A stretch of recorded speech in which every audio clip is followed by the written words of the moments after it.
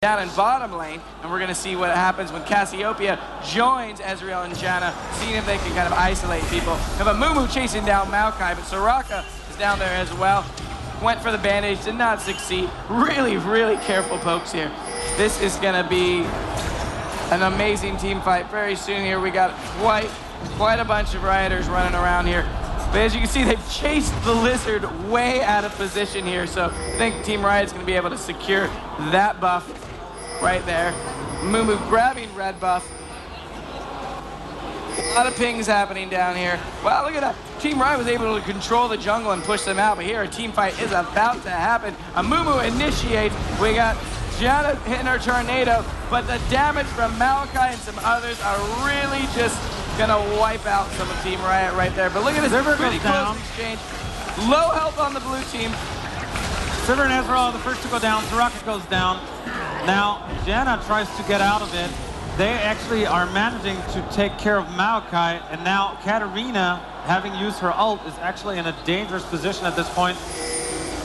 The question is, no, they're actually able to grind down Cassiopeia there. Goes down. And Katarina gets the double kill. So don't mess with Katarina. You know, even if she is low on health, just don't get near her for now. To see if Katarina can cut you in the face with her knife. So Team Riot here, buying some new items. See Janna's buying some health over there. Sivir's picking up some lifesteal there. The ult. Misses Katarina, unfortunately. But is able to grind down some minions. Shen down here is pushing. We got going to the jungle, gonna grab his way back there. Ezreal's back in bottom lane. Definitely trying to clean up this minion wave that's doing a push. So it's 824. It's 824 in kills, and it's 10,000 more gold on the community side. That will make a huge difference. Definitely. I mean, you can just even see it in the items that the community team we got. You know, we're getting up in the second and third tier items here, and Team Riot still, you know, in the second tier. Hopefully, they're gonna be able to buy some bigger items on their carry, and we'll just have to see what happens. Riot is doing a good job at warding Baron Nashor at this point, because it's only a matter of time until the community team is going to try to get Baron Nashor. And that might be one of those few windows that they have to actually, you know, wait until Baron Nashor grinds down the team and then, you know, react at the right time to kill and gank on them. Have you played with a German client? Have you heard some of the German voices? I love German Rammes. Also, liebt den deutschen Rammes. Wir haben gerade uns mal die... German Victor is pretty good too. I really like hearing that, you know, booming kind of scientist voice as well. Right.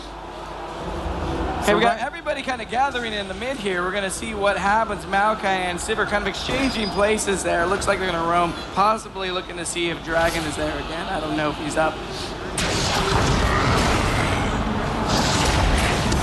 Who's playing a Mumu? A Mumu is being played by Morello. Okay.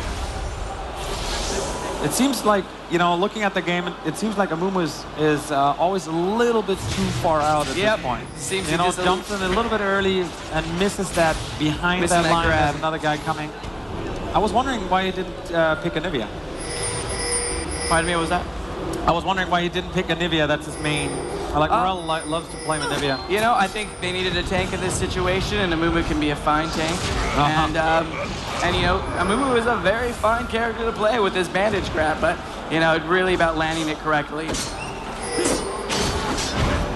Well, one of the things I explain to a lot of people is that we, on a daily basis, we play our game, but oftentimes we play champions that are not out yet and that are in a different state. So it's not like that we can hone our skills onto like a normal champion. That's right. Because we're actually working on different champions. Can you talk a little bit about that? Yeah, no, we're always working on about 4 to 6 champions, kind of very far along in production at any point in time. So when we do our design play test, we have about 5 new champions that are, you know, at various stages of production being made.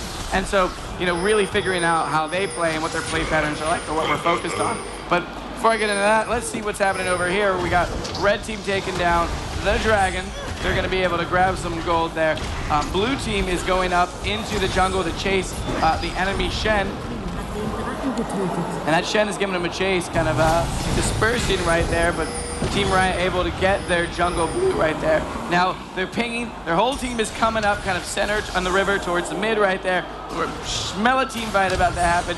Team Riot is going to need to be careful. They're not near any towers, and we're going to have to see if they can survive.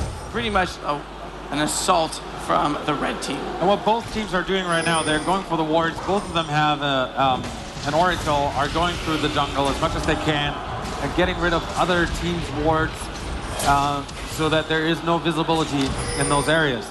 Now Team Red is finally thinking about going for Baron Nashor. I smelled, yeah, this is a total Baron contention. Whoever's going to win this fight is going to go on to fight Baron. But they got an Ezreal all going in there. We got red team really putting the pressure down on the blue team.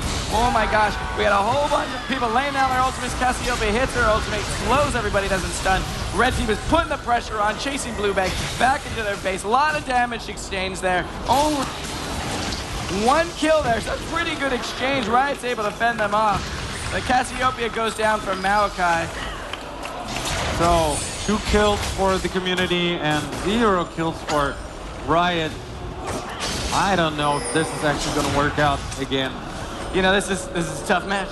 It's a tough match for Riot here. Yeah, like kind of, you know, like as a German, kind of makes me proud that my fellow countrymen are able to lay down a foundation here. You know, well, put like down I the law. said, some of the most talented players in all the world definitely come from Germany. Yeah. League of Legends. And some of the most dedicated fans, it's amazing. Like, you know, starting here at 10 o'clock in the morning, we have people waiting here, and then they, you know, stay all day at the booth. And it's humbling, and it's just an honor to be part of this whole journey. On the other hand, I mean, like, you know, we're really trying to bring in some great developers, people that they can talk to. You guys are here at the booth. Take the time, talk to the people. Everyone that is here is actually working on the game in some shape or form, is making an impact at Riot. So if you have something to tell us, that's why we're here. We'd love to hear your opinion, and we'd love to talk to you. So now we got some pings here. I'm seeing that Team Riot is kind of heading up middle. We're really going to kind of push out on this minion wave. But we also have Team Red down at the bottom, coming up through the jungle into the river. Really, they're kind of smelling the blood in the water as they're going to try to come up and attack Team Riot. And what do we got here? We got Maokai is going to lead the initiation charge. Right now we had Sivir, Maokai rooting Ezreal. We have his ultimate being popped right there. Lots of ultimates popping off, lots of damage being done.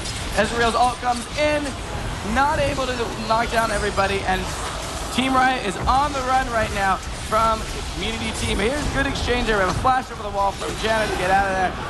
Ezreal goes down. Cassiopeia and Janna going back into mid lane, trying to turtle up a little bit. Really need to get out of dodge there. And, you know, Katarina is doing a great job at waiting for the moment that all the stunts and CC is done. That's the moment she actually jumps in last and fires off her ult. So they're, like, it's an amazing Katarina player. She's definitely so far the MVP of this game. And it's gonna go home with an awesome chemo hat. Well, why don't you guys give it up for the EU community team? Really push it. Ja. This is really good stuff right here. Wenn ihr This team nochmal is pretty das awesome. Community-Team unterstützen wollt, dann macht doch mal jetzt ein bisschen Lärm für die Community. Die spielen wirklich unglaublich gut. Talented team. But also give it up for Team Riot. These guys are working hard, really trying to help those offenses as well. Also, wenn ihr das Team Riot unterstützen wollt, dann helft doch unseren Riot-Mitarbeitern jetzt nochmal mit einem großen Applaus. Oh, come on. Also kleiner Applaus für Team Riot. Sonst nehmen wir alle unsere Timo-Hüte einfach und gehen in die Ecke und schämen uns. Also es sieht so aus, als würde das Community-Team ein weiteres Match gewinnen. 8-0 wäre das. That would be 8-0. Some good talent out here. There's some great talent out there. Okay, so next time we got to change up our strategy. Don't bring developers and artists and sound designers. That's not true. You know, just bring our live team. You know, like Shanti and you know, like what are some of the people that we have? and Roku and all the others. Roku. Yeah, Roku would be a good guy to have here right now. I agree with that. Okay, so we got Team Riot here, really just trying to make sure the waves of minions aren't going to push too far into their base. Got Cassiopeia TPing back to base right there. Morello is... Little movement. What are you doing, Movement? Yeah, it was way too late. Already they got Nashor. Doing a little Baron check there. Doing a Baron check. Was a good idea. So, next up, after this horrific match, after this wonderful match of us losing, We're actually gonna Well, go. wait, hey, you never know. Yeah, you never know. You never know. It's very likely. Lee Sin might just appear and kick somebody into the enemy nexus. Yeah, we might actually be able to. No, we can't cheat, unfortunately. We never cheat. We can't, right? Is just play the game like everyone else. After this, we're going to go over to the ESL booth, and we're going to see M5 versus FNATIC in the first semifinal. That's going to be an amazing game. It's going to be amazing. They're very talented. M5 really just kind of taking the world by storm. But FNATIC really had an amazing game a couple days ago, and it's great to see those guys in good form too. And the team that's going to win is definitely going to show up in Los Angeles and going to visit us. And like in October, we're going to see them on the big stage for the World Championship in League of Legends, That's the World right. Finals. It's absolutely incredible. That's right. And they also secure a place in the Season 3 paid Championship Series League. Yeah, it's amazing. So in 10 minutes, we're going to go over there. And then in between, also dazwischen haben wir natürlich nochmal die Reiter, haben wir noch ein bisschen Swag mitgebracht. Wir haben noch ein paar Timo-Hüte, wir haben Orangen, wir haben Skins. Wir haben auch ein paar Paysafe-Cards. Haben wir alles mitgebracht.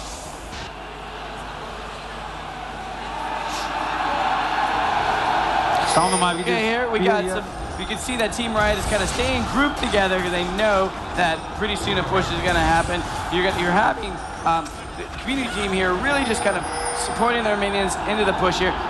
Team Riot into the bottom jungle here, waiting to see if they can catch someone off guard and surprise. Maokai is roaming like a boss with Sivir and Soraka. Really, that unit is pretty compact. A tree, a healer, and someone with the boomerang blade. That's rough.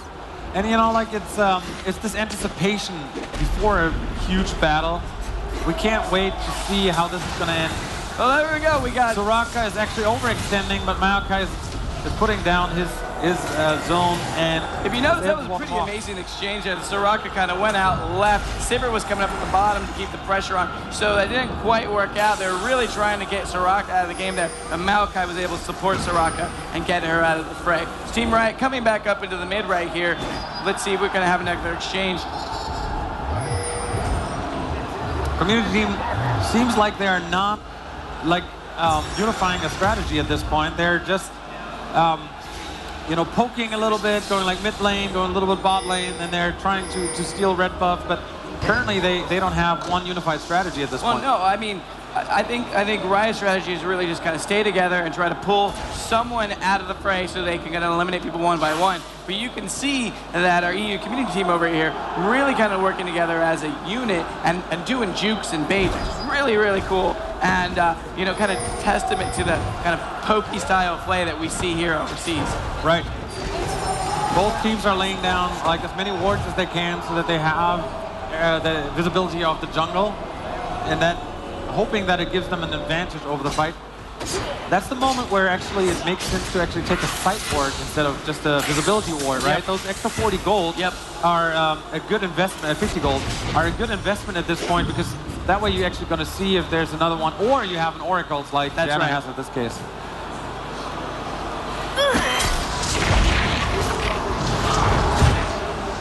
So if community team is actually thinking that the Riot is going to attack, I think that's not going to happen. Riot is smart enough to stay back right now. They're not going to go into offense. Yeah, as you can see, they're not really being that aggressive at this point. They're waiting for Riot to kind of come forward and try to make a move. So you're playing pretty conservatively in that regard.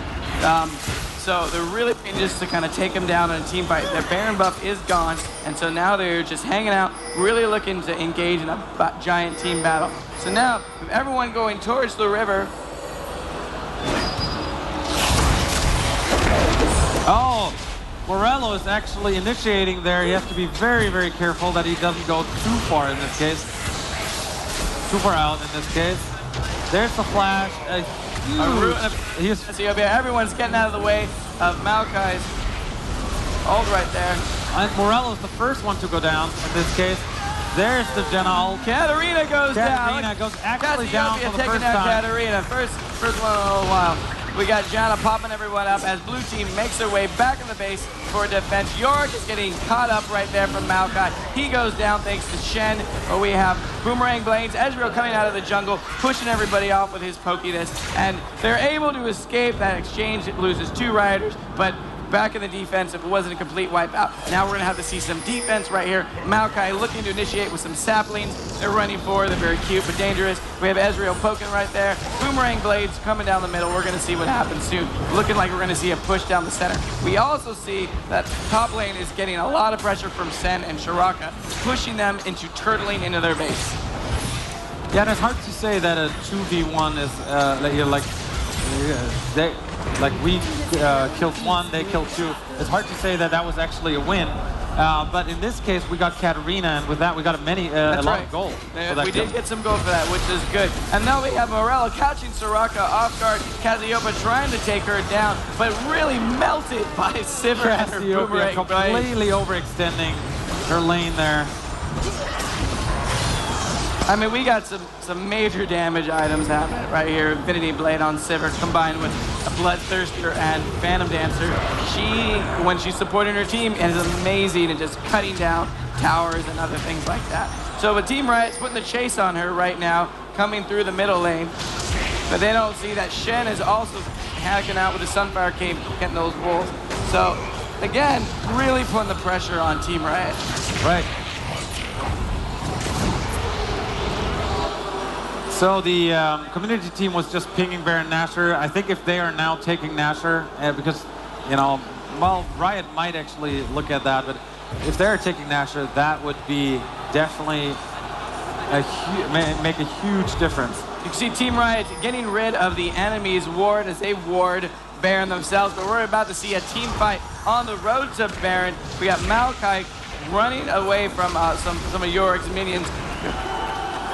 But if you see the sustain of Maokai, he's actually, no matter if you hit him or not, he's actually regaining his health so quickly that it has no impact on him. All right, here we are in the jungle. We got a ward placed down. Maokai initiating onto Janna first, trying to lock her down. We have Janna hitting her ultimate to get everybody out of there. Maokai getting chased back next to Cassiopeia. Mumu by himself, he goes down. Cassiopeia is targeted. She is getting shredded as well. She just goes down. Now we're going to have, wow, Yorick is going down. And now there goes Ezreal. Are we going to have, my gosh. There is the Janna's ace. left. Oh, no, Four down, Janna is still alive. Maokai is now just tanking the turret. That makes a lot of sense. And there goes down the first We're going to lose turret the of the top base. Nexus, top inhibitor. Sorry. Top Nexus, that's done. And then the community team is smart, is directly going for the main turrets in front of the Nexus. They actually want to end this game. And there's nothing that Team Riot can do about that. So, it is. This is looking like 9:35. Community team did it once again. And Katarina, MVP. GG. Wow. Amazing.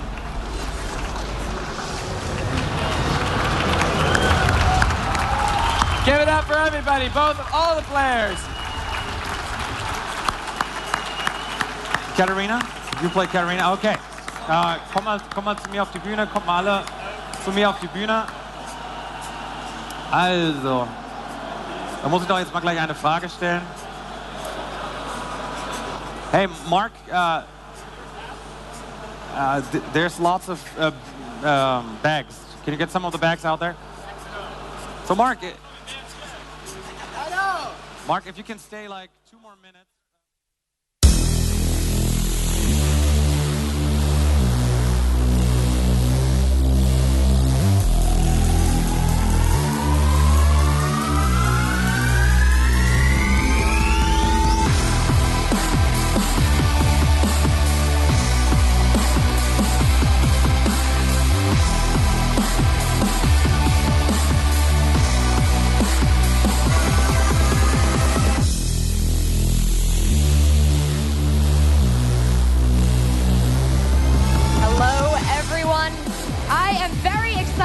To welcome you to the European Regional Finals for the League of Legends Season 2 Championship. These gamers have been competing all year for the opportunity to take home this first, or even second, or even third place finish. Because at this event, they will have the opportunity to qualify not only for incredible prizes, not only to go to the finals of Season 2 at Los Angeles, but to qualify for the Championship Series in Season 3. We have tons of exciting content for you guys this weekend, so please check it out on our YouTube, our Facebook, and talk to us on Twitter, because we'd love to hear your thoughts about this event. Here to share his own thoughts on the event and some interesting information about the League of Legends Championship Series, I welcome the VP of Riot Esports, Mr. Dustin Beck.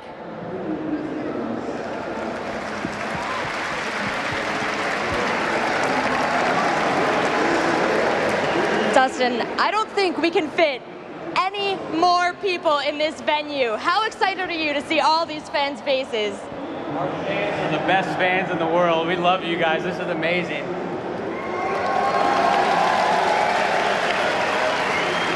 I think the only people that love you more than your fans are your players. You have created an incredible opportunity for professional gamers and have rearranged the landscape of esports. Can you please explain to us exactly what you're planning on providing these gentlemen with? Yeah, well, I mean, people have seen from the competitions over the last couple of days, these guys are athletes in every sense of the word. They deserve League of Legends to be a viable profession. Everything we're doing on building out the rest of this year and next year is making this a true sport. Esports is here to stay, and what these guys are doing is simply amazing. Now behind us, we have the brackets for today, and they are unforgiving as standard. 3 of these teams will be moving on, and 1 will miss out on what could be the greatest opportunity of their professional career. What are these teams going to gain by moving through this bracket? Well, as you guys can see, it's a very unforgiving bracket that just disappeared. But, you know, 3 teams, again, are going to be advancing to the World Finals in Los Angeles in October. The top team is not only going to be making more prize money, but they're going to be probably seeded into the World Finals. And obviously, all 3 teams are going to be qualifying for the Championship Series. But these games are important today. Obviously, the 2 winners are going to lock in their slot into the Championship Series, as well as their berth into the World Finals. But that 3rd place match tomorrow, that is going to be a very electrifying match, because one guy's going to go home and one's going to make it to Los Angeles. Tears will be shed. All right, pop quiz, who are you rooting for? That I cannot answer. I'm rooting for everyone. I'm rooting for great matches. We hope to see some great competition, and we wish everyone the best of luck. These guys are really trying hard. Absolutely, always rooting for great games. Thank you so much, Dustin Beck. Thank you guys, we love you. And thank you to all the Riot employees who have joined us this weekend, who are working so hard to bring you this incredible tournament. I'm going to toss it out to Deman in the audience. He's got one of our fans. Yeah, I'm down here in the audience. This is the heart. This is where everything really happens. And I'm joined by some happy fans here. So you're going to get a chance to win this awesome T-shirt. You've seen us all wearing it on the stream. What's your name? My name is Hian. Okay, so first game up today, we got the IEM World Champions, Moscow 5, versus the Season 1 champions, FNATIC. Who do you think is going to win the first map? Okay, FNATIC is good, but M5 is just awesome, you know, so M5 wins. Moscow 5 it is. So just before I pass back to Rachel, I just want to say, I think everyone here is going to join me. Joe Miller had an accident last night. Sadly, he's not going to be able to commentate today. He's injured his foot. So there was it was an incident at a party, complete accident. But unfortunately, he's not going to be able to commentate today. Maybe not tomorrow either. So I'd just like to say to Joe, man, we miss you. Thank you so much. Without further ado, I would like to welcome our stars and our champions. First up, we have Moscow 5. Please show them your appreciation.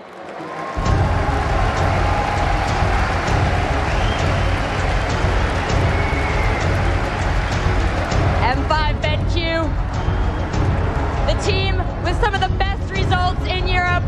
They'll be facing off against Team FNATIC.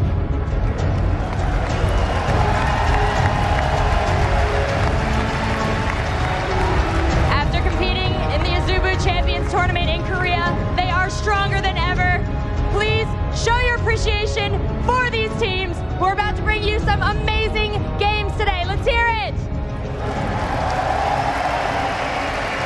Captains, if you'll join me, the rest of you, you can start setting up.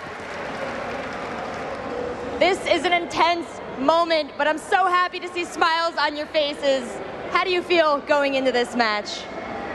We feel confident, and we hope this will be entertaining matches for the fans. Entertaining matches, that's something to strive for. And you, Peke? Happy to be here. This is a semi-final, and I'm sure it's going to be a great match. Now that we've got the sweetness out of the way, let's hear some sour. What's your score prediction? 2-0 in our favor. 2-0. You, sir? What? He predicts 2-0. No, I predict that 2-1, but I don't know for who. 2-1, more reasonable. I'd like to see a victor crowned today. Either of you would be fine. Thank you, gentlemen. I'm gonna hand it off to Rivington, Bruce Bizzle III, and David Phreak Turley in the caster booth. Hey everybody, welcome back to day 3 of our competition here at Gamescom. Are you guys ready for some League of Legends action? Beautiful, it's what we'd love to hear. I'm Rivington Bizzle III. With me as always, David Phreak Turley, and we are about to bring you some amazing matches. Moscow 5 BenQ versus FNATIC. 2 people to watch out for in the beginning of this game, Phreak. The mids. You have Alex Ish and xPeke. Yeah, and actually looking at what they played on the first day, both have actually run the same champion twice. Alex Ish doubled up on Gragas, and xPeke doubled up on Ahri. And so we're going to see if they're going to be kind of picking the same guys, or if they did that same research and they know what those popular champions are. It's going to be a lot of heavy hitters. Both these teams 2-0'd their opponents in the first round. They were some close games, but in the end, these teams did pull through. And of course, it's worth re-mentioning that if either of these teams win here, they are guaranteed the slot in Season 3, and they are guaranteed the slot at the World Finals in October. So this is an extremely, extremely big deal. In the sum of League of Legends as a professional sport, this is the most important series that either of these teams has played yet.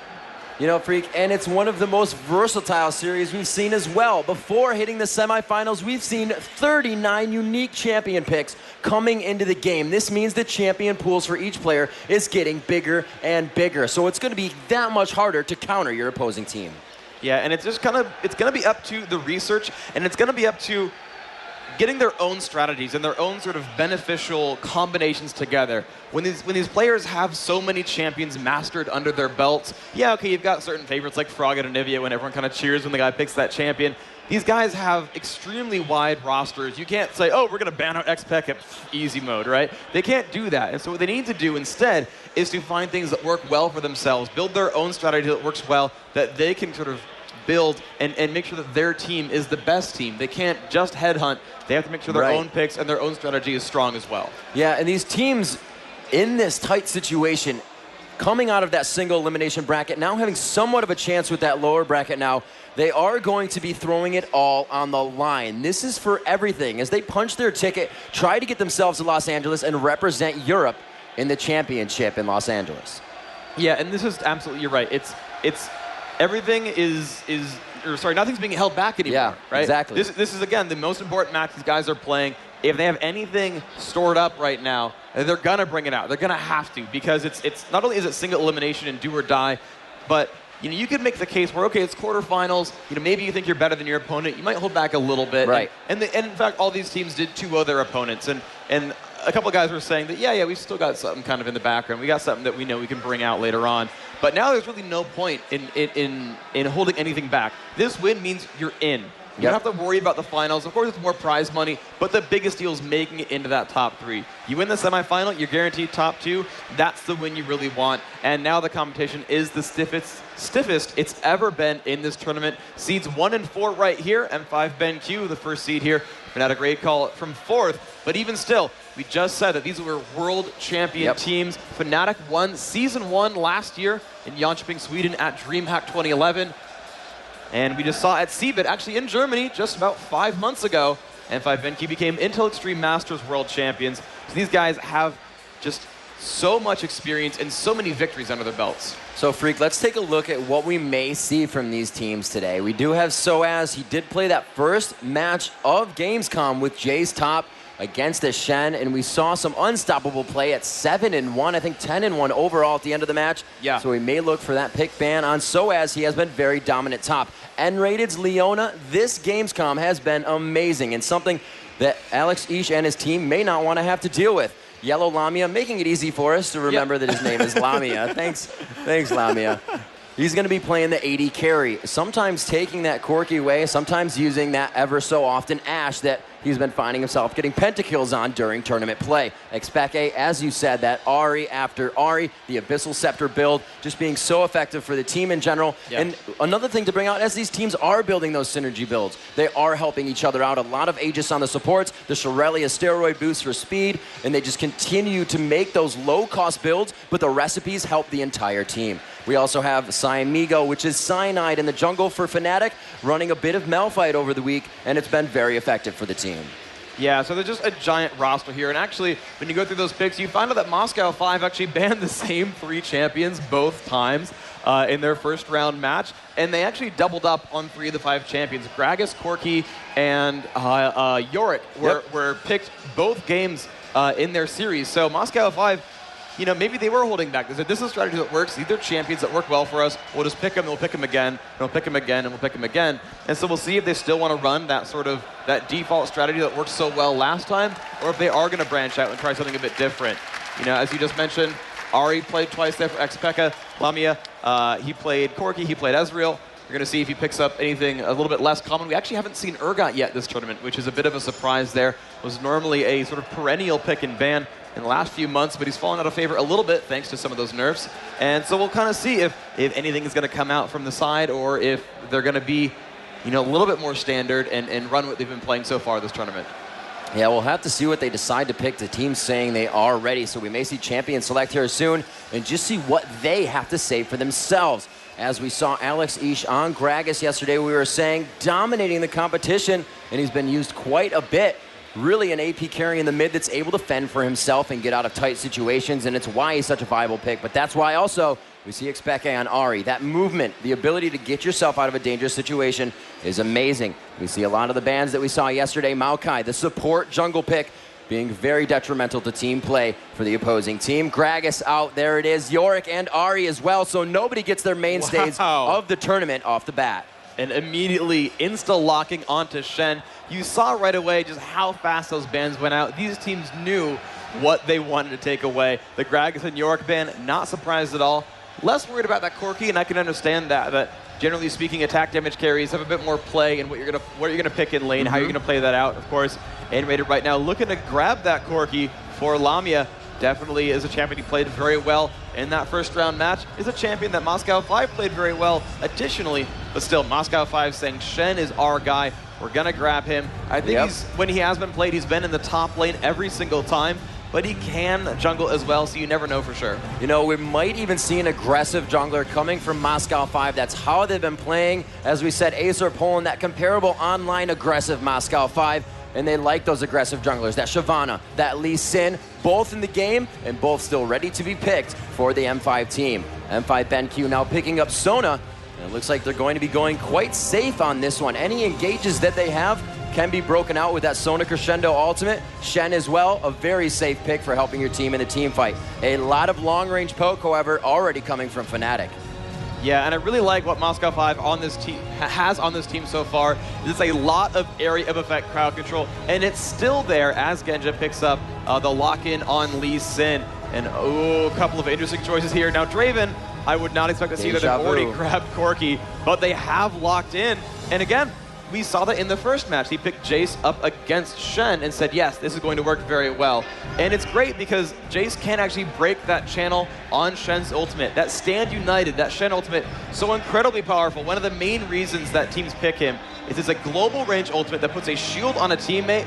He channels for 3 seconds, and then he appears at his teammate's side, making a 2v2 into a 3 versus 2. And that is exceptionally powerful. However, being a channeled ability, Jace can stun him, can knock him back, and it's going to break that channel, prevent him from teleporting, and you keep that advantage. And if you're going to jump in on that fight, you let Jace stop that channel. It's a really good pick. So this is going to be the first time M5 BenQ has not banned out Nocturne, and it gets picked immediately by FNATIC. Also, when Curse played against Jace, when he was on sOAZ, they had to ban him the second game. So we'll see how this goes for them as well. As I said, Moscow 5 BenQ picking up that Lee Sin jungler, very aggressive, and we'll have to see if they switch up the aggression to top lane and focus sOAZ so they don't have that Shen Jace counter. Yeah, well, we'll see what happens here. They're getting their last 2 picks underway. We know what the jungler is. We know what the top lane is. They're considering their mage and their attack damage carry right now. The Ashe pick is going to be great. We've seen Genja do amazingly as Ashe. Also considering Ezreal, who's been an exceptionally popular champion this tournament. Not quite 100%, but he's been in so many of these games, and they are going to lock in with Ezreal and Ryze, giving them a team with a lot of mobility, a lot of crowd control, and a fair amount of long-range damage as well. I believe from what I have seen, this is the first time we'll be seeing Ryze picked throughout the tournament. I don't remember seeing him in too many games yesterday. And yes, it is. And we may have an Anivia coming out here as they do not have their AP middle. They are looking to grab this. They have that jungle Nocturne. They had a lot of long-range composition poke here. Jace being able to throw down the gate, get extra range on his Q. Leona stunning from 9 to 1,000 range. And Corki just able to get in and out of the fight and fire those missiles from wherever he wants to. Yeah, and that is going to be the lock-in on Anivia. FNATIC's team composition so full of long-range power here. You just mentioned Jace with the gate into Shock Blast, tossing that out over 1,000 range. Leona Solar Flare, the same kind of deal. She can stun you from so far away. Nocturne, his ultimate Paranoia. First it blinds everyone so they can't see their teammates, and he's going to dive in from thousands of range away from across the screen and initiate into that fight. Even Corki, though he's a standard ranged auto attack carry, he's got his ultimate, that missile barrage that again can poke from over 1,000 range away. So FNATIC's ability to fight from very, very far is exceptionally strong. The only thing holding them back is they don't have a dedicated healer. Moscow 5 has Sona, so if they take that poke damage, they can recuperate, they can get their health back up, and they can sustain those sort of poke fights. And that might be all it takes for Moscow 5 not to have a really rough mid-game. But it just depends. If they can catch Sona because of that Leona ultimate, because of Nocturne and Anivia, that might be all it takes for FNATIC to start plowing over Moscow 5's composition. And as we tick it down, we are going to throw it on to Rachel on the main stage to get this match started. Thank you so much, Rivington. We spoke before about how the gamers need to hear their fans to play their best. So if you're rooting for M5 BenQ, please make it known. And if you would like to see FNATIC move on, let them hear you. Let's start this game. Rivington Phreak, take it away.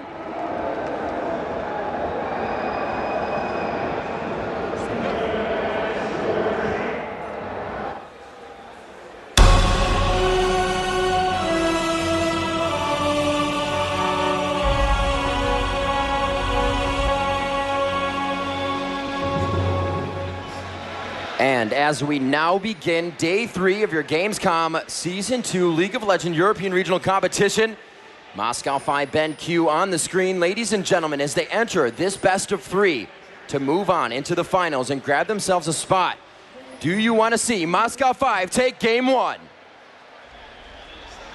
Apparently not. Apparently not. Not a single soul. Not a single soul. All right. Well, I got the easy one because they were louder last time. If you want to see FNATIC head up 1-0 in this best of 3, let me hear you cheer for FNATIC in the audience. All right. Either sleeping or no love for Moscow 5. Or maybe I'm just the better hype man, Riv. That's not true. So look, we got a little bit of a shadow hide here. They are going to start moving into Tri-Bush. FNATIC very poised for aggression, knowing they have a chance out of the lower bracket. We may see a little bit of more aggressive play here, but Genja cannot see them on the outside. He may be able to see it now. They throw the Flash Frost in, and they are able to capitalize.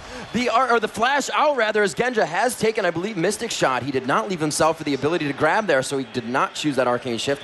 Forced to flash out. Now, bottom lane Phreak could have some straight aggression from the beginning, knowing that Flash is down from the jungler. Oh, absolutely. Now, Genja did run Summoner Heal as an opening summoner, and so did Lamia, so he doesn't have that Ignite to go for the burst damage, but certainly speaking, Genja on Ezreal is going to be a bit unsafe. But what I really want to point out was some really, really smart play by FNATIC. They knew how far if Ezreal were in the brush, they knew how far he could see. And they sat at the edge of the fog of war, grouped up, and said, let's lead with a stun. That was nice. And actually a big Wraith steal as well coming out from Shen. So a nice opening here from Moscow 5. Oh, wow. They are still there, just hiding on the side in the bush. Diamondprox does not know. They're not even going to let him get red buff. First blood possibly coming in, and it is going to be to Lamia. A very nice job, and persistence pays off for FNATIC raid call. Oh, that was nice. The early invade, they put the ward down, and they've got complete control over the Blizzard buff. Lamia going to keep damaging this, so Cyanide can save his smite and use that to probably go back to his own golem buff. But Lamia, coming in from the side of the lane, means he's going to take some poke here from Genja. And nRated, only level 1, is not a very big threat just yet. Definitely not, and they are more than happy to get in here. That CC, that crowd control coming out of Leona right from the beginning, and having that fear tether, will they be able to go in? The ward's going to let them know to be very cautious, so Cyanide will know, I don't need to spend any more time here, I'll be wasting experience, back to his jungle. Yeah, and that's fine. He's going to keep up, generally speaking. When you first blood a Lee Sin and deny his first buff, you can see he's just now starting on his own golem buff, and of course, so is Nocturne. So overall, a great advantage where you can see already 600 gold in the lead. A great opening here for FNATIC. Blue buff being grabbed. That'll be up a little bit later, just about a minute off the regular time for their AP carry in mid for xPeke to get that blue buff. But as well, Diamondprox is not going to be able to get that blue buff to xPeke in time either. So they are going to need those for a little bit longer, and we'll see that aggression in mid possibly coming into play. These are definitely mid laners that can fight each other. Sometimes you'll see mid lanes that really fight top or bottom as they roam, and they are required to follow each other. But this is a very aggressive mid lane, and now as we look bottom, great attack by Genja as he gets the pokes in and just continuously harassing down onto Lamia. Lamia with the phosphorus bombs. The blast, rather, just trying to get some damage in there. The heal from Sona is going to keep Ezreal healed up a little bit more. nRated cannot do that for Lamia, so Lamia is going to be forced to pump those potions. He's got to be a little bit more careful about the auto attacks that he takes right now. Yeah, but the one good thing for him, though, is he has 400 free gold from that first blood. Yep. So if he does chug some health potions, it's not going to be the end of the world for him. However, you just see Genja at full health actually chose to use a potion, which I'm a little bit surprised about. It allows GoSu to save some mana, so I understand it a bit. Either way, Lamia with a great opening here. 24 minions, actually an initiation right away onto Genja. So much damage, he will flash backwards, trying to get away. So very low on health. One attack to go. Summoner heal keeps him alive. Lamia now forced to run away. Teleport's coming in. Lamia is so very low. Alex is going to pick that kill up with a Rune Prison. Very great vision around the map. Nobody tunneling, everybody understanding what's going on, and the quick teleport will solidify a kill at the 5-minute mark, almost bringing the goal to about even. 400 gold down, and that's the first blood. Wow, yeah, so there's the first kill on the map for Moscow 5. Still, though, 400 gold in the lead. FNATIC just managing to control so much of this map right now. Cyanide making his way to the top lane. Though it's a little bit pushed, he's going to turn back around, realizing he can't sneak in behind Shen just yet. But sOAZ putting on a great performance right now. Level 5 to level 4. He's going to push Shen into his turret. It's going to make last hitting a bit difficult. We'll see if he's going to do well with that. As Deman goes back into his own jungle, going to pick up some more gold for himself. Yeah, sOAZ going so fast at those minions, actually with that kill is still out-leveling the mids. xPeke still level 4, he's level 5 up top on sOAZ, and we saw this deja vu composition earlier, or matchup I should say, Shen versus Jace. Shen not having fun last thing at the turret. Like you said, he can still do it, but it makes it a little harder. And Jace is just going to continuously lay down that gate and throw out the Q. We do see Nocturne right on the outside. I don't think Darien's going to get too aggressive, and Cyanide may just be wasting a bit of time here. Yeah, I'm not quite sure why he's waiting around. I think he's actually baiting for a counter gank. I think he expects Lee Sin to show up because Jace pushed. Then he pushed again, saying, hey, jungler, come at me. I dare you. And Cyanide was waiting for that. It's not going to be the case. nRated missing that shot there onto Genja, but still some great burst damage. And GoSu Pepper is now out of mana. So those heals are no longer there for Genja. He has no health potions left. Sona has no mana. It's now time for FNATIC's bottom lane to shine. Corki has 2 Doran's Blades. Got some boots there on nRated as well. They split that sword. Not going to get jumped on just yet. But nRated still has mana for one more attempt. Yeah, nRated doing a great job. We just saw him actually jump onto GoSu Pepper and then try to Zenith Blade onto Genja. So just understanding where the damage is coming from, and with that distance of the Zenith Blade, you're actually stunned for that short amount of time. Ezreal can usually Arcane Shift on that position, but it'll kind of be stuck for a second But great job and really great mechanics by nRated and Lamia down bottom. Yep, and this is a really good time for them to shove into the turret. They just forced Ezreal to recall because he knew he could get turret dive. There were no wards left for Moscow 5. Even though they gave up a minion wave and a half, they knew they were so unsafe to stand there, and Fnatic knew that. They happily pushed to the turret. They didn't even set up for the gank because they knew Ezreal would leave, but they just got a little bit of free gold and experience advantage, and Corki still winning in minion kills and still has that first blood gold.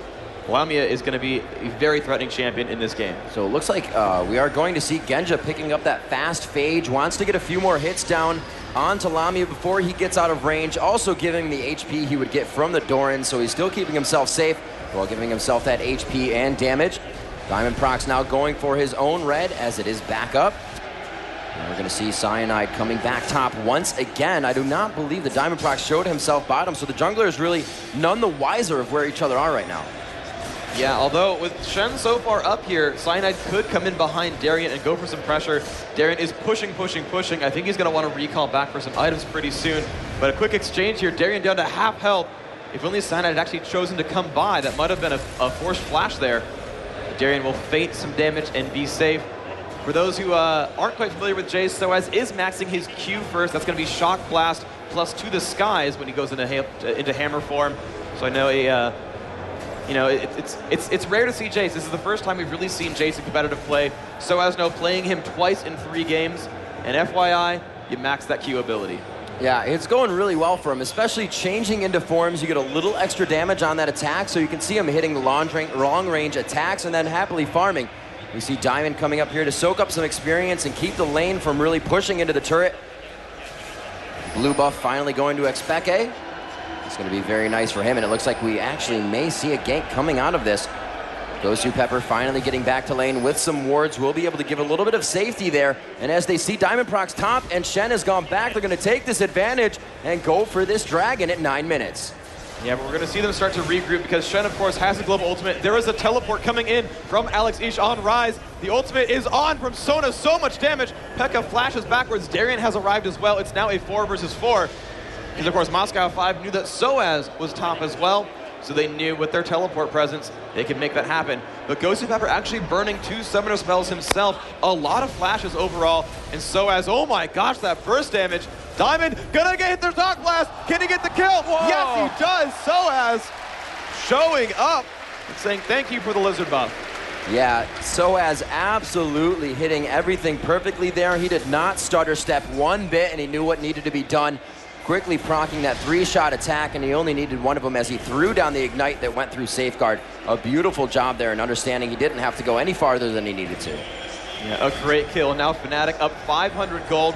Their dragon attempt was stopped, but maybe this was actually their plan all along, was to burn the Summoner Teleport from Rise and to burn that Stand United from Shen. This now gives a lot of map control, honestly, to Fnatic, because all the mobility that Moscow 5 had, it's on cooldown, and it's on cooldown for the next 2 to 3 minutes. So we'll see if Fnatic goes for any big plays. If they try for Dragon again, we might see sOAZ push out the top lane, shove it to the turret, recall, and run down to the Dragon to make a 5-on-4 happen. So as we come into this match, looking at these champions, we actually see that M5 is playing all new champions that they have this matchup, except for GoSu Pepper and Diamondprox. They have both played Lee Sin, and one has played Lee Sin and one has played Sona. So they're kind of really, this is coming into play with the unique champions being picked here, them putting everything on the line and trying these new strats out. Yeah, and the battle of the vision wards now happening. We saw one just a second ago as Diamondprox tried to just ward out that center dragon area, cleared out the wards, but then Fnatic came back and said, no, we're gonna take vision over. Let's make this happen. Lamia and nRated now pushing in as their lane is at that 75% mark. We see wards being taken down a bit. It is so much vision control right now from Fnatic, and this means they are going to start up on the dragon. When you drop pink wards, it means you're going for the attempt at dragon. Now, the Shen is actually coming down from the side. It's going to be a 5-on-5. Lee Sin is up in the mix. nRated taking some damage. Here comes Shen off on the left-hand side. So much burst. Cyanide very, very low. Flashes away because he took so much burst. More flash from Fnatic. Moscow 5 doing an amazing job of stopping all that. And now, even though they're revealed by wards, they are all full health. Fnatic are going to be hard-pressed to stop this dragon attempt. Yeah, they are on the outside. They don't have too much vision of this, or they have vision of it rather, but they don't really have any way to get in through that choke point is what I was trying to say. Very nice job as they do get the smite down. Diamondprox helping his team gather a bit of gold there, and they are going to take a 400 gold lead from that. It is 2-1 in favor of FNATIC raid calling kills. The 12-minute mark has just been passed, and every turret still stands on the map. Yeah, Moscow 5 has always been lauded for their amazing team fight ability. That's always been one of their biggest strengths. Of course, they have a lot of all-star players. They have amazing strategies. They have amazing game plans. But when they get into these 5-on-5 fights, they never miss a beat. GoSu is happy to flash in and initiate a Sona and take all the damage and die if it means a perfect crescendo that stuns 5 champions. They will make those selfless sacrifices if it means the team fight for the team. And in this case, they didn't even have to die. They just positioned perfectly, forced FNATIC out of that Dragon Pit, and took over Dragon for themselves. Darien now looks like he's getting actually pretty healthy for himself, and he's quickly going, possibly, as we saw before, that Sunfire Cape on Shen, so they can continuously push the lane. He can be that double split push factor late in the game, not going to go for that spark, and he's just going to go ahead and stay top lane. As you said, that teleport into Stand United is really going to be the strategy to win them these fights.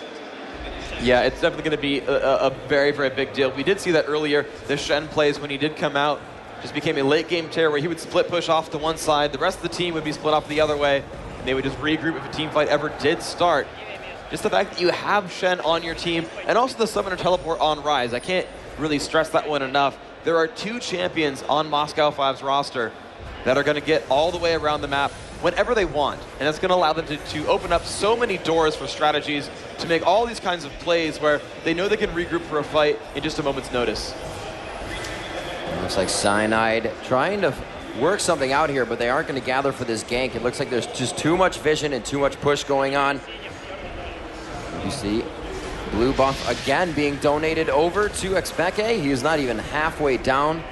And looks like Alashis will be doing the same, so they are definitely on the same timer for their blue buffs. However, we're going to see a level 11 to a level 10. Anivia does have that 1 level on him. It's not going to be too much to xPeke, but he is going to try to keep him out of lane as long as possible.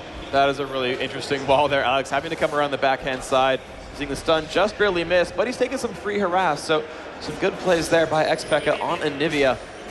And we're seeing again this top lane. They're fighting back and forth, but Lee Sin, played by Diamond, is waiting around in the wings, is ready to come in if the fight is going to be necessary. Push up to his turret. sOAZ still trying to shove in. That turret down to about 1/4 health, so FNATIC are liking these turret pushes, and we'll see if they can make that pressure happen.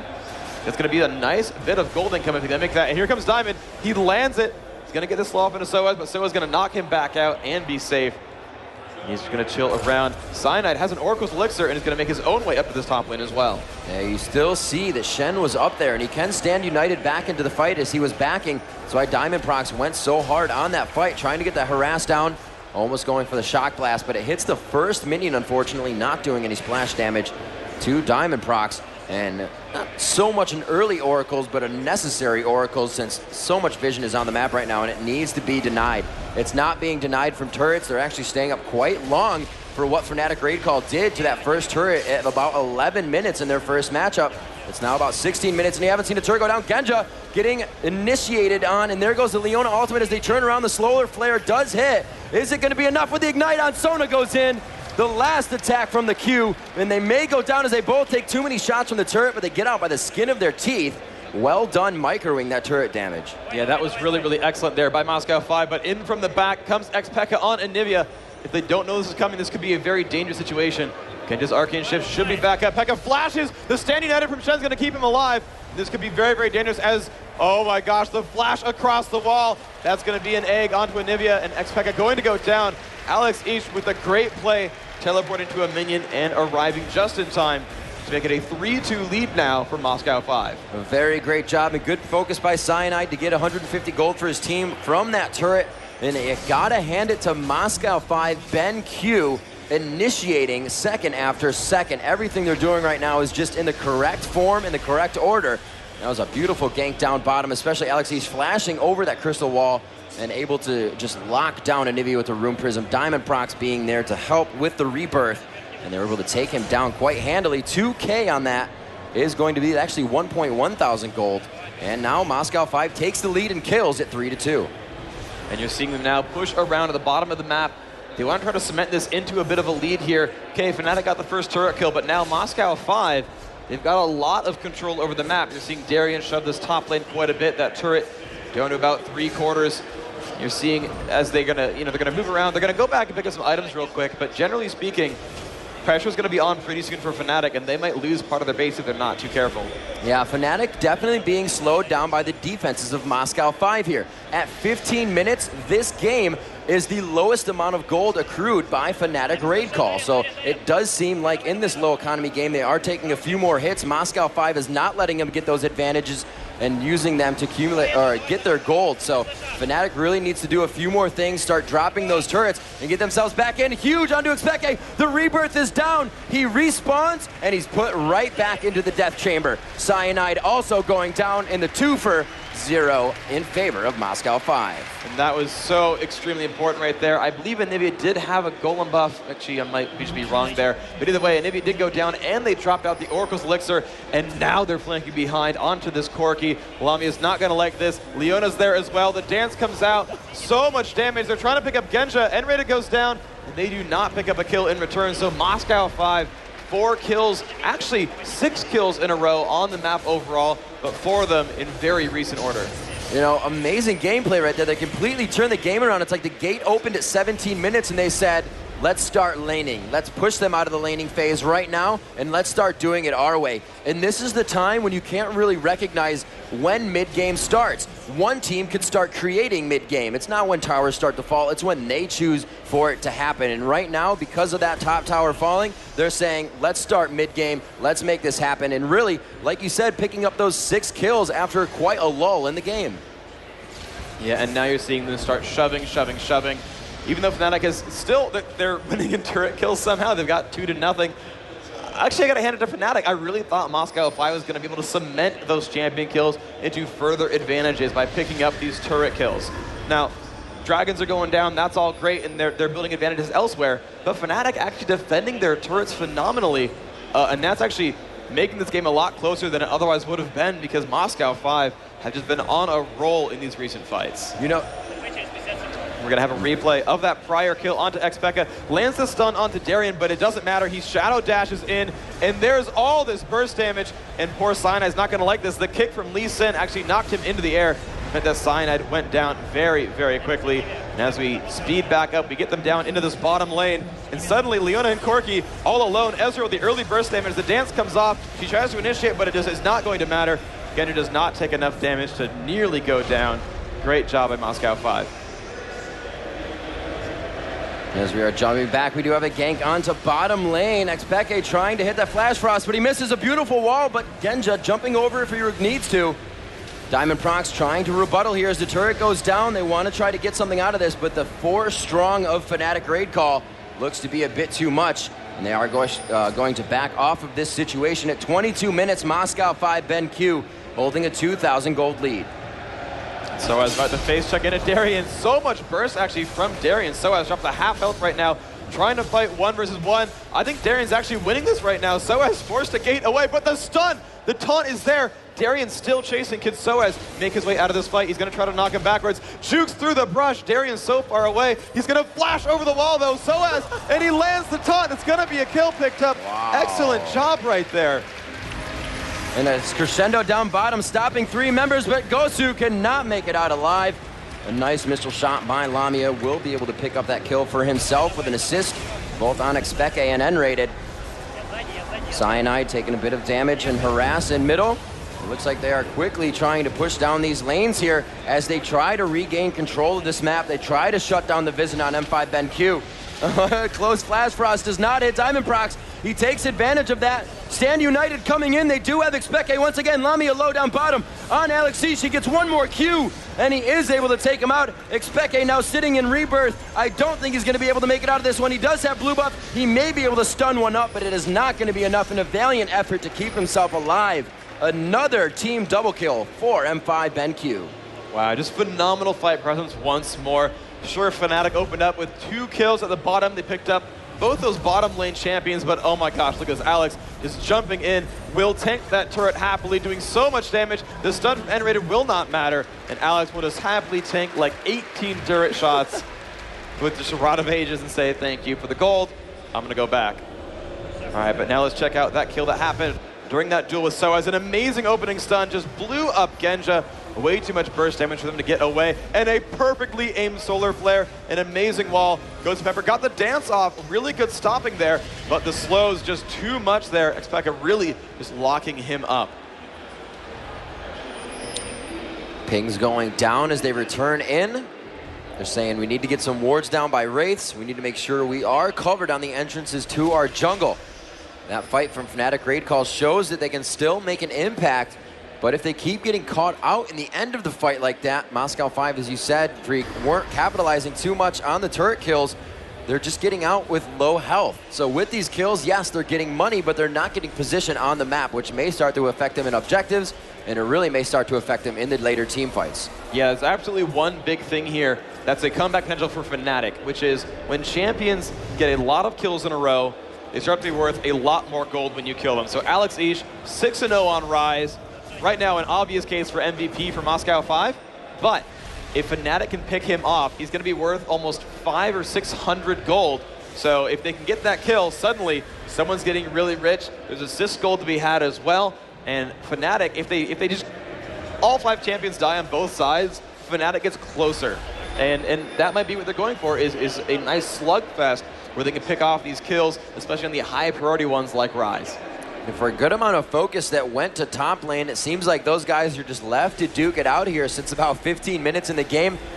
We do have sOAZ and Darien just going head-to-head. As Darien starts to move down, he says, my lane's a bit pushed. I'm going to take the wolves unless it looks like, no, Alex is like, but I want some wolves. Those guys are going to trade off a few. It looks like Darien will get all of them as he returns to top lane, and we may start to see some of these turrets going down. Moscow 5 BenQ very, very cautious in their gameplay right now. They have been all over the map, but only aggressing when they know they're going to come out 100% on top. Yeah, Moscow 5's sort of team fight, just clarity is amazing. Yes. Every fight they have chosen, they have won beautifully. FNATIC's last few kills, they opened up amazingly in lane with the 2-to-1 opener. They got the first blood, got a couple of lane kills, but then the last time that FNATIC did well was by having a great brush sneak, where out of nowhere, Nyph got this stun off onto Ezreal, and it just opened up a world of pain. But from the 3 versus 5, honestly, Moscow 5 just came back and picked up kills of their own. And so FNATIC, what's been working for them have been these really awesome sneaky plays. The first blood kill, their kills recently, they've been really good at being sneaky and just picking off champions, really being assassins, which I like that. It's a really cool way of playing, and it's getting them most of their kills. What Moscow 5 is doing is being this just behemoth train that will not be stopped. They're an unstoppable force when they put themselves together and say, let's go fight. They are choosing really, really, really good fights, and that's how they're getting ahead. So we'll see if it's going to be an information game, because FNATIC's got those kills by hiding in the brush, by lurking in the shadows, and that's what FNATIC needs to play up right now. You know, I gotta give credit to Genja. Going against a first blood Lamia in lane has been able to beat him in purchases and in CS. Lamia did not go back for a first buy after that first blood, so you kind of still have the same thing in lane, just a little more experience to your opponent. But he's done a very good job at out-CSing and out-purchasing Lamia. Yeah, and right now we're just seeing Lamia trying to catch up, though. He's got a couple of minions to go for himself. We're seeing 169 minions to 190. They both got the Trinity Force, but Ezreal got a chain vest suddenly out of there. So 7,200 to 7,700. Yep, a 500 gold lead there. And of course, the biggest factor here is going to be that Rise. 9,300 gold there for Alex Ish. He is about a quarter of his team's gold. And looks like Nyph now getting quite powerful. xPeke picking up that needlessly large rod, as well as he has his Chalice and the Rod of Ages to continuously buff him. That Chalice with the blue buff is going to just allow him to throw down his ultimate all the time. You can see him do it right there as he just wave clears. We have Jace picking up that Bloodthirster, a few not so much core items, but much needed items being finished on these teams. We do see a Nyph, as I said, that Rod of Ages that wriggles on Nocturne to help with the objectives, as well as map vision. And you can see the team also contributing to warding as well. Wards in almost all of the inventory on FNATIC Raid Call, as well as Moscow 5 as they lay down their wards. Yeah, but really it's Fnatic that needs to control this vision. Again, the way they've been winning these fights have been with vision superiority, and they need to make sure this happens. The last time Cyanide bought an Oracles, he was picked off within just a few minutes by Moscow 5, so if he can stay safe, I think that's the best buy for him. Because I don't know, with the gold lead the way it is, 4,000 is not too much. It's definitely winnable, especially when you've got so much mobility and separation potential here. When you've got a Nivea on your team, no game is really ever unwinnable. You can wave clear minions very, very easily to make sure that pushes never happen. You can see the second minion wave show up in the mid lane. He just kills them off, and there's no way Moscow 5 can push. And if you fight off in the jungle, an amazing Crystallize could just completely lock off the ability of the enemy to get at you or retreat, or you can separate them into a 2 versus 5 with 3 out in the wings unable to join in. So any fight ever could always turn in Fnatic's favor, so maybe they do want to bait them out into these battles, but I don't know. The late game potential here of a Ryze, just the damage potential there, the tankiness of Shen, because sOAZ is going for damage output. He's going Bloodthirster into Trinity Force. sOAZ can die on Chase. The dedicated tanks, it's a support. It's Leona. She's just now starting to get some items. You know, this Nocturne, he's not very tanky either right now. And actually, Cork, you can see just how scary that Ryze was, forced to flash away in Pop Summoner Heal and Valkyrie just to escape from one champion. You know, and that's one of the scary things about Alex Ish. If he thinks he can take you out, you are probably going to go down. You saw him go down there and go face to face with Corky. He was not even worried. He understood where they were on the map. He figured out what was going to happen and what his chances were. And like I said, never aggressing unless they know they're going to come out on top. Yeah, but right now, Fnatic, I think, is relying on sOAZ. He's level 17. He is, I guess he's tied with xPeke as the 2 highest level champions on their roster right now. But they're going to be the big forces here. Now, Lamia has finished his Trinity Force. That's definitely a very, very big deal for him. That's going to get him accelerated throughout this game. So he's got a decent mid game there. But if you want just all-out damage output, right now they're going to be relying on sOAZ and Nivea, and that's how Fnatic are going to win their fights. And we do see M5 BenQ finally taking down some turrets here, trying to give themselves some room. Very nice pinch coming from M5 as they try to come in on Fnatic Raid Call. Raid Call knows they need to back up. They see a ward that hits Ryze. They get a ping down on it, but they are not going to go for it. He's saying they may be coming for me. It looks like he may be just waiting for this lane to push down bottom. Alex Ish is helping to go for this split push. That teleport stand united is going to be huge for these guys coming into this 30-minute of the match. He's baiting for Lamia. He's been in that brush for about 30 seconds. He knows that Lamia is going to come to that right-hand side and clean up that lane. But Lamia knows better. He knows champions are missing on the map, and Alex is just going to get the farm. He's not going to find Lamia coming aggressive. Everybody's really just trying to find the mistake of the other team right now. There's not too much aggression like we just saw, and you were saying Alex waiting bottom for over 30 seconds really to get that kill for himself, and he's still down there. He just wants that kill. He wants to shut down Lamia, and they want that force push down through middle. Ezreal picking up red buff. Looks like we do have some wards going down onto Baron, and it actually looks like they are doing Baron. A 2-person Baron by M5 BenQ at the 30-minute mark. Yeah, this is great. Lee Sin and Sonya. You can see Lee Sin constantly diving back with that safeguard to keep GoSu Pepper healthy with those shields. GoSu Pepper able to spam out heals and damage, and absolutely Moscow 5 is none the wiser. They do not, or Moscow 5, Fnatic is none the wiser. They have no wards. You can see so much darkness around right there, and Diamond is staying full health. Look at that. They're just chilling by the mid turret. Ryze is pushing bottom. Ezreal and Shen are in the mid lane. They just have no idea. Baron down to 1/4 health with no interruptions whatsoever. Amazing, amazing play here by Moscow 5. Ezreal's going to show up at the last second just to get a little bit more damage, just to make sure they clear it off. But a great Baron sneak 30 minutes in. Beautiful, beautiful play by Moscow 5. That's been huge. They have control of this map for just taking down the turrets. They've thought, you know, they have the turrets down, they have a mid, and that's where 3 of the members of Fnatic Raid Call have been sitting. They really weren't milling about the jungle. Like I said, everybody's trying to catch somebody off guard, but you can't do that if you guys are all just hanging out holding hands. We just saw them grab Baron for absolutely free with 2 people because of Wriggle proc. Oh, of course. They just get so much damage output on neutral monsters because of that Wriggle's Lantern, and that's one of the advantages of getting an attack speed-based jungler like Nocturne or like Lee Sin, is you buy up this item pretty early on. It gives you a lot of sustain, gives you a nice ward active, and you deal a lot of damage when you fight minions and monsters. You just saw the pings come out. They pinged Jace up top, and they said, yeah, they're also going for Dragon. That means we could have a 5v4. Going in very hard, we do see Diamondprox coming in quite quickly. forcing Cyanide out of the fight. nRated taking a lot of damage. He gets pinched from both sides and takes a foot to the face from Diamond, going down quite hard. That is going to be another one for M5, uncontested. Well, and Alex's build is really interesting. I've not seen this before from Rise. He got the Tear of the Goddess and Rod of Ages for mana, and generally speaking, when you play Rise, your abilities are going to scale off of your maximum mana more so than ability power. But after that, he just started stacking magic penetration.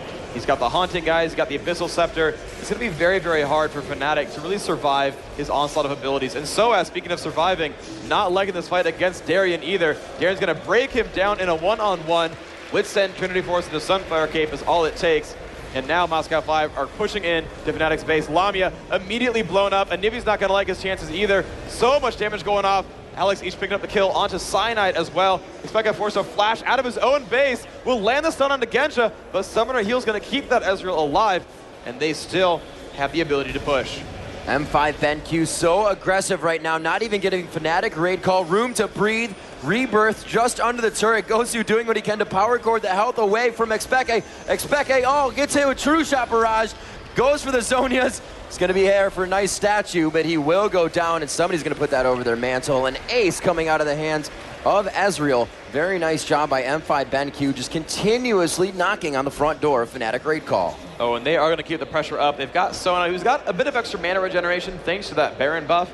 And the entire team has extra health regeneration thanks to that same Baron buff. So they are happy to keep on pushing right now. And actually, the surrender comes out at 33 minutes. Moscow 5 taking game 1 against FNATIC. In a very definitive game, the beginning of that one, so back and forth, the kills, the first blood in the jungle. FNATIC raid call came out in a storm, in a fury, and then they seemed to sit back on their heels. They didn't know what to do. Being able to teleport so early in the game, Alex E started to disrupt lanes right off the bat. And then every engage in that lane, you have to remember that Alex could be there, and that is going to stop a lot of your initiations before they even begin. Oh, absolutely. So many fights were won by Summoner Teleport plus Stand United. Those two champions together. Now, one of them, of course, is Summoner Spell Choice. Alex Ish runs Summoner Teleport a lot on the mid lane. He loves being mobile. He runs it all the time on Galio. He ran it here on Rise. I have to kind of come back and think about what champions he actually doesn't run Teleport on, because he just shows up all the time to fights, and yet even though he's leaving his lane constantly in order to participate elsewhere on the map, he still farms amazingly. He still has so much gold from minions on top of the gold he's gaining from champions. You saw him be so dominant, 7 kills and 0 deaths. He was a force to be reckoned with in game 1. And I don't think they can ban, they can't ban a summoner spell. They can't exactly ban that playstyle out from Moscow 5. I think FNATIC needs to learn to not give away Shen. That was definitely a big factor there. But also, I don't know how you ban out Alex Ish. And you know, you got to hand it to Darien for what sOAZ did in his first game against Curse. It looks like Darien did his homework on how to completely counter that Shen. At the one point where we saw them dashing, flashing, and in and out of that tri-bush, that fight started with it completely full and then another half of a minion wave in favor of sOAZ. And Shen was just tanking everything, including the damage, including the minions, and continued to win that fight handily. Yeah, I mean, he was phenomenal that game. Yeah, you know, he did a great job against Curse Gaming. sOAZ on Jace, he crushed his lane really hard. He picked off 2, almost 3 turrets at the top lane. He was winning in minions, he was winning in kills. He was absolutely dominant. But I feel like the level of skill here from Moscow 5 is just that next step higher. That's the reason they're in the semifinals. That's the reason they're up 1-0 in this series right now, and they are a single game away from being in the Season 2 World Championships and automatically qualifying for Season 3 as well.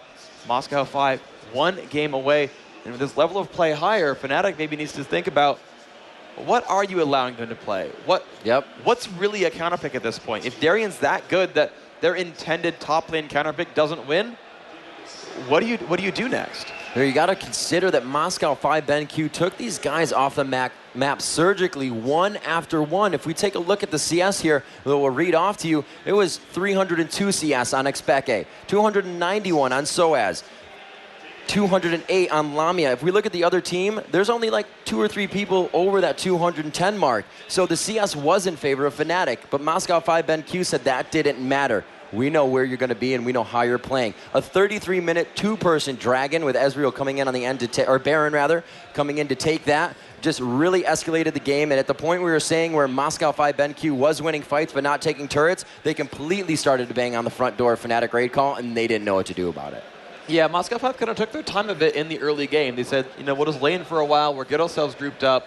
They waited for Shen to get his ultimate, and they said, okay, well, now that all of our teleports are up, let's start getting into some fights. And they just started crushing when they did get into those fights. Moscow 5 won that game with team fights, with their coordination, with pinching everyone around. Said, oh, we lost 2, but we're going to pick up 4. And they just started building gigantic advantages and just fighting so phenomenally. So FNATIC's going to have to find out what they can do to stop this. We're going to find out right after this break.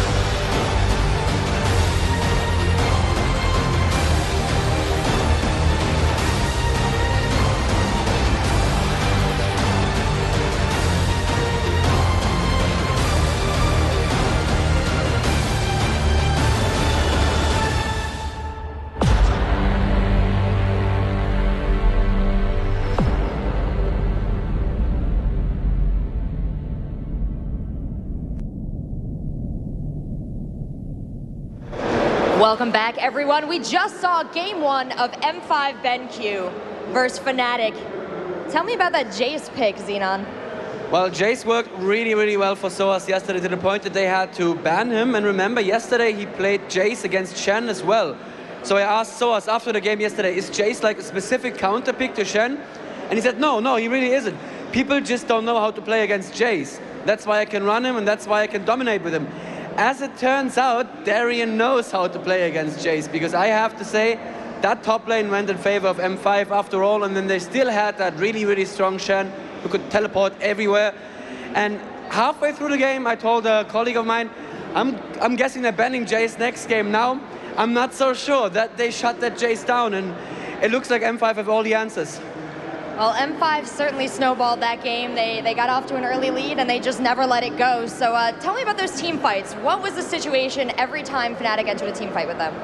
Well, FNATIC looked pretty good until it came to those first couple of team fights.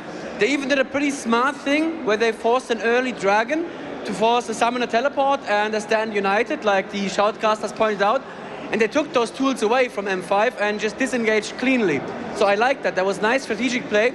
But the second they went for the team fight again, M5 are just, I can't find any other words, they're scary. They know how to find all the openings in a team fight. When they go into a team fight, they trade off damage perfectly. They all escape with just barely any life. And they find all the kills. Kills that no other team would have even dared to go for. They're like, oh yeah, obvious. See hero, kill hero, you know? They're still doing that.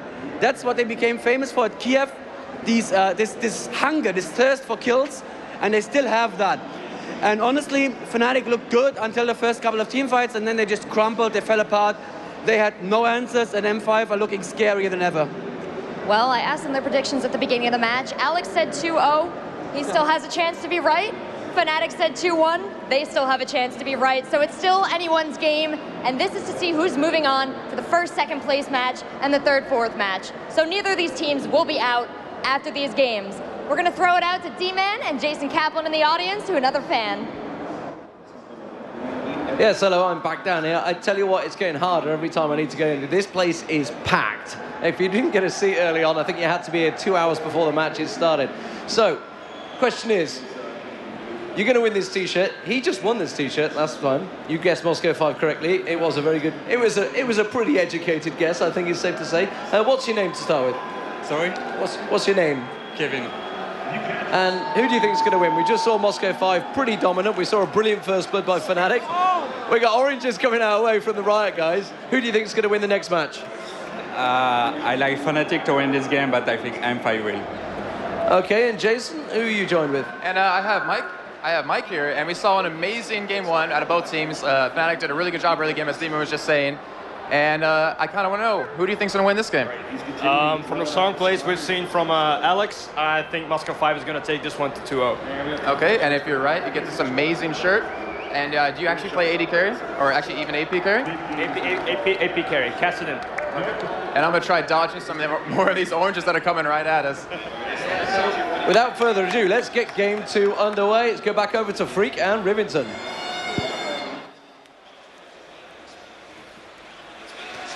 All right, guys, welcome back to Gamescom Hall 8, League of Legends European Regionals, Day 3 underway for Season 2 here. These teams trying to solidify a position all the way to Los Angeles, California to represent Europe in the championship matchup. Yeah, and right now, Moscow 5 up 1-0 in this best of 3. They are looking so very good right now. You know, you saw Xenon up there talking about some of the picks and bans there where, you know, so I was just saying, well, I don't think they know how to play against Jace. Well, turns out Darien knows how to play against Jace. And it was kind of scary. He did a lot of good things. And Alex Ish was a dominant force in that game as well. We're going to find out what FNATIC's going to do as we're now back into the picks and bans. And we will have to see what they do. It has been a very unique tournament, as we've said before. Moscow 5 only using Lee Sin and Sona that game, as they used all different champions. Sona and Lee Sin, some few of their mainstays for Diamondprox and GoSu Pepper. The Gragas going out, again, that jungler support. Maokai also being banned out. 2 of the bans we expected to see. Yeah, they're repeating that Gragas ban. They do not want to give that up to Alex. And it's interesting because apparently Pekka doesn't actually want to play Gragas himself. He's banning it out, saying we want to remove that option, but we don't even want to allow it for ourselves. but Moscow 5 banning out very similar champions to before. Maokai and Nunu both getting dropped out. Now, GoSu Pepper is known for playing Nunu, but this time around they're saying, no, we're going to drop this out of the roster. We don't want to fight this right now. Nunu out, Yorick out. They do not want to see that duplicated ultimate anywhere on the map, but it's really going to be FNATIC raid call to bring this one into their favor. They're going to have to come out with a very strong composition and actually banning out their own Ahri to possibly force, yes, that ban onto Shen. And we'll have to see what nRated has for this first pick, Phreak. We will have a bit of a win ratio for these champions this game. We'll let you know what the deal is, how successful they've been, and really what's coming into play. And I think we may see one of the first, if not the first, I believe we did have one yesterday, and YellowStar coming into the matchup. Yeah, so YellowStar going to be out here. We've only seen him once otherwise in this tournament so far. It's going to be picked up. Now, I don't know if he's going to be a support or jungler. He can play both those roles, but right now it's looking like, I'm going to guess jungle YellowStar is the more common trend, but you never quite know. And Moscow have already shaken things up a bit. The Lee Sin is there again, but Tarek, first time they've run Tarek so far in this tournament. And it's interesting, this is the second time during the tournament YellowStar has not been banned on a roster. Pick him up, first pick. Again, Diamondprox feeling very comfortable on Lee Sin, did a very good job last time, and who wouldn't want to say, let's get another 32-minute two-person Baron? Oh, sure, that Lee Sin pick was phenomenal. He was everywhere on the map. Even though he got counter-jungled, first-blooded, and stole the red buff at level 1, he's still caught up. He was still a force to be reckoned with. And Moscow 5 actually tossing around a lot of different picks here. Looks like they're going to repeat the Ezreal Sona grab.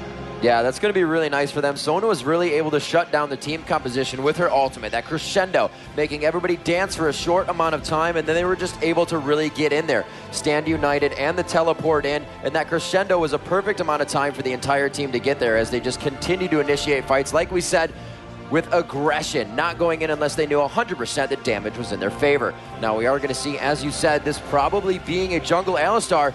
Played before in the tournament, it was support, and it was a loss. So we'll have to see if they can change this around and put YellowStar on that 1-to-1 win. Yeah, and I'm liking the potential Graves pickup here for FNATIC. I actually like Graves a lot versus Sona. Sona has to be actually a little bit close up in the fight in order to do anything other than heal. You know, unlike someone like Janna, who can actually kind of fight from far back, or Tarek, who's naturally tanky, Sona is both frail and more of a mid-range champion. So you pick someone bursty and actually short-range himself, like Graves, and you complement that with a Leona who also is going to initiate very heavily. You're going to have a lot of burst damage. You have a very high potential of dropping out those champions. Yeah, Diamondprox actually not getting his Lee Sin just yet, as we did see the Ezreal Sona coming in on sOAZ. They are going to grab nRated's Leona, very big there, and like you said, Graves just being such a great composition for that bottom lane. A great pickup, and so much defense and aggression coming from this team already. Yeah, so now you've got 3 solidified picks here for FNATIC. The jungler's in there, the entire bottom lane's in there. Actually, both these teams picked their bottom lanes wholesale immediately. And oh, Darien is so scary on Jax. If they go for this pick, it's going to be a very interesting setup here. Moscow 5 might in fact go for that 5th pick, Zilean. They do like that Zilean-Jax combination. They've run it a number of times. We'll see if they run it again. But I can't hate on them grabbing Lee Sin ever. I cannot hate on Jax Zilean. And Sona Ezreal worked last time. It seems like they're picking out the bag of tricks. You know, they got all these tricks here, and they're picking the ones that have worked before, and they're like, yep, this wins games, this wins games, this wins games. Yep. Let's go win. And I really like what M5 BenQ did here. They had Lee Sin on that first pick, but they said, you know what? Lee Sin's tanky. Let's get the AD carry that's going to be safe. They picked Ezreal, and then they said, you want to dive, buddy? Here's Jax. That's going to be an incredible dive composition coming from those two. And there really is only a bit of a front line that's going to be able to displace that. YellowStar can stop them, but he's going to have to be with the AD carry the whole time, and YellowStar needs to be in the front. Oh, FNATIC are running something very interesting here. So they've already locked in Rumble as a counter lane to Jax. Jax is so dominant as a duelist. If you try to fight him one-on-one with basic attacks, you're going to probably lose. Jax's #1 role is fight you, fight your face, and just kill you. And so what they've done is they picked more of a caster role here in this top lane by grabbing Rumble. I actually like the initial Kassadin grab there. Ooh, a possible Zyra also very good, but they have to realize they're expecting Zilean, about 50% expecting Zilean. They could run something else, of course, but it's actually pretty likely here, which is why they initially grabbed Kassadin, saying, well, Cassidy's a very good lane against Zilean. Zyra might be fighting up against Karthus here. Karthus, a very big farmer. By looking at that right now, Moscow 5 is saying our end game, really, really, really good. It is going to be a huge end game. This fight composition, however, is so in your face from FNATIC Raid Call. If they can get their initiation down from the beginning, and that somewhat applies to every fight, you're just going to see so much more damage. They have a lot of crowd control, where we see Moscow 5 not really having that. If Jax can get in and get a really nice stun, that's going to be about all they have. To Leona, to Zyra's ultimate, the Stranglethorn, a huge area of effect pop-up as well, is a shredding amount of damage to the entire team standing in it. Then Rumble to lay down the equalizer. There is just a lot of crowd control and a lot of we're going to stick to you in this fight. Oh man, yeah, FNATIC's combination is just giant area of effect, die in a fire. And it works because Solar Flare and Rumble's ultimate are fire-based. So and in fact, if Pekka picks Wildfire Zyra, I mean, my pun was it's not really a pun, whatever. Double punny. I was triple punny. Anyways, a lot of fire-based damage coming out here from FNATIC. I don't know why I'm making this point right now. But basically, FNATIC is so area of effect based. They've got a lot of layered stuns, layered slows, and so much damage output. They could blow up everyone from Moscow 5 at once, and that's not a bad way to go about it. There's no dedicated tank here on M5. Jax is a little bit tanky. Lee Sin's a little bit tanky. Karthus going to be in the front, but they're not that durable, so we'll see if it's going to work out. Rachel has more from us up on the stage. Gentlemen, if you want to see M5 BenQ take this game, let me hear you. And if you're looking forward to a Game 3, give it up for FNATIC. Riv, Phreak, you got this.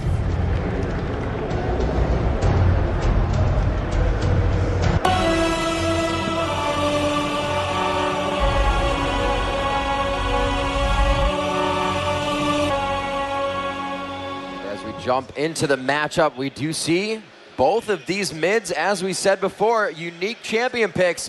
We have not seen Zyra or Karthus this tournament, so we're gonna have to see how they play this out. Both very strong AP carry mids, that ability power. You really look for that AoE, that area of effect splash damage from that mid lane, and both of these can do it in big fashion. It looks like we have a little bit of aggression. FNATIC did this on the bottom side, so Deja Vu just flipped. Oh yeah, and the level 1 is even stronger right now. And you're seeing where these champions are standing. Again, the fog of war, Diamond does not know what's happening. Now Pekka is in range, he goes for the root, but Diamond was watching. He learned from last time, and a nice play there. He put out the resonating strike there. Lee Sin's abilities when they hit an enemy will actually reveal them for a few seconds, so he could watch as FNATIC dove into that brush, said, yes, there are 5 of them coming after me. Okay, I'll back off. So now this is something FNATIC Raid Call has to take into consideration, but it's not happening. Moscow 5 BenQ saw us in that bush. Are they trying to counter us now? Are we going to be safe to go through our own jungle? And you can see him still moving. Power in numbers here. They are definitely using the buddy system. Harpoons to check the bush. You do not want to get double lifted at all. And we are going to see what they can do for the first part of this match. Yeah, well, a couple of early wards going down there. They ward off the side to see if Lee Sin's going to go for any early invasions. Diamond going to be there with some help from AlexEish to start off on his Wraith camp. And you're going to see him go for an early lizard grab as well, most likely. Cyanide with help from Pekka also picking up his golem, or wolves. Yeah, so to counter that bottom golem take, they are going to be grabbing wolves. Diamondprox more than happy to let that happen. That bottom lane has been very strong for Moscow 5 BenQ. They were able to thwart a first blood Lamia last game. Can they do it once again? We've kind of switched up the champions here. Yeah, well, let's see. Diamond going to grab his golem buff early on. Actually decided to stay away from the lizard. As again, last time, it was warded and he got first blooded. So Diamond learning from last game, saying, you might try something cheeky at my lizard buff. I'm going to go for the golem start. And it actually lost him some time because he killed the Gamp that was right by the lizard.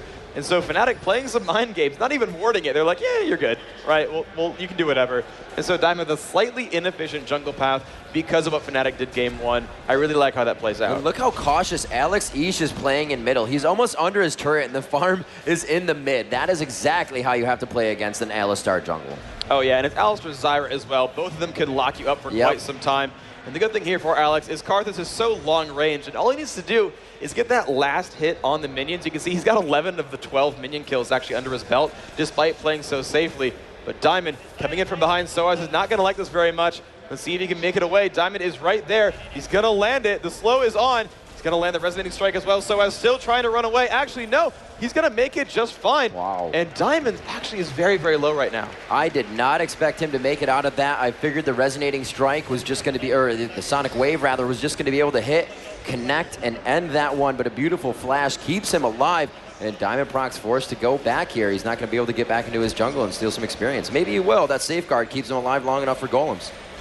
Yeah, he's going to go for it right now. Oh, and with the safeguard plus smite, that's a really good combo right there. Turns on the secondary ability, Iron Will, giving him extra spell vamp. Spell vamp does work with smite, healing you for percentage of the damage you deal with an ability. And Cyanide now his turn for a gank. Darien playing very cautiously, knows to be afraid, but doesn't know YellowStar is off in the side. Caught. Oh, a nice headbutt. There's the pulverize. The counter-strike dodge is on. Darien gets that stun as well, and he's going to make it out. We also saw Genja going very low there as nRated hit a beautiful Zenith Blade down bottom. You can see him forced to chug those potions. Going in once again, just walking right by GoSu Pepper. They hit him. They get the stun down. Can they finish it off for the first blood? He gets the summoner heal down. The ignite is off. Chasing in the power chord. First blood goes to GoSu Pepper. And they may be able to finish off Lamia as well. The arcane shift not up just yet. He has got a few seconds on it, and he will not be able to capitalize. Lamia forced to stay in lane. 175 HP and no mana. sOAZ possibly going down as well. Beautiful job by Moscow 5, BenQ picking up their kills, and FNATIC to return one. Oh man, what a great overall play here from Moscow 5. They're making everything happen right now. And it's interesting because their bottom lanes are running different summoners from normal. Both their carries are running, they're running summoner heal, and it's actually these supports running ignite to deal more damage. And so they're just trying to keep their range carries alive. So we're going to see just what happened at this top lane. sOAZ fighting off against Darien. You can see at the top, that's right as Sona got that first blood kill. sOAZ goes in for the aggression, but Darien's like, nah, I want to stun because Diamond is right down here. And the chase is on. sOAZ does not really have a good way of making it out at this point. He deals as much damage as possible in the brush to Darien, but it's not going to be enough. Diamond making that one happen. You do see top lane still being aggressive. sOAZ just comes back to lane, and so does Diamond. He said, you just came out of Death Chamber, buddy. Let's put you back in there. Going up to sOAZ, they are going to be able to catch him here. That scrap shield giving a little bit of speed. He is over that 50% heat gauge, so he is going to be doing a bit more damage, but it's not going to be enough. The scrap shield goes on. One more attack, but they are not able to finalize the kill. sOAZ, being very mechanically sound in his escapes right now, goes down, however, by Requiem. Oh man, and that Karthus pick, it seems like Moscow 5 still omnipresent. Yes. You know, no summoner teleport, no Shen, no problem. I'll have to have a global ultimate from Karthus, and I'll pick up some kills just like that. So 3-2 now the score for xPeke putting his team on the board early on as Zyra, but otherwise a very dominant performance from Moscow 5, all really in every lane at this point. Moscow 5 coming out a little bit stronger than last time. Cyanide saying, I like to pound the ground, just going to go ahead and do that. Yeah, I know he was trying to get the cancel there on the recalls, but it's not quite in range for it. So we do see them going back down bottom again. Lamia and nRated rather trying to grab some golems. Coming back to lane as Sona is in that forward brush, but I do not believe they have a ward. Beautiful zoning here. They are both full health, and they're not able to get to their minion wave. Not that they have to. It's pushing quite hard right now. They got a double wave coming into this turret. So we'll see how Lamia can last hit this one. He is going to buckshot out and possibly lose a few on that one. Great harass by Genja to stay in his face. Oh, but xPeke taking so much damage to this mid lane. Diamond diving in so very hard. Wait, am I behind or am I? Okay, yeah, no, I'm fine. Sorry, I just derping a little bit. Anyway, xPeke making it out. sOAZ up top, again, full health as he gets himself back to lane. He has been forced out quite a bit. And Darien, you can see at level 5-4 just how much his damage is scaling over sOAZ. That one hit took about a few bars off of his HP. That's going to be 100 health per bar you see in their health.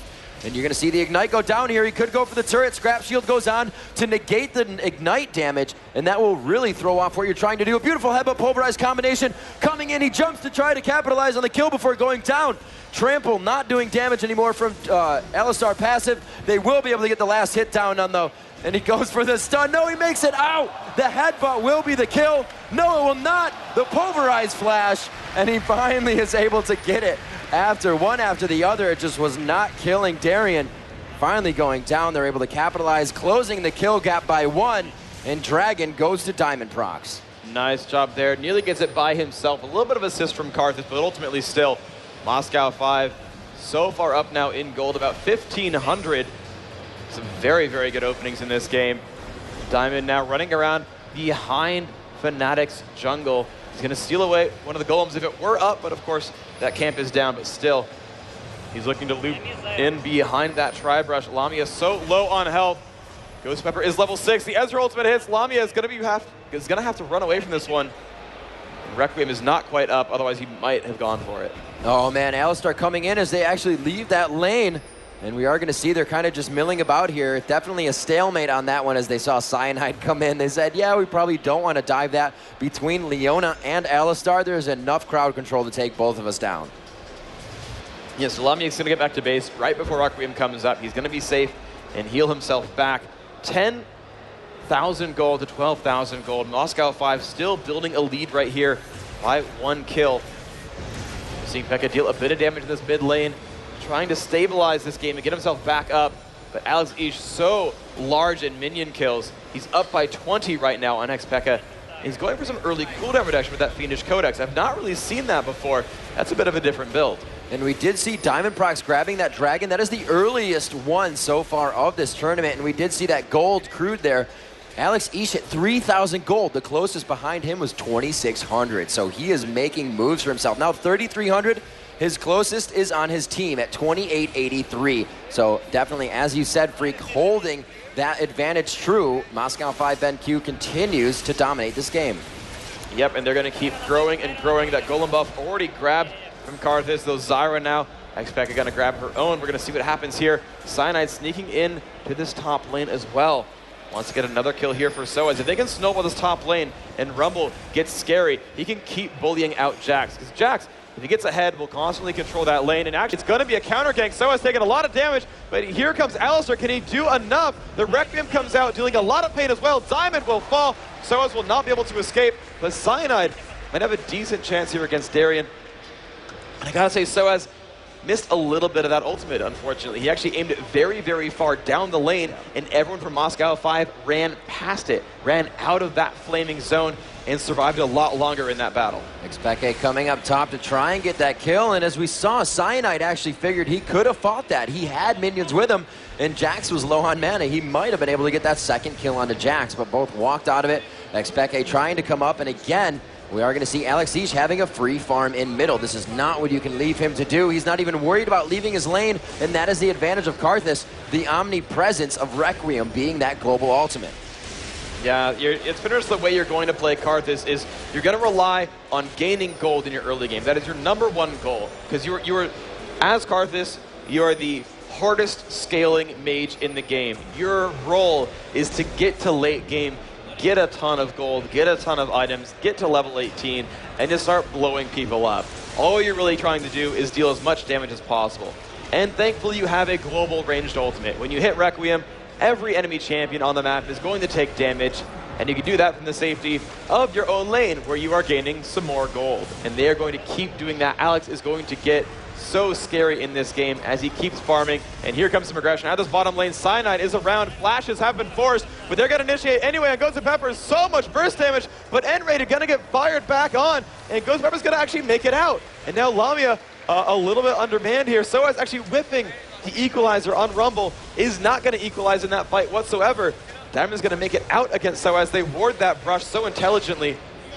Genja going to take some damage, but ultimately a free kill here for Moscow 5, and a slightly misplayed engage by FNATIC. Yeah, FNATIC came in very strong there, using all the ultimate grades, collateral damage, solar flare, and we do see him coming down once again. The aggression coming in from FNATIC. They said the first time didn't work, second time's a charm for them, and they are able to pick up the kill on Diamondprox. And that is really, really good. Pekka already had his own golem buff, so no refresh there, because of course Diamond has been donating them away. But Pekka getting himself another kill, 2-0. He's getting quite a bit farmed as a result of this. It's going to be a nice place for him to be. 103 minions, definitely the top score on his team. 2 champion kills as well. Going for an early Chalice of Harmony. He might be following Alex's build, where he went for the fast Athene's Unholy Grail. And actually, as I think about it, I think it's partially for the cooldown reduction. Is that Karthus Ultimate Requiem has a very long cooldown, so the early Fiendish Codex, following that up with Athene's, getting a lot of cooldown reduction allows him to assist in fights a lot more often. You know, it's really going to help him too with the resistance from that item. Keeps him tanky as well. We did see him go for that Rod of Ages build last time on Rise to keep himself tanky, trying to do that with a little bit of defense mitigation through armor and magic resistance. More magic resistance right now, though. Not going to need armor till late game if he even gets into an item of such. The Zonias, and we will see red buff being donated over here at 13 minutes, 30 seconds. 5-4 in favor of Moscow 5 BenQ right now, but the gold is exactly in 2,000 difference. Still in favor of Moscow 5, and we saw this happen to FNATIC last time. They only had the lead for the beginning. This time, they didn't even get that, so they're going to definitely have to claw back on this. They are only slightly on their heels, and with Diamondprox getting that first dragon as early as it was, they're going to have the timing for this second one in about 5 seconds. Yep, and they're just camping around in this brush. They have nice ward control, although they actually don't see that sight ward right there that FNATIC has. So both teams actually can see each other right now. There's wards in enough places that there is full vision. The wall comes out from Karthus. They get the root onto him, but they will not initiate off of that just yet. A few wards are dropped down. Darien is available here on Jax. All 5 members from both 5 teams. This is going to be a game-changing fight. We're going to see who can start this one out. It's going to be Moscow 5 aggroing on the Dragon. Pekka misses the root. He's going to need to summon some plants pretty soon. Dragon now down to half health. sOAZ joining up with his team. Will they get the pain out there? A lot of bursts coming off. Diamond still on the Dragon right now. Smite goes off and Rumble steals it. And now they're going to go for the damage off, but nRated will fall down. But first, Ezreal drops. 2 kills so far for FNATIC. Alex taken a lot. He dropped as well. A double kill now for Graves. Requiem goes off. Yes, that's going to be 1 kill. The shutdown here on Desira, but sOAZ still chasing down Darien. Lands a bit. A nice stun. He flashes it. He's not going to go down. Lamia picks up the ace, and that's going to be a 5-for-2 FNATIC back in the lead. An absolutely amazing matchup. Seeing the Stranglethorn miss kind of made you hold your breath. xPeke didn't hit it perfectly, but nRated put himself in the middle of 3 members of Moscow 5 BenQ and threw Solar Flare down on top of himself into Cyanide Headbutt Pulverize, and there was just too much damage coming from collateral damage, and we're going to see what really happened in that fight. And here we go, as the Dragon gets very, very low. The ultimate comes off, a lot of damage being dealt, and there's the initiation in from Leona. So much damage all at once. They comboed Rumble and Leona together. sOAZ finally hitting that perfect ultimate that stole the Dragon. Alex was not able to really participate in the fight because his team was initiated on far away from him. He was not able to run up in time. He was pushed away by Alistair, and Darien is left to his own devices, could not turn any kills around. And here we see them returning to their jungle, returning to sucking up their buffs, getting all that experience, gaining what they can. That, as you said, that game-changing fight. They were down by a little bit. Now, the first time they've been able to pull it back in their favor, they're the ones with the 2,000 gold lead and the 2-kill lead. They also have 2 turrets in their favor. This is something we saw Moscow 5 having a little bit of trouble with early in the first game. However, their strategy was not to push those turrets. It was to just get those team fights, win the lanes, and cause FNATIC Raid Call to push into the lanes they wanted. Moscow 5 now, after that fight, may have to change up their strategy to really get their footing back. Yeah, and it's interesting to see. I feel like what Moscow 5 did in the first game with those, those turrets going down for no real big deal, is it allowed them to have battles in a really good spot. Oh my gosh, burst damage. Simon's not gonna like that one. Pekka is gonna pick up that kill. Phenomenal job there. And now they're gonna keep grouping up in mid. We'll see if they're gonna push out their 3rd turret. Almost catching him in the stun there. They are way behind this turret right now. They're trying to go in. Cyanide getting a little aggressive, and this team tells him to back up. He says, yeah, I got you. And we're going to have to see what they can do as this mid lane pushes. They're looking to take down that last 2nd-tier turret, or 3rd-tier turret, I should say, that outside middle. xPeke now double buff on him. More than happy to be wearing that, as he's going to be able to just continuously spam Alexisian lane. Yeah, and he's going to keep farming. And Karthus, like in Nivea last game, is very good at clearing minions out. So Moscow 5 does have really good potential to just stop pushes right now. You know, the last couple turret kills, a lot of them were grabbed kind of, you know, just in the 1v1 lane. The top turret was the first one to fall. He cleaned up the bottom turret after, I believe, that dragon fight. But now the mid turret with Moscow 5 back up, they're able to defend it quite easily. So sOAZ here, he knows he's a bit farmed. He's actually going to wait at that top lane brush for Darien to show up. No teammates nearby, otherwise that would have been a really nice gank attempt. But instead, Cyanide with that Oracle is going to sit in mid. And what I really like about Cyanide is he got 3 early kills in this match. Oh my gosh, that burst damage is so good, just dropping Alex to 2/3. But with the early kills that Cyanide got, he rushed Boots mobility, then was able to easily grab 2 gold generation items, almost has a Glacial Shroud, and an Oracle's Elixir. Cyanide, very, very rich, 5,000 gold. He's actually ahead of sOAZ, their top laner in money, because of those early kills and that early gold generation. And you know, to actually look at this, Moscow 5 has been dominating throughout most of their games, but this is the first time any team has been higher. Oh, he steals the blue buff with Buckshot. And that is just going to strengthen what I'm about to say, is that FNATIC Raid Call is the first team to be up in gold on Moscow 5 at 15 minutes into the game. And this actually might be the first series we're actually going to see go to that 2-1 score, because right now FNATIC are in the driver's seat. I don't want to call it early. We saw so many comebacks through the quarterfinals on Thursday and on Friday. But FNATIC, they are definitely a top caliber team. They are looking to solidify this advantage. They're up 3,000 gold. They're going for their 4th turret, but Moscow 5 has something to say about this. They're going to initiate in. Diamond's going to go for a lot of damage, but he gets headbutted back in. A beautiful crescendo from Sona. Cyanide very, very low. The Equalizer doing some damage, but not maybe enough. Darien picks up 1. They're going to trade back a double kill here on sOAZ as he backs out. Alex getting low, but he will fall. GoSu Pepper might drop as well. That's 4 kills, and now it's just Genja alive. But only Cyanide has fallen. A 4-for-1 right now, and FNATIC, they might have to put the pause button. They're really low on health, but that was an amazing fight by them. Yeah, it was a great job. I really think when Diamondprox flashed out of that and the Zenith Blade missed into the crescendo, they pretty much had it made, but they just weren't able to do enough damage. There is so much crowd control that comes from FNATIC Raid Call, and you can just see how much more uncontrolled Moscow 5 BenQ's initiations are. You can see they're not as sure. They're edgy, they're hesitating, and it's really costing them a lot of their champions in this fight. And as Ezreal was the last one alive there, completely out of mana, we could just see Lamia. He also had no mana or health, strengthen and go into him. All right, but we're going to see just what happened in that last fight. As the initiation goes off, Diamond push back, but a beautiful flash keeps him alive. The crescendo is there, but the area of effect knockup, the equalizer, Diamond not able to jump in for quite some time. And when he did jump in, he was already at 1/3 health. And just the amount of front-loaded damage here from FNATIC is massive. That's really what it comes down to, is that when champions come in, they just blow up so quickly. You see another team fight coming out here as they're just above that dragon area. Beautiful job as they take down xPeke once again. The Requiem is not up, so they're more than happy to just run through him again onto Diamondprox. FNATIC Raid Call is on the move right now, and they seem to have quite a power play behind them. They will be able to pick up Dragon as well, and they are just taking a huge lead here, Phreak. Oh, that Dragon is going to really cement their advantage just a bit more here. 33,500 to 27,000, so now a 6,000 gold lead. Over 20% ahead of Moscow 5, and they've played so aggressively recently that M5 have not had the chance to catch their breath.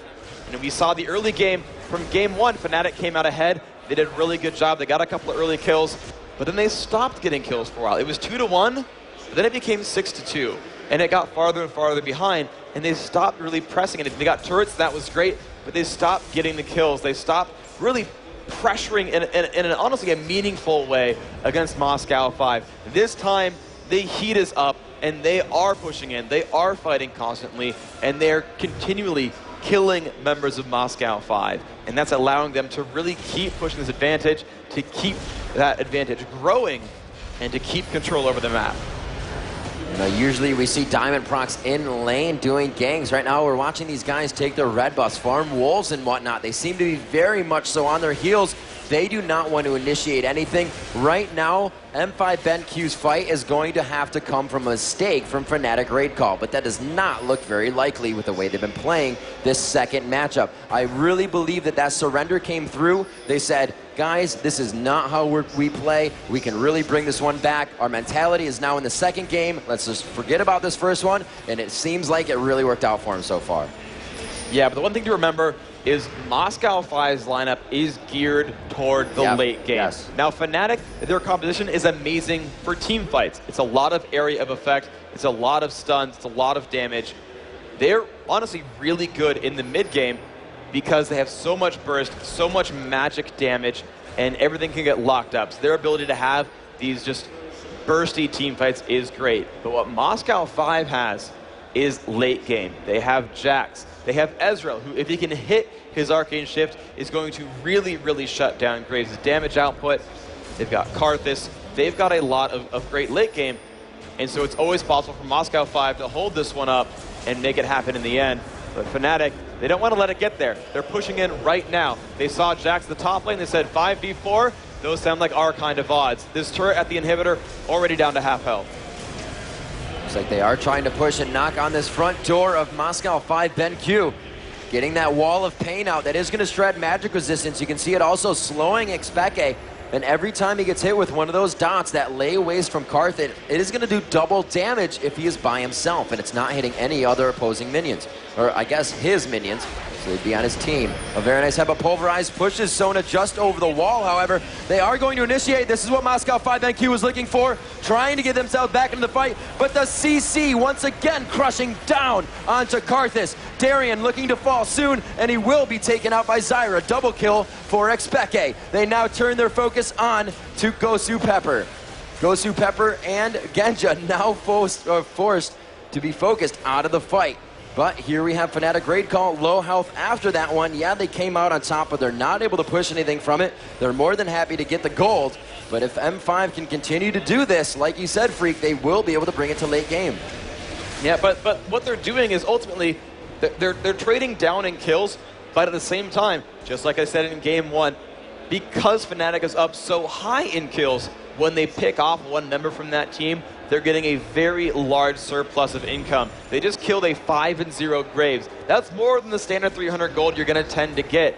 And the same thing happens for Moscow 5, of course. Their champions have died a lot in a row, and if they're not picking up assists in those fights, that means they're worth less than that 300 gold. And so, you know, you can see the gold total up at the top of the screen. That's really the big dictator here of who's winning, and it's still an 8,000 gold difference, but you can see that shrink very rapidly if Moscow 5 can just get one or two fights the way they want them to go. 25 minutes of the game, we see map domination by FNATIC Raid Call. Look at the wards on the bottom side of the map, also towards Wraiths as they come up towards the Baron. And I believe they have one ward that is being taken out by Cyanide right now inside the Baron den, so we will have movement coming from Moscow 5 here. As they start to move towards Baron, it looks like FNATIC wants to shut them off. They're going to try to get this choke point down. Will they decide to stun out? Oh, the stun misses, but they're able to get so much burst damage. Does not look like Diamondprox can stay alive from that one, and we're going to see Cyanide picking himself up the kill. 3 assists on the back end, and Ezreal will poke them as they try to get towards that Baron, trying to give harass. He knows he's not killing anybody, but he's saying, we're on your heels, we're here for Baron. Baron's going to start doing damage, and we're going to utilize that to our advantage. A 5 on Baron right now with 3 members of Moscow 5 very close, a 4th just on the edge of them. Baron is dropping very fast, Phreak. This could be a turning point, but I don't think we're going to see any steal.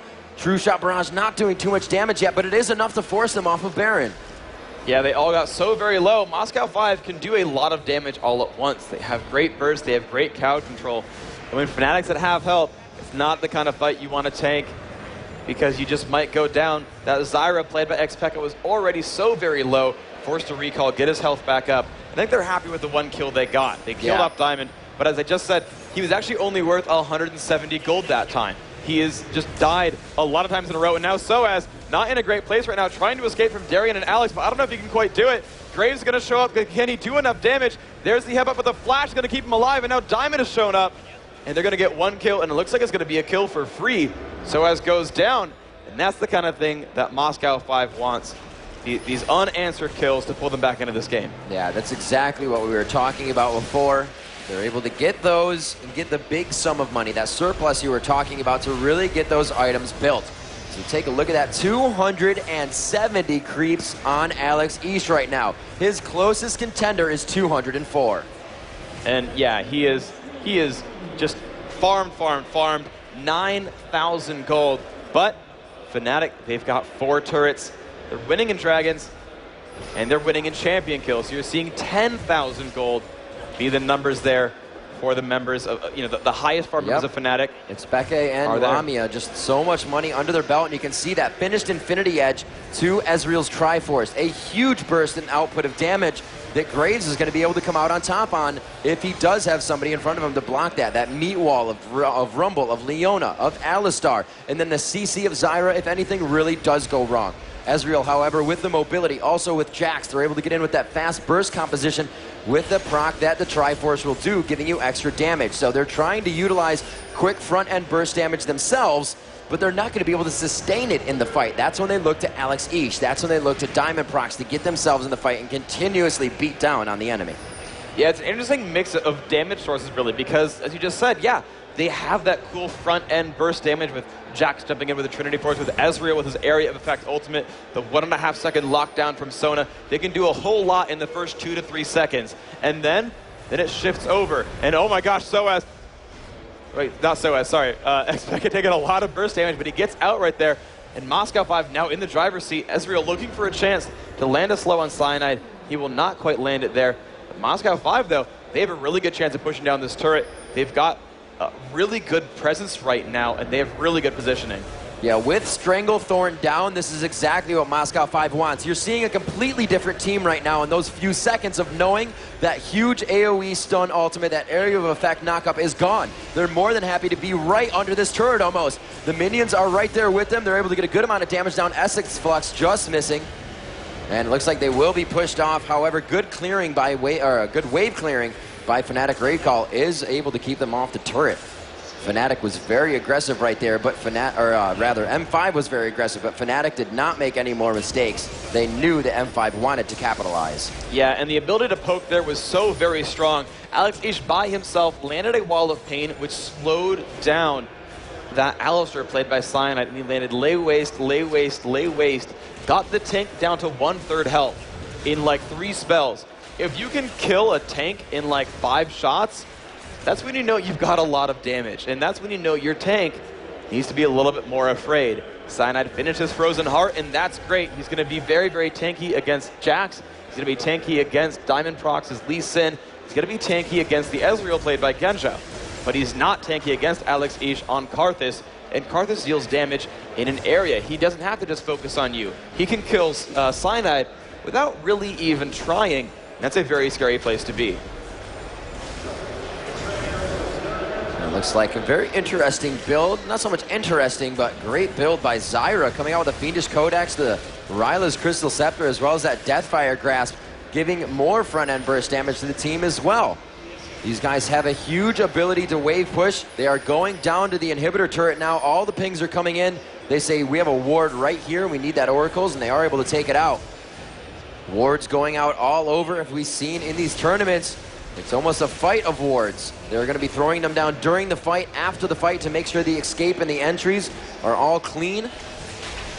As they just shut down the minion waves coming out here, Phreak. It's really anybody looking for that first mistake. Oh, absolutely. Cyanide back up at full health, joining his team up in the front. The burst damage is here from FNATIC as well, as xPeke does have that Deathfire Grasp. 8-1 on that scoreboard right now. And FNATIC are looking like they want to push right now, which is not a bad idea at all, but I'm surprised at their choice of location. This middle turret is pretty defensible. You know, Moscow 5 is able to sit in their base. They've got a steady stream of minions. They've got, you know, the fountain not far away. Oh, but they land the stun onto GoSu Pepper. So much burst comes out. That Sona now down to 1/4 health, only costing Graves' ultimate. The rest of that is still up. FNATIC actually could have blown every spell they had and bursted out Sona. I'm not sure it would have been worth it, but they would have gotten the kill. We see Lamia taking a few turret shots there. Wall of Pain goes down, but it's not going to be too much of an initiation. We see him spinning around here. They're just trying to get that mistake down. The ward is out. They are going to get vision off that Sonic Wave. Both of these teams just throwing out the poke right now. xPeke does not want to get in front. They are more than happy to take him down. He is trying to stay in the back. Just utilize that Wall of Pain, slow somebody down. They're going to look for the Jax and Lee Sin. Dive Buddy jump in. That is going to be the initiation on the fight. Huge minion wave top, and that is going to be the focus of FNATIC right now as they try to take down this turret. More gold in their favor, increasing that lead. It's going to be about 7,000 gold right now. 20-10 as we reach your 33-minute mark in a completely different game from FNATIC Raid Call. And a bit of initiation there on the diamond, but here comes M5 from the side. A beautiful stun locks out Zyra. And now can they do enough damage? AlexEish goes down, but that might be okay. FNATIC now has to clean this up in a 4 versus 4. Requiem goes out, nRated running away. Cyanide trying to escape as well, but he's taking a lot of damage though. Sona will pick up that kill and drop his oracles. And that was a 2-for-1 for Moscow 5. Pekka got completely caught out there. That crescendo from GoSu Pepper made that fight what it was. But FNATIC are ready to find Diamond. Diamond's gonna have to run away from this one. He will bait that properly. Genja putting out some damage as well. nRated taking a bit of pain. M5 actually might want to push in on this one because Genja is going to be really, really fearsome. Here we are. They're true. They are going in. Genja was going very strong. He has the Guardian Angel, so he can be a lot more dangerous with that. He doesn't have to worry as much. He is going to come back up, and by the time he does, his team will be right there to help him. They are going to try to challenge this one. A buckshot goes out. They're kind of trading back and forth. Nice double harpoon. Trying to get the flame spitter on. There is the Jax jump in. Lee Sin cannot help. There's the safeguard. They have used both of their jumps, and the reinitiation comes out. Can Lamia get the last shot down? Turning to Darien. The Guardian Angel down. The second one goes down onto Ezreal. Will they be able to shut him down? No more mana as the blue buff tries to tick back for Lamia. sOAZ almost able to shut down onto Genja, but he shifts over the wall as they finally finish off Darien. They do know he's there, and they will start the equalizer in the fog of war to take down Genja. A very nice job by sOAZ. He's been missing a few, but he definitely made that one count. Yeah, he's turned it on. It's like he learned how to play Ezreal, or not Ezreal, but Rumble mid-game. He suddenly started dominating, and FNATIC are going to get that uncontested Baron. Poor nRated is dead and not getting the buff for himself. But honestly, when you're in stakes this high, you're not going to stop on Baron and be like, we'll wait for you to respawn. You're actually going to take that one over and try to take out this game. Cyanide has the Oracle's Elixir. He's happy to rebuy that, help his team survive, clear these wards out, and keep Moscow 5 in the dark. FNATIC are now back in on this. Lamia, the MVP of that fight, a fully stacked Bloodthirster, let him tank a late-game Jax. And if you ever fought a late-game Jax, that's not easy. Late-game Jax does a lot of damage. And Lamia was like, nope, Bloodthirster, man mode, let's do this. And now he's got a Guardian Angel. I don't even think it matters if they one-shot Zyra, because Lamia is now the most fearsome champion on this map. Picking up that red buff is going to be very helpful for himself. We do have an Oracle's in that bush. He's going to go ahead and clear that ward. It is just walking around a few times. Oh my gosh, Ezreal stole that. No way. Genja got it. Barrage all the way across the map. Very nice job. Genja stealing that up, doing big things for his team right now, and that's really what they need is these impact plays. They got to get everything they can at every second. Anything missed will cost them the game. Right now, it's not looking good for them, but they are holding quite strong, and Moscow 5 is not a team to just give up like that. We are going to see them take down this turret as they micro the damage back and forth from the shots. The more the turret hits you, the more it's going to ramp up in damage, so you cannot be the sole taker of that damage in the beginning. Unless you're tanky enough as a Rumble, as an YellowStar. Going in, Strangle Thornton down. Collateral damage almost wiping out GoSu Pepper, but Lamia will finish with a double kill. Could he go for some more? Rumble will pick up the third kill as well, and it is going to be a kill coming out for Moscow 5 BenQ's AlexEish with the Requiem. And that's still, though, a 4 versus 2 now. FNATIC, they've got 35 seconds to push into this base. This turret's going to take a lot of damage. Cyanide is going to walk forward and say, bring it, Ezreal, because he knows that he will make him die if he stays around. His inhibitor looks like the next target. They've got a few minions left. Jax is back. FNATIC may want to back off. They might go for this turret here. That's going to be the case. Pekka taking a bit of damage. Zyra getting really low. I don't know if he wants to really be taking the turret that long. Pekka's going to be forced out. Sona's going to be back alive. And FNATIC are going to be safe with just the one pickup on the inhibitor, the 2 extra turrets. Going to clear out a couple of wraiths here, but they're going to move back, and they're going to regroup for another attempt later. So now we're going to see what's up. 37 minutes and 15 seconds. Almost double the kills here. FNATIC 27 to 14. They're up almost 13,000 gold as well. Lamia going to clear up this top wave. Still so scary on Graves. 9 kills, 12 assists, and only 1 death. He is just fearsome right now. nRated coming up to the mid lane in time to stop Darien from picking down this turret. And nRated, for the really one of the first times this game, allowed to farm by himself. That's so nice. And by the way, guys, the only teams to have ever taken him out from Moscow 5 have been Counterlogic Gaming and Team Solo Mid. Counterlogic Gaming EU, of course. So FNATIC, right now looking like, and we can't guarantee the game is going to end this way, but looking like they might be the third team ever in history to even take a game from Moscow 5. We'll have to see if they can do that. Moscow 5 definitely on their heels for this situation in the map. Zyra throwing down thorns to give a little bit of harassment. They're looking for their second inhibitor of the match here. And we'll see what they can do. Siege minion getting dropped. A little bit of focus needs to be put onto those siege minions. They take a little bit longer. No abilities used there. However, Cyanide taking quite a bit of damage, being slowed by that Phreak, slowed by something. Phase proc most likely. And we will see them trying to get out. Jax jumps in, but he's not at least in there to help him. There's the safeguard. They're going to try to mitigate a little bit of damage. Trying to move towards that top lane. They know they have big minion waves here, Phreak. They know they can try to take down these turrets. There we go. Lamia in the front with a Guardian Angel, and we see a few on each team right now. The turret's only down to about 75%. No initiation there. Just back and forth. They found Alex. Thorn. I almost picked that one up. That was a nice little bit of burst there against xPeke, doing some good damage. But now again, the wall of pain forcing them back. The initiation is on. Pekka taking a lot of damage. His ultimate is down anyway. nRated jumps in as well. A beautiful crescendo. They're going to jump in onto Darien. Pekka taking more damage. Diamond very, very low. There's the kill picked up. Requiem coming out. GoSu Pepper low. Will they get the burst damage? No, he makes it out as well. Right now, only xPeke has fallen. Everyone else from Moscow 5. No, Diamond has fallen. Now Darien in the front. He's going to drop as well. And that's going to make it a 2-kill for 1. Turret's actually falling thanks to minion spam. And now FNATIC are up to this top inhibitor, and they're going to actually bypass that and go for the Nexus turret. It's a 4 versus 3 now in the heart of Moscow 5's base. Can they hold on? xPeke is alive. Genja is healing back up. Cyanide making the way in for this Nexus right now, but they're going to go for the counterattack. Cyanide taking some damage. Lamia has been exhausted as well. xPeke might go down, but first it's going to be nRated. One more shot to go. The Nexus falls, and FNATIC brings it to 1-1 in the semifinal. An amazing matchup in which FNATIC completely turned it around within one fight of the game.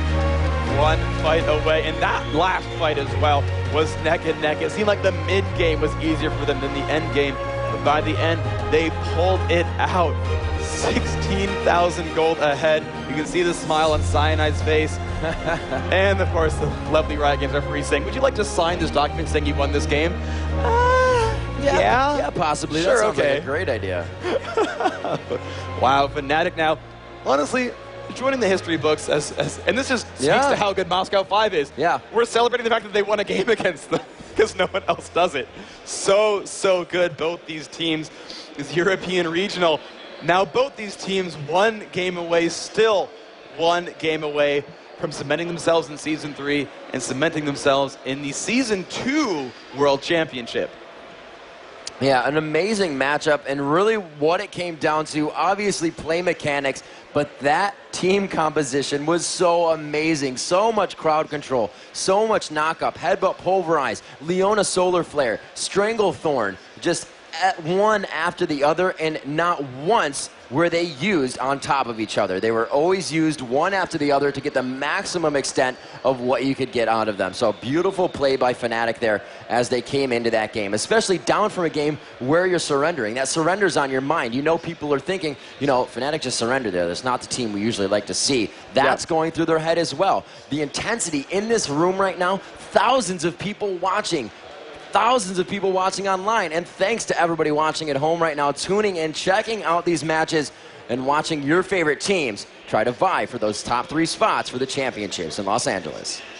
Yeah, and right now, though, they just got to prepare for Game 3, and we're going to have that Game 3 in just a minute.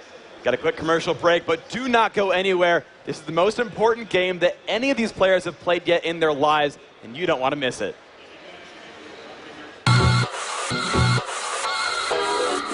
Like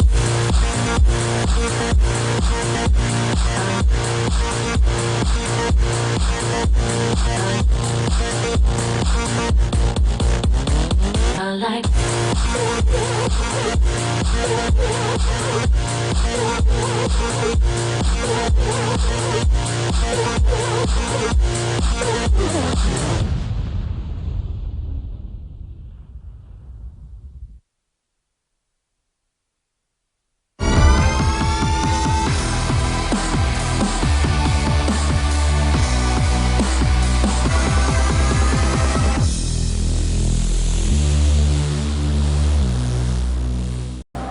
Hi everyone, we're back and I'm here with Shushay. While he's on Elo Hell now, he used to be a former FNATIC member, so maybe you can offer some insight into FNATIC's play and their mindset as they go into this third game against M5. Oh my god, sorry. Yeah, so I think that like first game, they kind of got, it was, you could see that they studied M5 good. So they knew how to counter Diamondprox jungler at the start. But then after they got the advantage, they tried to push it too hard. And it kind of worked counter them. So M5 snowballed the first game really hard, as you could see. Then the second game, they kept their cool and gave the kills to the carries. And they probably gonna try to do the same the third game. And about the picks, we're gonna see what M5 goes with against them. And we'll see what they prepared during the bootcamp they had. You had a boot camp? Yeah, FNATIC had a bootcamp, like I think 4 days here in Germany. So they came to Germany 4 days early. They've been practicing. These guys have been working hard for weeks. We actually just watched last weekend at IPL. Team Curse was down 1 game, and they chose Zyra, and they were able to use her to come back. What is it about Zyra that's so unpredictable? Because this is not released Zyra. This is hotfix Zyra. This is the balanced Zyra. So what makes her so powerful? I think Zyra is really powerful in the team fights. Against her, you would rather need some champion that can reset team fight like Janna or Gragas, or you would need a good kiting setup, or a setup that can burst her instantly before she can do anything. Interesting choices here. I won't ask you what you think is going to happen in the next game, but I will ask you this. The next game determines who is going to be a championship series professional team. They will move on to the finals, but they will be guaranteed a spot in Season 3 Championship Series. So what does it mean as a professional gamer to know that you are going to be taken care of salary-wise, celebrity-wise, in every way possible? Well, it's a big thing. Like, it is gonna change esports. It's gonna bring esports to the total new level. So, of course, it's everyone's dream. Like I would like to be there, and hopefully I will get there sometime. I hope so too, man. I'd love to see you up there. I think they'd like to see you up there too. Well, thank you so much for your insight. And can we do, before I finish this up, do you want to show us this costume? This was made by your girlfriend? Yes, it's made by my girlfriend. It's a Canon. I'm on Lulu's Ultimate actually because I'm a bit too big. And wait a moment. All right, he's going to put that on. He was lamenting that he couldn't do backflips. That would be pretty sweet. Sadly, I would probably break my legs if I did it. Yeah, don't try, please. All right, we've got the mask on here. Notice she went even in the detail with these little gloves and his little shuriken. Just wanted to highlight this here.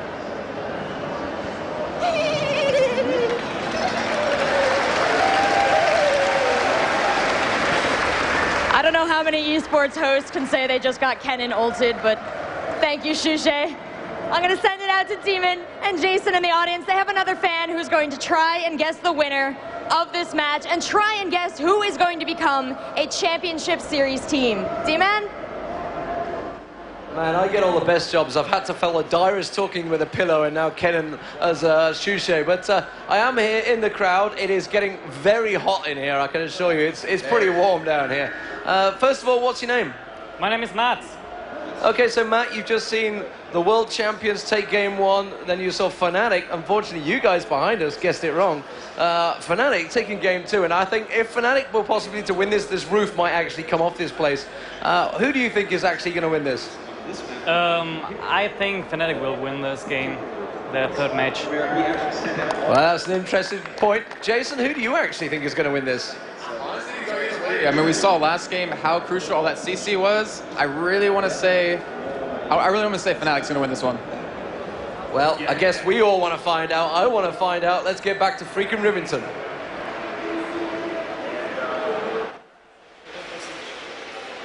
Welcome back to the commentating booth, everyone. League of Legends Season 2, the European Regionals going on right now, game day 3. Yeah. Everybody vying for a spot for the championship title, trying to represent Europe. These teams are on a quest to absolutely prove themselves here.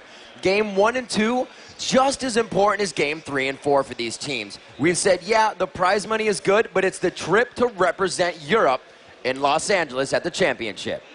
And right now, all the stops are out. This one game is guaranteeing one of these teams a trip to LA, the trip to Season 3 as well.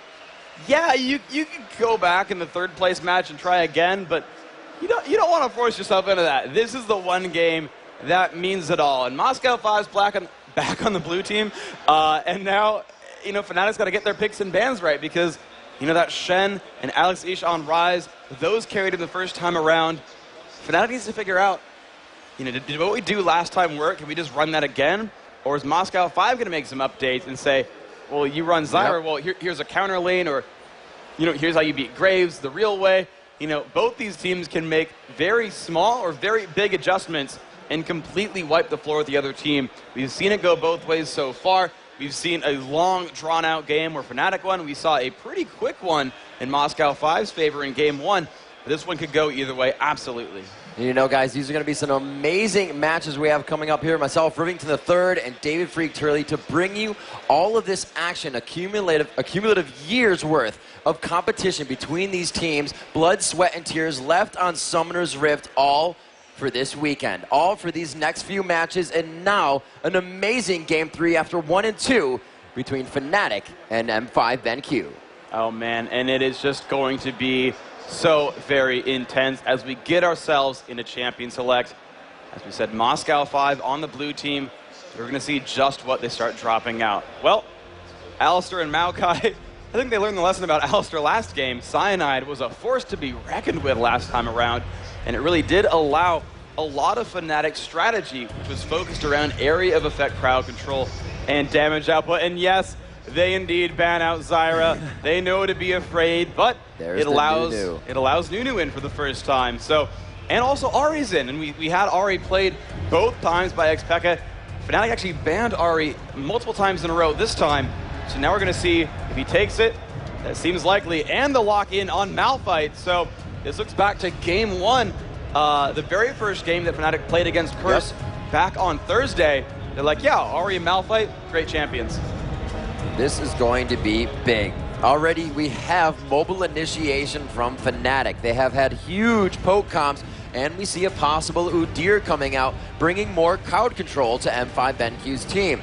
Darien looking to pick possibly top lane or for his team. As we go through this champion selection phase, you can pick for your teammates if you're not familiar with League of Legends. Each team bans 3 and picks 5. You are forcing the other team to pick different champions than their mainstays. Each player has a champion pool that they like to play and a certain position. And we will see Corki being picked up, and there you have Darien picking up the AD carries position as he is top. So this affecting a little bit of the gameplay, but allowing FNATIC Raid Call to see what is going to be in that bottom lane.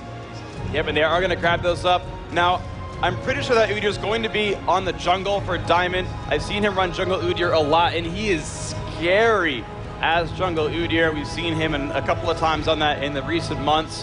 That Nunu almost definitely on support. That's going to go to GoSu Pepper, and that's going to be a Nunu Corki lane.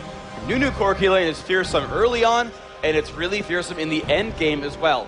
Early on, you've got a lot of burst damage coming out, both from Nunu's Ice Blast and from Corki's Phosphorus Bomb. You can take someone down 200 or more health as the lane wears on and really chunk them down, and then start continuing on and dealing a lot of damage. At the end game, Nunu's got Blood Boil, increasing movement and attack speeds of himself and a friendly champion. That's going to allow that Corki to scale phenomenally throughout the end game and be so scary. That counter lane for them is going to be FNATIC picking up Lulu and Ezreal. And we are going to see that Lulu being picked up once again, a very effective champion in the game she has played, and I believe has that 100% win ratio for when she has been picked. We do see Ezreal and Corki on 80% pick for this tournament. they are very highly contested and hardly ever banned. It's one champion wanting them or not. I believe we saw the AD carries yesterday switching off and on, saying, I have your Corki now, you can take my Ezreal, and it just went back and forth throughout the 2 games. We have Ryze going out again for Alex Ish. If they choose to lock this in, we may see the teleport strategy once again. Oh yeah, I would not be surprised whatsoever to see Alex run teleport again. That was so phenomenal. And oh, the top lane Xin Zhao pickup here. I don't think we've seen him at least today, and I don't think we've seen him in quite a while in LAN play. But he's going to say, yes, Xin Zhao top. Now, the cool thing here for FNATIC is they can send Malphite to the top lane. Malphite is categorically very good against stacks of physical damage. He's got an attack speed slow. He scales very, very well with armor, and he's got a regenerating shield that can block a lot of initial burst damage. Or they can send him into the jungle. Cyanide did play Malphite earlier, and they can grab a different top lane here that they think works well against Xin Zhao. So what Moscow 5 has done is they've grabbed the champion they think will work well against almost anything because they know they can get counter-picked here. The final pick here for FNATIC looks like it might be Dr. Mundo, who's by trade normally a jungler, meaning they might in fact send Malphite to the top lane. Pekka is going to be on Ahri right now. sOAZ actually right now is on Mundo. They may or may not trade. We actually saw last weekend Dr. Mundo top lane was actually quite excellent and played by Singapore Sentinels. And they're not swapping right now. This could be Malphite in the jungle and Mundo in the top lane fighting against that Xin Zhao. This could be all kinds of interesting. They're gonna switch. We're gonna swap back and forth. Let's wait for the last 30 seconds to figure out what it is for sure. So a little adversely here, instead of going for a team that really has a lot of utility and shield and escape, we have somewhat of an HP, that health point steroid coming from FNATIC Raid Call. You have Mundo who can buff himself with his ultimate that just feeds him health after health, HP after HP, and he's able to get back up in a matter of no time. And you have Lulu as well with that with growth rather, to just give him that HP. And it's going to be very big for coming into that team fight to see how much that turns the table. We see shields do huge things. When Ignite goes down, it can mitigate a lot of damage. But what happens when you get 700 HP right off the bat?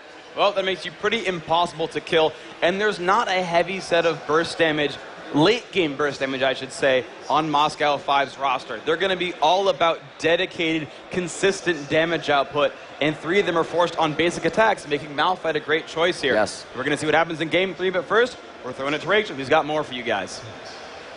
Hello, everyone. I hope you are excited as I am for Game 3 of FNATIC versus M5 BenQ. Let them know you appreciate them, guys. Here we go.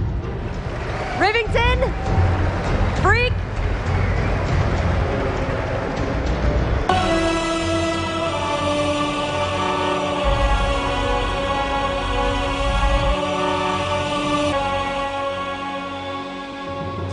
We can see FNATIC readjusting a few things with their headphones, making sure they are completely set. They do not want to go into this match without being completely comfortable. These guys did not bring their computer desks from home. They don't have their desk, the height, the chair. They are playing in a stadium surrounded by thousands of people, being watched by tens of thousands of people. That will play on your mentality throughout the whole game.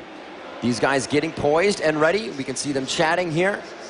xPeke holding back for a second as they fix a few things. It looks like he's got an issue. We're seeing FNATIC up on screen right now. And I'm trying to understand the looks on their faces right now. I think it's just sort of this calm determination, kind of looking around, just thinking. You see Cyanide just biting his thumb nervously. He's like, okay, we knew we could win this. We know what we're doing. I played Malphite before. Actually, he's played Malphite before, but he's actually playing Dr. Mundo this game.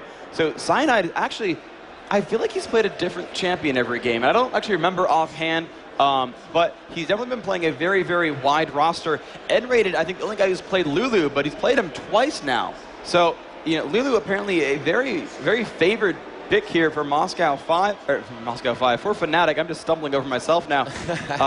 But they've got a very interesting lineup. They've got amazing dive potential that they can reach anyone on Moscow 5's roster. Dr. Mundo and Malphite can just Kool-Aid Man in and just charge through the lines and say, hey, Corki, we want to kill you. And they can go for it. And of course, they've got a global ultimate from Lamia on Ezreal, who can just put in that true shot barrage, put in his 2 cents. xPeke on Ahri can dash with that Spirit Rush, jumping over walls, or jumping onto the face of an opponent, charming them up, putting in the burst damage.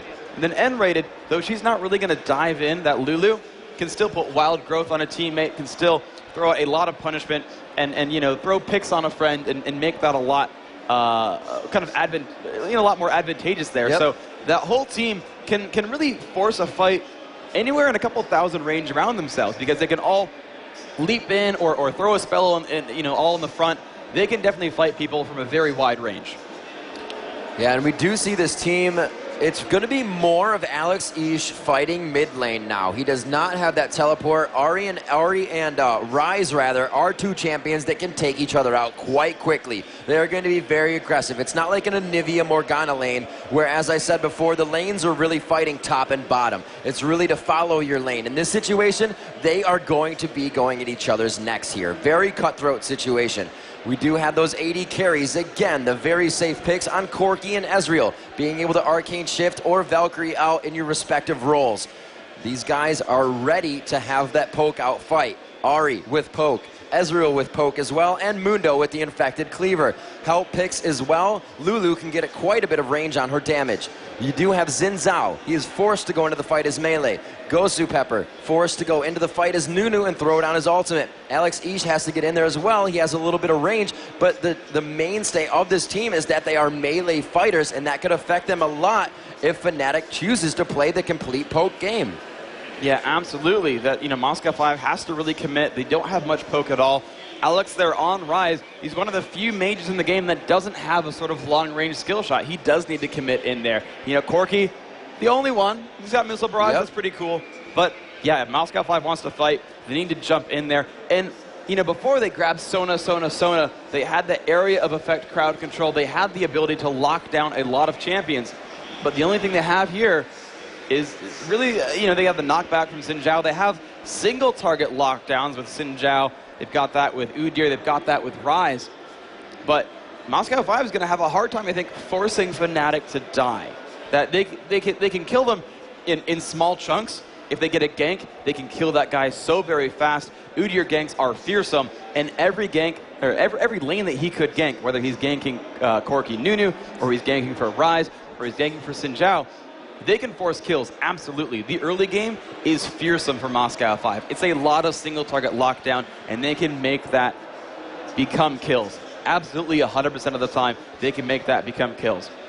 But their difficulty here is going to be in the mid to late game. They cannot easily force fights. They cannot easily poke down turrets. They cannot easily poke down champions. They don't have a healer on their lineup. And so it is a little bit more difficult for them to siege. And that's going to be the big drawback here for Moscow 5. Whereas FNATIC, they do have poke. Almost everyone on that team has some kind of long-range skill shot. Only Malphite really has to commit himself in, but by committing, he has a 1.5 second long knockup with a bunch of burst damage, and that's going to be all kinds of scary. You can see awesome, awesome summoners up in the crowd. Some Lulu. Play. Yeah, I was making sure. Lulu's in game. Oh, you're making sure. I don't want to call it, but I want to call it. Yes, it was Lulu. The fans excited to be here. If you're just joining us, that is quite unfortunate. We've had amazing 2 games between Moscow 5, BenQ, and FNATIC Raid Call going head to head. These guys working, I should say working twice, working on a year's worth of determination here, winning games. FNATIC taking a map, I should say, away from Moscow 5. As we said, CLG Europe and TSM the only ones to do that. So them putting themselves in that record book to be able to thwart Moscow 5. Also, being the first to have the most gold at 15 minutes against Moscow 5 in this tournament. And if we don't get more goodies, you see what happens. That's so we do want an amazing match here. We're going to have to see what happens. These top 3 teams will have their lives changed. Match 1 and 2, just as important as 3 and 4 for the road to the championship series and the chance at that title of the European champions if you can take it in Los Angeles, California. 3 of them will be going today. 1 will be left out of that pool. That's why the 3rd and 4th match is so big. Yeah, and right now we've seen 2 of these teams, of course, FNATIC and Moscow 5. On the other side of this bracket, playing later today, SK Gaming versus Counterlogic Gaming Europe. So even after this game is done, and again, this game is such a doozy, you've got another yes, doozy. Why are you laughing at me for saying doozy? What? What's wrong with that? I love you, Phreak. Thank you. Okay. But SK versus CLG, also a phenomenal match. And as we saw in the quarterfinals, almost every best of 3, though they all ended 2-0, were so incredibly close. I think in every series, like, Game 2 was a comeback. Like, literally every single one from Thursday and Friday, Game 2 was a comeback. Right now, you've seen Game 2 being thrown back and forth here. It's a 1-1 series between FNATIC and Moscow 05. I'm going to predict, honestly, something very similar for the other semifinal match as well. You can just see the thousands of mostly German people in the crowd just waiting for this game to start. I can't wait either. This is going to be a phenomenal, phenomenal game. We've talked about the lineups. We've talked about the stakes. Riv, tell me something random. Tell you something random. I don't know. That was Bananas. That was pretty funny when you used that word just now. Doozy? Doozy. Doozy. I like the doozy. We are waiting. Like I said, if you're just joining us, we're getting a hold down here on xPeke. We're going to get a sound working on the PC. We're going to get that going for him. These guys are wearing soundproof headphones, so we can loud, or yell. We can loud as yell as we want. We can loud as yell as we want. We can loud. Would you guys like to loud? Actually, let's hear it in the crowd. Let's do it right now. Let's see what's going on. Go through those soundproof headphones, guys. If you want Moscow 5 to win as you're catching oranges, let's hear it from Moscow 5. It's a good number of fans there. It's a good number of fans. Let's see how many hands go up for yours. All right, but if you want to catch oranges and cheer for FNATIC Raid Call, let me see your arms and hear you cheering for FNATIC. FNATIC definitely coming out very strong. As we said before, these years for them, they have been roster changes left and right. As we were saying before, Shushay just on stage, a part of that team. Phalox recently a part of the team and no longer. nRated, however, now part of the team. And every time that FNATIC has changed, they look great on paper. Sometimes it seems to falter somewhere, but this time it's both. They look great on paper and on the playing field. And that's really what they've been showing here this weekend. The European regionals would expect no less. Oh, absolutely. The quality of play here, just absolutely phenomenal. Keeping you guys up there with some oranges. We wish you guys would show up. Now, Saturday is characteristically the biggest day at Gamescom, and you can kind of see what that means. There's not a lot of room in the audience anymore. There's just heads everywhere. And, geez, I mean, it's just packed. There's so many people. The wave going out, I like it. Thank you. Orange is getting tossed out. The crowd is amazing. If you guys are reasonably local, and actually, I had some guys come up on the first day and say, yeah, dude, we came over from Luxembourg just for League of Legends. Like, I mean, we came over from America, but I don't know if that really counts so much. Like, I was trying to, oh, I came from America, what? At least you're from the same continent. But no, I mean, the dedication of these players is so awesome. Both the ones on stage and the ones in the audience cheering for their favorite players, just being part of this phenomenal, phenomenal show. You guys, online and here in the audience, you guys make this what it is. Thank you so much for being passionate, awesome, awesome League of Legends players. Everybody in the audience, everybody at home, I want you to give all of yourself a round of applause for being so damn awesome.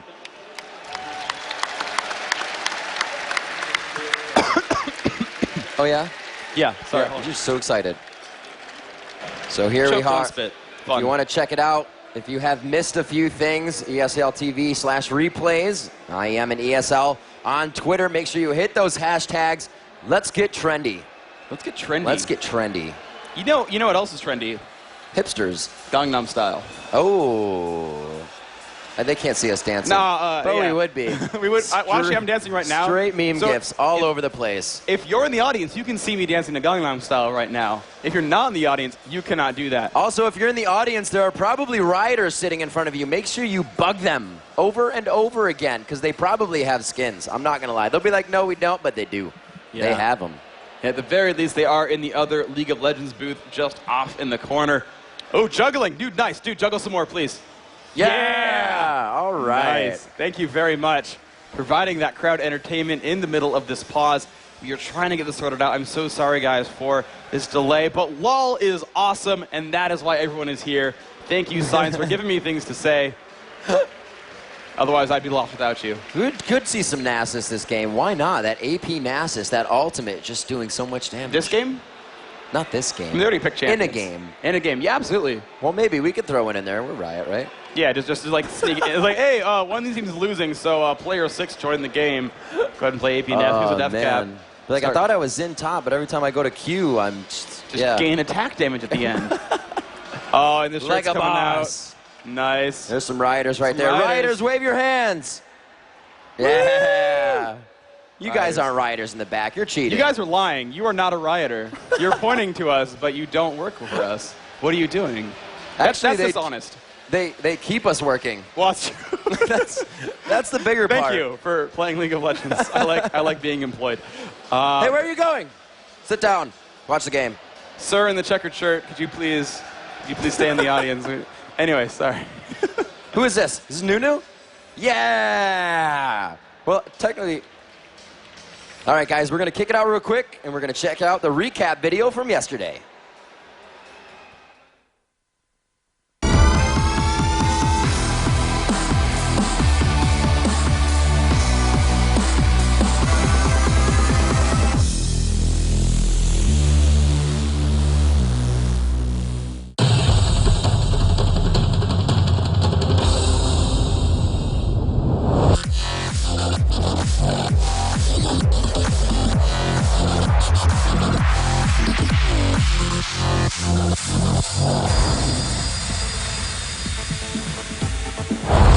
Today may have been one of the most important days ever for League of Legends pro gamers. It's day 2 of the European Regional Quarterfinals. In a single elimination bracket, 2 teams just got one step closer to the $2 million prize pool at the Season 2 World Championships. I'm David Phreak Turley, here to bear witness to some of the most intense esports action played at Gamescom 2012 in Cologne, Germany. Let's take a look at today's highlights. Ocelote may be the face of SK Gaming, but Kevin's been making a name for himself with his play recently. As we open on Game 1, Celeber gets Acer first blood up in the top lane when his Morgana takes down Ezreal. But immediately after, down in the bottom lane, SK Gaming's Kevin picks up the trade as Gangplank takes out Super A's on Sona. At 9 minutes and 40 seconds, Kevin gets another kill on Sona, but Celeber follows that up with a teleport to the bottom lane and taking out Araneae. Kevin participated in almost all of his team's kills. He teleports into the middle of the team fight. Getting the kill on Morgana and diving the turret, he picks up a second kill on Lee Sin. 10 minutes later, SK explodes into Acer's base for the final push, picking up 3 quick kills on the way to victory in Game 1.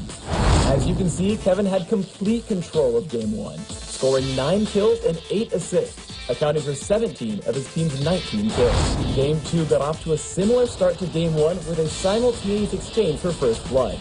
Acer's xPeke takes out Janna with Graves, but he immediately falls to Araneae's Maokai. 10 minutes in, Acer's LoL Pro chases down Araneae with Nocturne to eliminate his Oracle's Elixir.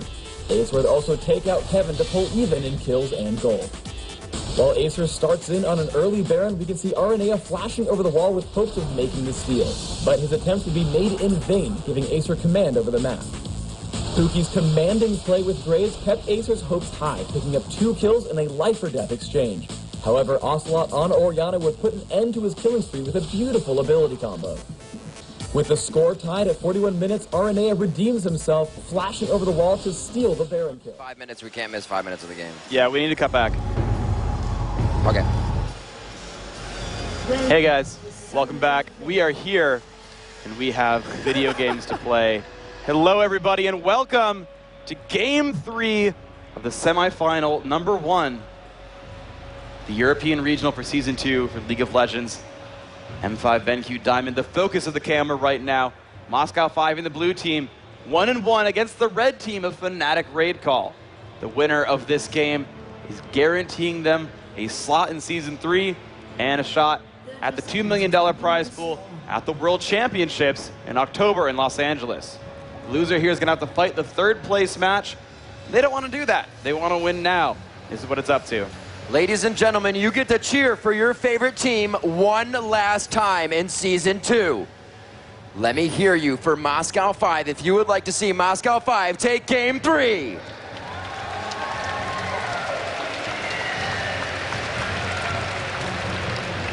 Minions have spawned. All right, that's my... I'm sorry. If you want to see FNATIC close it out and cement their place in the history books, let me hear you guys cheer for FNATIC. The definitive crowd once again. Moscow 5 with just too many victories, and everybody's saying, let's bring a new victor in. But Moscow 5 thinking differently as well. They're going to play at their top. But Victor's not in this game. You're lying. Sorry. I don't know why I'm making terrible puns right now. I should probably focus on casting properly. It's all right. It's 3 days halfway across the world, your brain. It's good. All right. But Diamond getting the start off on the Golem buff. Again, not using his smite to clear this one out. This means that summoner spell will be up for his next camp attempt. Now, he's not going for an invade on the lizard buff. He is going to go across his own jungle and grab the lizard on his own side. And he might turn that into a fast gank, or he might keep clearing. We're going to see what happens the next roughly about a minute. You know, they may be able to pull this information from the amount of health that Lamia and nRated also have here, knowing that they went for the Wraiths and then stayed a little bit longer. Genja did get a little bit of an advantage here. Oh no, on creeps are actually even as he gets back to lane. Great job by Lamia hitting everything he needed to. They are neck and neck at that CS, but however, you see Genja doing so much damage with those pokes. And again, we're going to see that the first time that neither team is going to have that healer support. Yeah, so Cyanide making his way in for the first gank as Dr. Mundo. And Xin Zhao is a champion without an escape move, so if he does get jumped on, it's going to be very difficult for him to get away. But Diamond coming around behind xPeke. The Rune Prison is on. Alex doing so much damage, and he's now got to run. Diamond's going to show up. However, the positioning is such that he can run up the river, and his team will show up first. Cyanide's on the top half of the map there, and the lane is already pushed down, so xPeke is safe right now.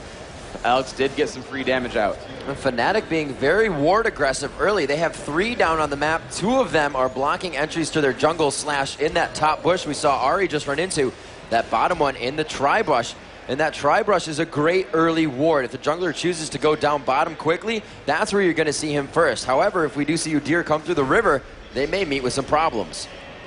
Yeah, but right now it's not going to be the case just yet. Actually, Malphite with a fast recall going back for cloth boots and some wards. He's going to be very, very safe against this Udyr. I like that play by sOAZ. He got up to level 3, shoved down to the turret, and got that ward to keep himself safe. And now the flash in onto Pekka. He's going to get stunned up by Udyr as well. There is no way he's making it out of this one. First blood going to Alex Ish, and an amazing gank there from Diamond on Udyr. Very nice job there. Coming in, getting that stun down. They used the Rune Prison, and then once the Rune Prison wore off, they went Bear Stance. We're able to take that down very easily. The AoE damage of Phoenix and just capitalize on first blood, helping out Alex very much so in middle. And that's the guy you really want to farm. Rise is going to be that late game AP carry. Going in once again, throwing down a little bit of Phoenix stance just really to push the lane, and they may be able to throw him off. Huge damage onto Lamia. nRated also hurt, forced to go for the summoner heal. And the aggression from Ev5 BenQ right now is just so great. Yeah, so Lamia right now going to go back up, stay alive in this lane. The summoner heal, of course, going to keep him in a decent place. And is choosing to rank up Essence Flux as his main ability. As he hits level 4, puts his second point there. We've seen that as the most typical build now for Ezreal's.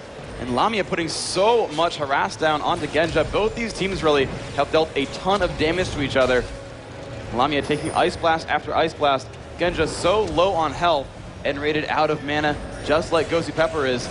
This is going to be a very, very close fight. Although the summoner heal, I believe actually that's been burned on both sides. So there's really no easy escape tools on either side right now.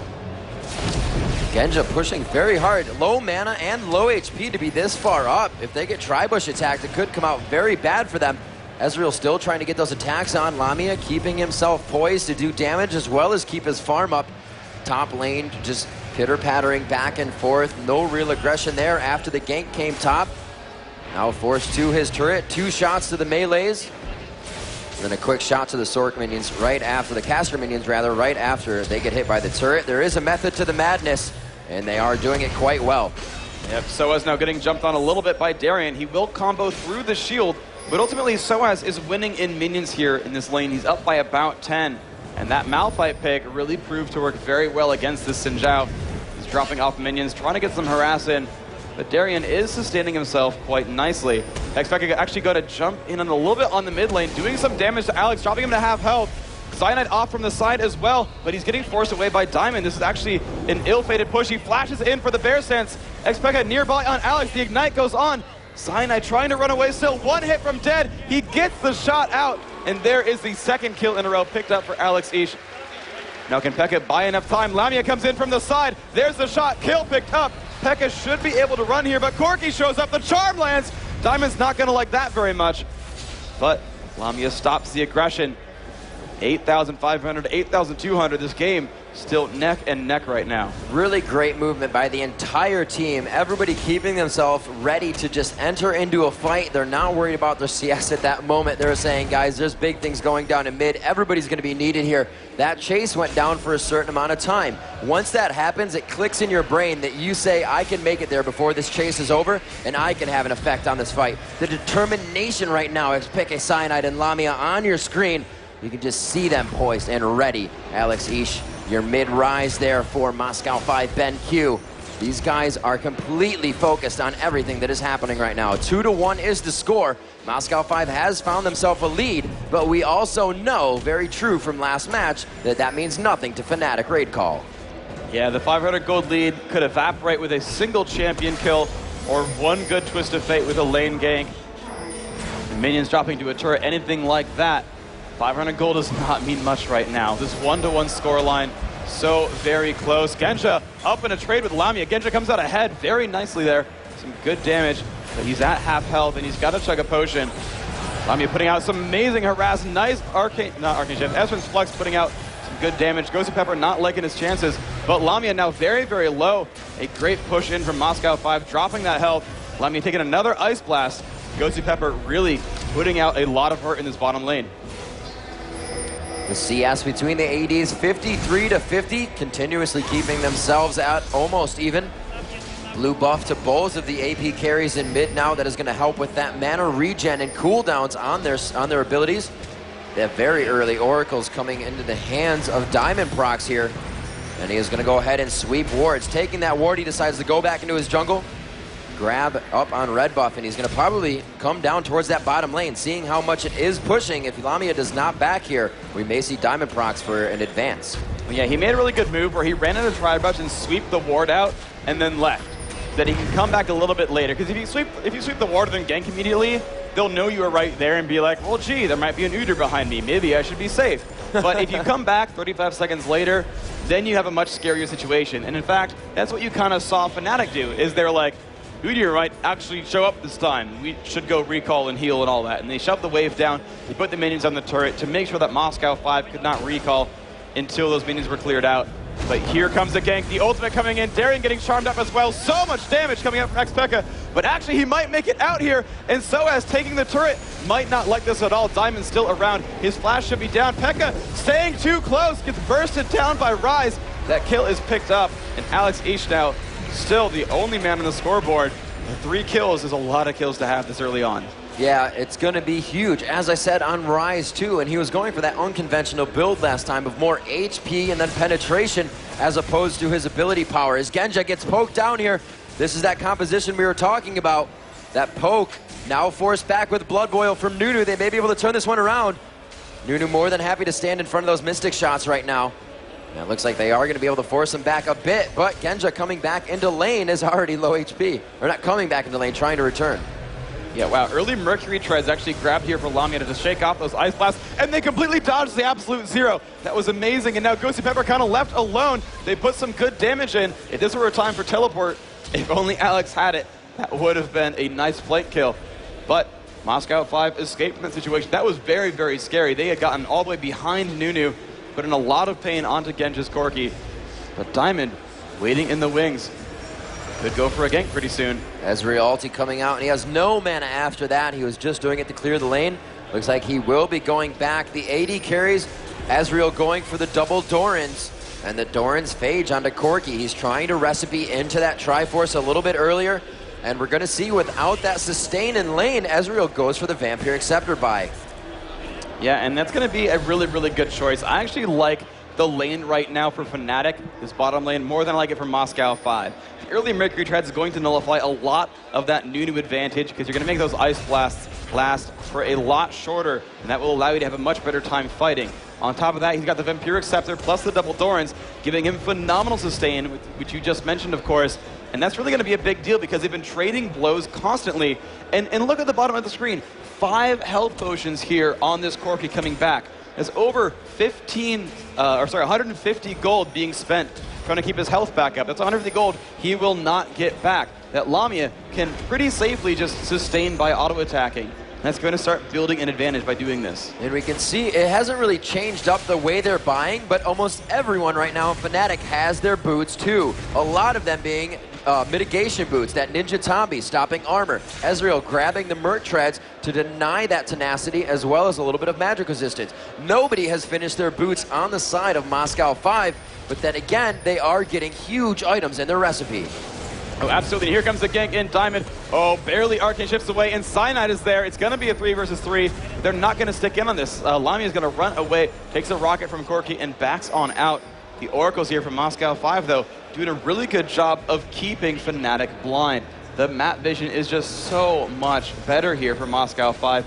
They are pushing themselves higher and higher in this game. They're now up 1,000 gold, and here we go. You can see the vision. There's not a lot of really sight here for FNATIC. You just saw the champions in the river. They finally got one board there in front of Dragon, but that's about it. Now, it almost seems like FNATIC is forgetting their own composition. They're getting very close to these fights when they don't need to. They have a huge amount of poke, and it's costing them a lot of damage in the damage trade, which is not going in their favor. Corki and Nunu just able to poke from their short range is going to outburst all the cleavers you can just dodge through your minions. So them being able to attack over the minions and Mystic Shot having to be passed around, and the Essence Flux really the only thing they can use on the inside poke. Moscow 5 has been doing very good at getting on the inside. Yeah, and that is really, really good. Although I just said they're laning. You know, Moscow 5 is playing it right. They've been very safe from ganks. They've, you know, that heal bait earlier from Corki trying to get Lamia to dive in. Not quite happening there. But ultimately, they're making it happen pretty nicely. The Golem buff was just given to Ryze, now about to be given over to Ahri as well. These two mage players going to be just stacking that mana regeneration from that Golem buff, and it's going to just... They're going to keep hitting those spells out. They're going to keep last-hitting minions, and they're going to keep farming to be the biggest threats they can in this mid-game. Now we can see Nunu just waiting in the brush, and this is a really cool move that GoSu is doing. He doesn't need to be up in Ezreal's face right now, so he's standing in the brush that would watch for ganks to come in. They don't need wards everywhere because GoSu can be that ward. He can have that vision and say, nope, there's no Mundo yet. Nope, no Mundo yet. Nope, still no Mundo. We're okay. You can keep pushing. And we have an entry in here from Diamondprox. Again, that Oracle coming into play once again. That Heart of Gold and Philosopher's Stone already on him for the gold generation items. Well, as we can see, Mundo only has his Heart of Gold right now, so it's going to be a lot more sustain coming from Udyr, as well as he has Turtle Form as they start to turn. nRated doing a very nice job just being a pest on this situation here, throwing a ward over the side. Cyanide coming from the top. Ezreal True Shot comes out. It's going to pass through Dragon, and they will now start to grab aggro from that if they get in range. It's going to be Ahri that takes that off, and now Ahri trying to attack Dragon, you know, makes Moscow 5 say they still have it. They're going to be able to pull it out a little bit. We need vision, so that causes Moscow 5 to have to be closer to the fight. Both teams, however, decide Dragon is not worth it right now, and that's actually something we've seen previously from other teams saying it's not worth it. A good jump on, and Spirit Rush required to be used back into the prison, though. And she will be able to use the last one to get out, forced to back after the Ignite. So wasting a few summoner spells for the ultimate is going to work out in her favor. Yeah, that was a little bit too aggressive there ultimately. But here comes Alex starting up on that Dragon, and they know they just forced one of FNATIC's members away. They know at worst it's a 5-on-4, and right now Lulu is not legging her chances, taking a bit of damage, forced to ultimate herself. That's one more cooldown that FNATIC will not have. And you can see Moscow 5 still staying up on that Dragon. They do pick up that kill. Moscow 5, the first Dragon of the game, putting themselves up now at 2,000 gold in the lead. And as we move out of that Dragon, 3-1 in favor of Moscow 5. 15 minutes has just passed. These teams doing almost exactly the same thing. As at 15 minutes, they had the same amount of gold as they did last game. Pekka not legging this engagement. Alex going to go in. One more Rune Press is going to almost secure this. There it is. Cyanide shows up. Can Pekka get away? The flash stun is going to be too much. Diamond picks that up. And Cyanide must run away. Now 4-1. And Alex has been involved in every one of his team's kills. You know, we have not really seen of such an aggressive Flash Udyr since Saint used to play him in the jungle, but really such an effective champion. Bear stance, able to continuously stun if you are switching your target. Not a lot of people know that. Utilizing it very well. Didn't there, but was able to flash, get the bear stance, and then use the AoE from that Phoenix to get it down. We are going to see FNATIC again taking down the first turret of the game as they have the past two. Yeah, and actually I like the spidey sense there from Alex Ish. sOAZ had come down in behind through that golem area basically and was like, I'm going to come in from behind Alex. If he defends this turret, we'll just combo him down. And Alex was like, I sense a sOAZ. I'm going to run down behind the second turret, and he recalled there. It did give FNATIC the turret kill, and that was a good play overall, of course, by FNATIC. But Alex still, the guy's got some skills. He knew when ganks were coming. He's, again, been involved in every one of these kills, and he's got a very similar build to last time as well, going for that early magic penetration plus the early mana, and it's going to work out pretty well for him, I think. Sin once again pushing his lane. We see these champions running in and out of the bushes that are below them, like you said before, creating themselves, or making themselves the ward that they don't have for the time being. Looks like we do have sOAZ backing top. He's going to get a few purchases under his belt. He does have that Sunfire cape. He's going to be able to push lane very well along with Brutal Strikes, which helps him do a little bit of AoE, that area of effect damage with his auto attacks. Diamond more than happy to take that shield shot on Essence Flux and clear the ward out once again. Yeah, and suddenly, kind of out of nowhere, Moscow 5's bottom lane just spiraled out of control. Ezreal and Corki were neck and neck, but suddenly Genja has a 33 minion advantage over Lamia Zealot, and that is not a good place to be. He's gotten Ice Blasted, and Udyr is back in the mix. This could be a very, very bad 2v3. nRated getting jumped on. He's going to go ahead and sacrifice himself up in the front, slow everyone down, take that death, and leave Lamia alive. So good play there by nRated to keep his teammate alive, but even better by Moscow 5 to have the gank in the first place. You know, they're doing very good on these ganks too. Coming in on mid, Alex Ish going into on Ahri. A little bit too much HP though between these two champions. Doesn't look like they can quite just flatten each other from 100%. Xin doing what he can to continuously attack down on Malphite. Malphite's ground slam, a pretty good counter to Zin's attack speed, but still winning that lane in his favor. Great job by Darien. Now the focus onto Lamia. 0 mana between him and Nunu. The summoner heal goes out for both teams, I believe. Yeah. And we are going to see them back off from that situation. And Lamia doing a good job knowing that the mana pools were very, very low. He knew he could stay, and he actually focused down onto Corki. You saw when Nunu kind of jumped in on him, he actually landed a Mystic Shot onto Genja and kept making sure his Arcane Shifts, or his Essence Fluxes, were going to hit Genja. And that allowed him to survive because they couldn't dive his turret. They didn't have enough health to do so. Looks like a little bit of meat together down bottom. Cyanide and nRated clearing wards together, also placing wards. Power and numbers for this team right now.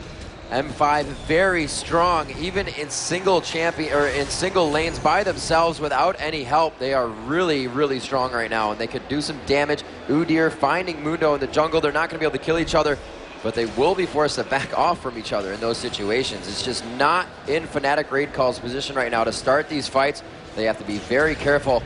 Lamia still trying to farm up. As you said before, he was down. The most gold right now goes to Alex Ish once again at 6,700. And really, it's only his team that is on his heels for that gold amount. Yeah, but now at the bottom lane, a lot of poke going off on the Genja. The polymorph comes out, but a little bit too late. He already tossed those missiles out, and Diamond's coming here from the side. They see that with the ward. He's going to come on down. The ult from Nunu doing so much damage. One's going to fall. Well, it kept him slowed at the very least, and Lamia now getting chased out. Cyanide shows up at the last second to keep him alive, but great burst coming out from Moscow 5, taking out nRated for the second time in about 2 minutes. It's going to snowball them ahead even farther, because now Corki has a kill and an assist on top of that minion farm advantage he has over Ezreal. 6-1 is your score here at 20 minutes into Game 3 here at the European Regionals. Your semifinal match, the first one underway between Moscow 5, BenQ, and FNATIC Raid Call. The first 2 games were absolutely ridiculous. Moscow 5 coming out in a fury, causing FNATIC Raid Call to surrender. FNATIC says we could change this around, and they took an absolutely amazing Game 2 that looked like Moscow 5 should have surrendered. Now into Game 3, it's 6-1, and Moscow 5 is doing what they did in Game 1. But what happened in Game 2 with FNATIC's comeback, we cannot count them out. Yeah, and you're just seeing the top lanes. You know, let's start going through the whole rosters here as you crest about mid-game right now. Darien is keeping up with sOAZ in minion farm, and that's usually very difficult. It's what people would generally consider a counter lane here at Malphite, because he can stack armor and still scale into offense, which tend to do very well against a physical heavy Xin Zhao. But you're seeing only a 7 minion difference here. sOAZ trying to get that Frozen Heart out, and that's going to be a very big pickup He's going to keep stacking armor. It's going to be a very good pickup to do so. And once he gets very large items, sOAZ is going to really mitigate a lot of Moscow 5's damage. But until then, they're just getting a very farm Xinjiao who can late game all day. But right now, we've got Moscow 5 looking for a dragon attempt. They are going to be on the bottom side of this dragon, which leaves a lot of that dark area towards the top. They have vision of what's going on right now, but Moscow 5 also has a ward on the backside of FNATIC, so they see everything that's happening right now. That vision ward has been placed inside the dragon's den. Both teams once again back and forth. There's a little bit of vision on both sides, so both teams know where they are. Yep. And Moscow 5, actually Alex waiting very, very far in the back, almost down to that tri-brush there, just says, yeah, I don't want to get initiated on first. I'll wait. You guys can open up on this. I want to make sure I'm not the first target here. And actually, looks like both these teams losing interest. Both Lamia and Genja making their way back to the bottom lane to take out these minions. And Moscow 5 going to go into full retreat, move over towards that mid lane. It's one turret to one turret right now. We'll see if Lamia can get himself some gold back. He needs to catch up, honestly, right now. Oh, very nice charm there on xPeke. He may be forced to flash out of this situation, and he is unstoppable force coming in from Cyanide. There's the absolute zero. How much damage will it actually do? They are able to drop the 1-for-1 so far. GoSu Pepper forced to flash away on Nunu. It made the growth going on to Cyanide, but he stays alive. Ari now the focus of Xinjiao and Udyr, as it looks like everybody may be able to make it out safe. No, the Valkyrie in, very aggressive from Genja. As he turns, that's not aggressive. Cupcakes aren't aggressive. nRated now taking damage, and he may go down. He does by the last shot from Corki. Genja finally capitalizing on the kill. One more shot to sOAZ, and the double hit, double kill for Genja. As he comes out of that one alive, so aggressive, losing the last bit of mana to Valkyrie in and leaving himself in the fray. Wow, and a 4-to-1, sorry, 3-to-1, 3-to-1, 3-to-1, yeah. A 3-to-1 overall fight for Moscow 5. Beautiful coordination there. The opening burst was so strong on Alex, but he popped his ultimate on Rise, and he spell-vamped and tanked for just 3 more seconds, and that was all he really needed. All the crowd control was burned, so they could not stop Nunu's absolute zero. And so GoSu Pepper just dealt so much damage in the opening there that the team fight just got turned around. Genja on Corki came in from the side. All of FNATIC was already weak, and it was cleanup time. They just tried to deal as much damage as they possibly could, and all FNATIC could really try to do was run. That Summoner Heal at the last second, helping to keep his team alive as well as they dove those turrets. Really, really nice moves there. Great teamwork overall. Looks like Lamia may be poised to take this bottom turret. And they're going to move on in some more. Still doing some damage. Genja left alone in a 1v2, though GoSu Pepper is coming by as well. He's been turned into a cupcake, which does force him to miss minion kills. And so FNATIC will be fine. Just push down on minions some more. They have decent ward coverage. They're not yet afraid of getting ganked. Right now it is 9-2, and Moscow 5 are still in the driver's seat. They did get a ping down onto Baron there. They saw him going around, but it doesn't look like they're going to focus. Malphite, that's going to be sOAZ and Darien meeting towards that top jungle. Darien has eyes on him. He's saying, guys, Malphite's coming down. We need to congregate here. We need to make something happen. Dragon doesn't come up for another 4 minutes. It looks like everybody's heading down from top lane. It looks like they're going to try to push down strong through this mid, possibly. And it's just strange because FNATIC normally has done an amazing job by this point of getting all 3 outer turrets, but they're grouping in mid again. Now they actually have a lane sneak coming on from Dr. Mundo at the bottom. They've got Ari and Malphite reasonably close by. This could turn sour. Xinjiao and Rise both heading from mid as well to join in with these guys at the bottom. GoSu Pepper still putting the slow out onto Lamia. Okay, looks like the mid lane will return right now. But it's 1-to-1 on turrets. This is rare to see FNATIC actually equal or behind in turrets. We'll see if they regroup somewhere else, or if they're going to be happy to sit there and kind of split up on their farm. And for these lull moments, the moments where nothing's going on, it seems like both of these teams are just playing a different style. Until, like I said, Moscow 5 finds that aggression that they want, they won't do anything. They'll seem like the most passive team in the world, clearing wards, doing what they want. But when that fight happens, they come out full force, 110%. And right now, see, they had that bottom lane advantage. They said, you know, they're only there, the wave's pushing, we don't want to do anything there. We're going to have to dive under the turret. Not a good situation. They see Malphite somewhat in the jungle. They are moving everybody towards that area to say, hey, 3v1 situation, that's what we want. Yep, absolutely. And you're going to see some collapsing coming in. Meteor and Rise left to push back a little bit. FNATIC still wanted to push out this top lane. There's so many minions are giving up at the top. Sorry, they're pushing the mid lane. There's so many minions are giving up at the top as now their minion wave is so much bigger that they're crushing and collapsing on those blue minions every time. There's 7 minions that they're not going to get. And with the game this close, honestly, that amount of minion kills really does matter quite a lot. Here's Darien actually moving to the top lane to clean this one up. He's going to get so much gold out of this. You're going to see his level 16, his minions 212. Just everyone on Moscow 5 is so incredibly rich, and you're seeing the advantage grow even farther, actually, if you compare Genja to Lamia. 9,000 to 6,500. There's a 2,500 gold difference between the attack damage carries, and that is a huge, huge margin between the two. And definitely something to note as well, 7,800 is the highest gold on Ahri. 2 members of Moscow 5 are over 9,000 gold apiece. Yeah, they are just incredibly rich. The overall gold total difference, about 7,000. Actually, it's a 20% lead. That's actually rather significant. Moscow 5 are looking really good in this mid game. And I think they're not many steps away from making this game 3 their own. However, FNATIC do have the ability to assassinate. We've only really seen one unstoppable force come out from sOAZ, and when he hit it, they killed Rise. And Rise, I think, still, right now, the all-star of the Moscow 5 lineup. They kill out one of those major champions. That's going to be a very big hit. sOAZ has finished his Frozen Heart, so suddenly the attack speeds are going to be a lot lower on Moscow 5. The ability to go into a very end game, I think, is in FNATIC's favor. So I think they're actually okay with, I mean, I don't think they like that they're down 20% in gold, but they're okay with having this kind of sit there and get later on. nRated taking a bit of harass there. Genja hitting some damage. Ahri trying to show up. There's GoSu landing his absolute 0. And here comes the counter initiation. They are in. nRated taking a lot of damage. They're going to try to do what they can. A lot going in. There's the unstoppable force. Can they pick anything up? Diamond taking some pain. Ezreal still chasing in. 1 hit from dead. Rise nearby. Will they get the comeback kill? sOAZ will drop down. They slipped out the oracles, but it was a 2-for-1 trade. Moscow 5, I think, are still going to like that.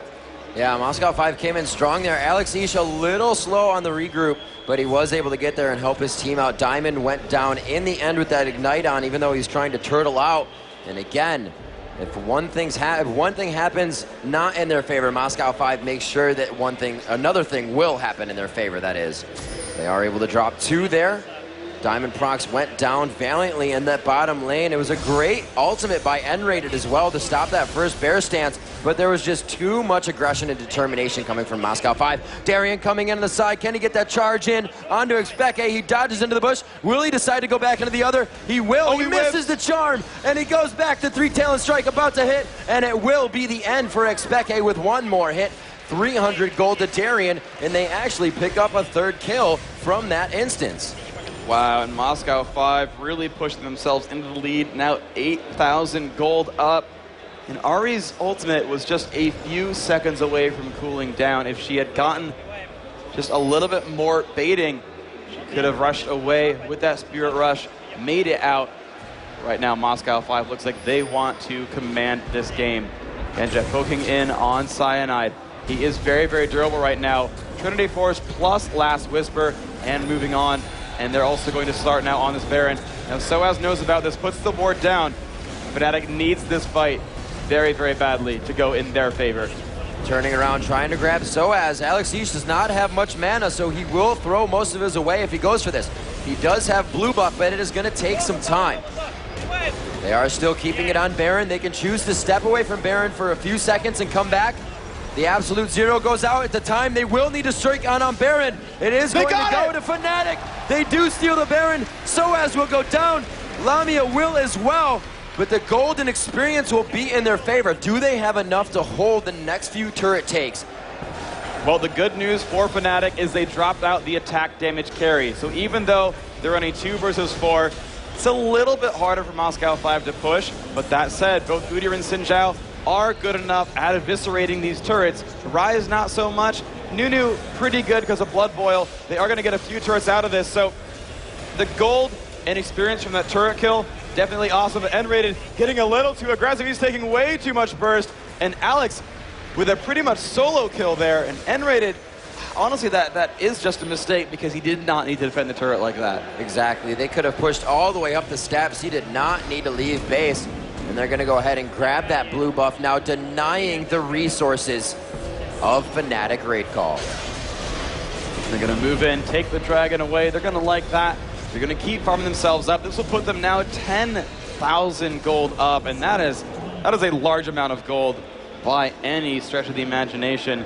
Darien still going to be able to farm, but let's take a look at that Baron steal. GoSu opened up with a quick ultimate to try to stop everything else. Cyanide trying to push through Rune Prison, getting bursted. It's going to have to be Lamia. Can Cyanide get into range? Yes, just barely in right before he died. He got that a half second before he fell down. And then, of course, it was like, well, we're in. We've got to go for it. We'll do what damage we can. They did pick up the kill on a Genja, but Moscow 5 really did clean up very nicely there. The Baron steal we have seen come out huge in this weekend, turning the tides of matches. It's not going to be one to completely bring them back. That's going to have to happen again, be it their own Baron or be it another steal. They are still very far behind, but that is a huge step for them to climb back up. Now Lamia trying to open up onto Genja, doing some pretty decent damage here. Looks like it's not quite going to be enough though. Almost now 70 minion advantage here. 11,400 to 8,600. Still a very, very big difference here between these attack damage carries. Even though he picked up the kill on Corki and he got that Baron, Lamia is still not nearly as scary right now. But GoSu taking a bunch of bursts to the face. No one is near him. They're going to jump in as fast as they can. Can they pick up GoSu? Lamia taking some burst in from Genja. The ultimate comes off. Will pick up one. Now Genja trying to run. He's going to need to land something to make this happen. He does get the Trinity Force proc, but that's not going to be enough, as Malphite actually was dropped down at the top of the map. The great move from alexisH on Rise. Oh, possibly a mistake there. They have vision up top of the rest of the team. They are actually on that turret. Mundo still had Lulu's growth on him. I do not know why he didn't chase down. The amount of poke they could have had would have been able to shut him down. Yeah, but they're going to get one turret for themselves for their effort. It is still a 4 versus 4. Oh my gosh, the top of the map though. Pekka not going to like this. Tries to dash away, but Alex doing too much damage on Rise. They've got their own turret kill. I don't think FNATIC should stay here at this bottom lane picking up turrets because they're going to lose so much of their base if they stay out of the way. Yeah, with Udyr and Darien there, that's a lot of attack speed you're not going to shut down. And he is just using quick Phoenix to Tiger, and he's going to be able to do so much as he comes out of those. Again, the inhibitor going down. They're going to be forced to back. And now look, Corki is going to actually try to stop Mundo here. Will they try to contend this? Yes, at that bottom lane, you can see on the mini-map, they're kind of shutting them down from backing, forcing Mundo to walk back, giving them less defense at the base. Yeah, and Diamond easily able to run away from Malphite. The slow's not going to last long enough to really matter right here. And Diamond actually moving on to a Frozen Heart right now is going to be massive for him. He's going to have so much more durability. It's really going to shut down the Ezreal's damage output. And poor Lamia just went for a Bloodthirster. But let's look at what happened that prior kill. sOAZ getting ganked from the brush. Look at that burst damage. He flashed away, but it's not quite going to matter. Darien and Alex putting out so much damage. And the thing is, he actually had Unstoppable Force ready the entire time, but he wanted to save that cooldown. In the end, actually kind of a bad choice. Yeah, that Unstoppable Force is going to get him well out of range of Rune Prison from alexisH on Rise, and any of the stunts he would have encountered from that 3-talent strike probably would have been the best idea. Back onto the map though, each team has 5 strong. It's really in favor of Moscow 5 Ben Q right now, but we have seen FNATIC turn this around. 36 minutes into the matchup, Baron comes up in 2 minutes. And that's going to be, I think, what FNATIC's going to look for, is they don't want another 1-3 fight with a Baron steal, because if they lose 3 members of their team and there's 4 alive for Moscow 5, they'll just lose their base. FNATIC cannot get too cheeky here. Now, it's a really good idea of them to push like this. That brings the gold a bit closer, and that's what they want to do, is trading turrets and trading kills is better. Being 10,000 gold behind kind of sucks, but if both teams have like 90,000 gold, 10,000 gold is chump change at that point. It's not really that big of a deal. At this point, 10,000 gold means a whole lot.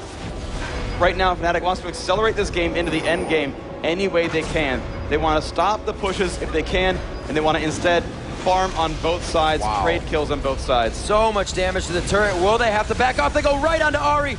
Xin trying to throw his ult down, pushing everybody else out. Unstoppable Force will shut them down, but they may have taken too much damage. They are able to trade back some of it, though. The focus right now onto sOAZ, and he finally goes down as the first in the fight. They next find Mundo. Will they be able to drop the rest? Lamia, nRated, and xPeke forced to run out of the fight.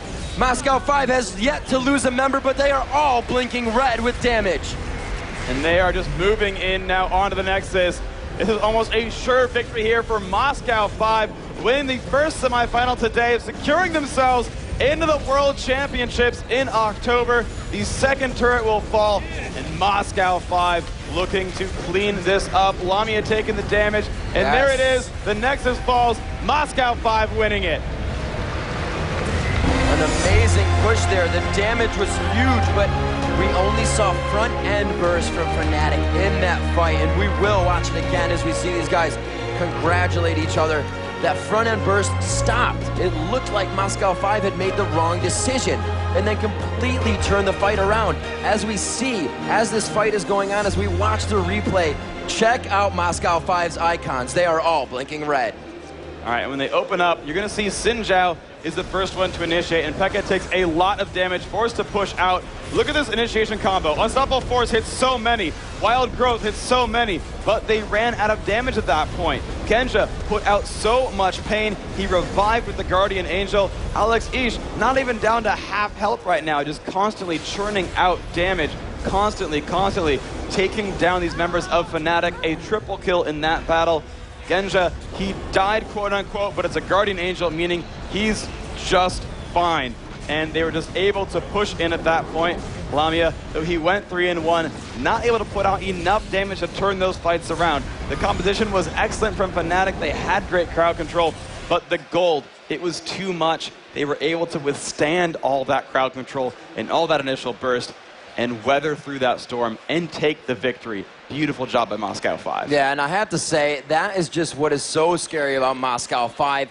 When they get that aggressive, you cannot stop them, and that is not what these other teams in the competition want to see. Yeah, and their overall gameplay was absolutely great. That time after time, if it's a team fight, they win it. If it's a team fight they choose to take, they're going to pick up kill after kill.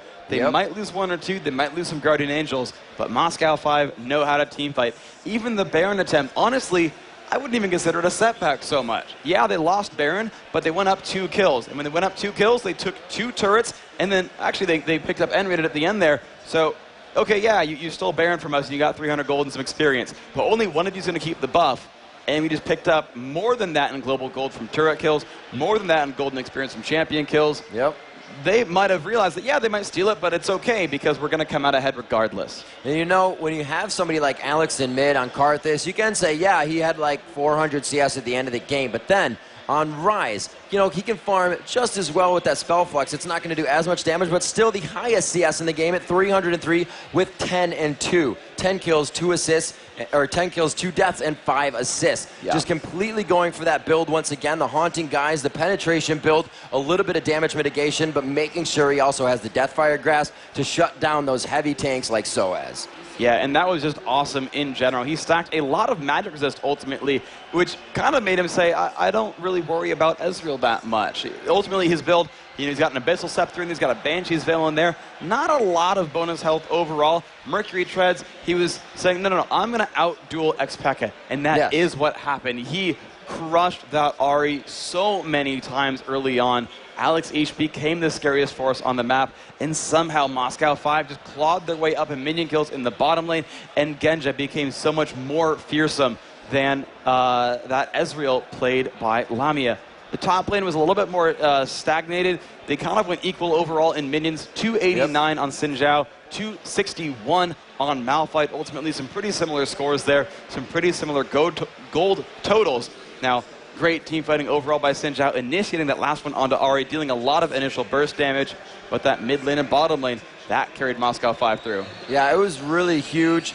The kills weren't even allowed for FNATIC raid call. 21-5 was the overall score. Ahri with 1 kill. You need your ability power mid. The AoE damage, the lockdown, you need that damage. 0 kills, on Cyanide. Coming out of the jungle, you need assists and kills. Those are what's going to help you. You need to help your lanes, whether you want to give that to your AD carry or the AP mid. You need that to build yourself. He relied on just that one gold generation item, had a Warmogs, which means he needs to farm that up. He's not going to be in the fights right away. Those are expensive items to have when you're not getting any kills. Yeah, and ultimately it was just them getting starved in gold. It was interesting how it worked out. Moscow 5, they actually starved them gold. They didn't really give up many dragons. They did lose that one turret early, but it was stuck at that one turret. FNATIC got that one, and in the end they finally got up to 4, which is good, but they did not get those global objectives in their favor. They started falling behind in minions. They started getting killed, and as you said, they only ever got 5 kills total. There was not a lot of gold handed over to FNATIC, and so you saw those endgame fights. Their damage was just not there because they were not rich enough to take down Moscow 5. Yeah, we're going to have to see what comes up. Moscow 5 now moving on. We are going to have another matchup coming between SK Gaming and CounterLogic Gaming Europe. It's going to be just as good. We're going to throw it to Rachel on the stage for a quick interview. Thanks so much, guys. I am here with Alex and Peke. Peke, talk to me. You guys were so close. This was the first match of this tournament to go to a Game 3. You were almost there, and then it was snatched away at the last moment. So what is going on right now? Well, it was a third game. Like, I fell a bit on mid. I got camped by Udyr, like 5 ganks or 6. I didn't expect that at all. And then we fucked up at 1 dragon. Like, our bottom lane was okay, but at 1 dragon we lost a lot of time, and our bottom lane got like 2 levels behind just by that. Now that's how it played out, but what do you feel, man? What are you feeling inside right now? Are you feeling passion to attack tomorrow? Are you sad? What is going on? No, it's a bit sad, of course, but I feel it was a good game. They dominated 1 game, we dominated another game, another game was close. So I think tomorrow we will do our best, and we will see who we have to face now. Well, I'm glad to hear that fire is still burning. Alex, you must feel incredible. I'm just going to guess here, because you are the first team in Europe to have a certain spot in the LOL Season 3 Championships. What's that like? It's really awesome. Like, when you feel like you're winning the game, you just get that incredible feelings. It's so frustrating. You just go and go and go. You could see like me pressing the keyboard like this on Rise. It's like, so we're really happy about that. We went through all the season.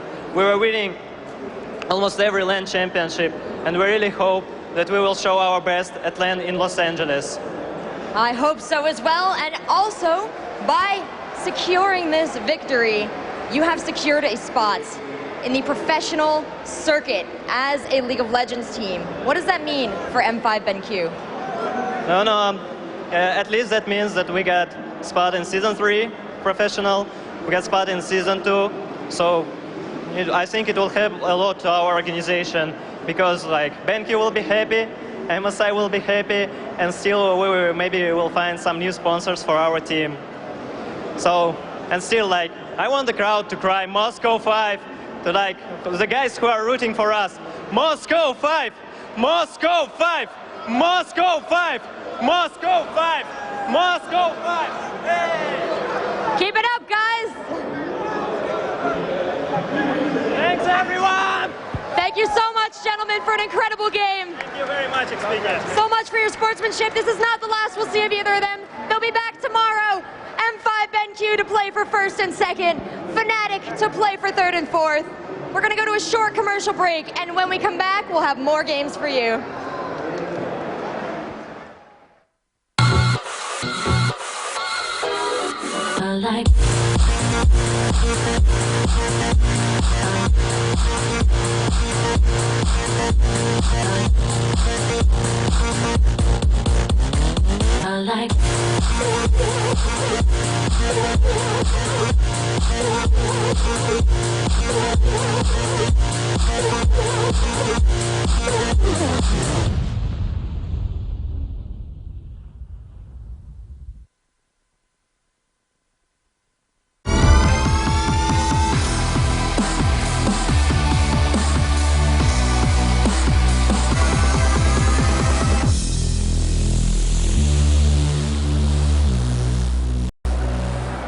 Welcome back, everyone. We're about to head into our second match of the day. These guys have played all season long, and now the winner of this matchup is going to have a guaranteed position in League of Legends Season 3 Championships. That means they're going to be sponsored, they're going to have a ton of matches to play in, and their future is going to be changed forever. That's what's hinging on this match. Rivington, I know you have someone out in the crowd there who's going to gamble on which team is going to take it. Yes, thank you, Rachel. And I don't think this could have worked out any more perfect. Sir, could you please tell us your name? My name is Timo. And how do you spell that? T-I-M-O. So I actually sat next to Timo in the crowd. And yeah, right here, if you guys ever wondered, he's a little bit taller than he is in game, but here you go. So we have SK coming up on this game versus CLG. In your personal opinion, like, who do you like to watch between those two teams? I like watching SK, but I wrote for CLG. Yeah, that's what I was going to say. Who do you think is going to come out on top? CLG. All right, so you're going to go for your carry-only shirt. You're going to bet that on CLG. Yeah. All right, how much do you actually play Timo? Not at all. I didn't even buy him. I didn't even buy him. Oh, we'll have to change that. We'll have to change that, definitely. Well, we'll have to see what happens in this match. SK Gaming versus going up against Counter Logic Europe, two of the strongest teams right now in the European scene. As Rachel said, vying for that spot. Back to you, Rachel. Thank you, Rivington. Now, without further ado, I would like to introduce the first of our two teams about to compete, Counter Logic Gaming, EU.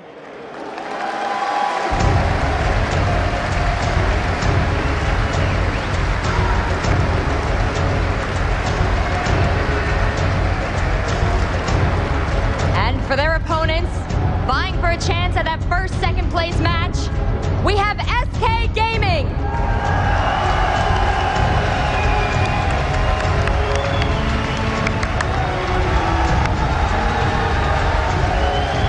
Is SK Gaming the crowd favorite?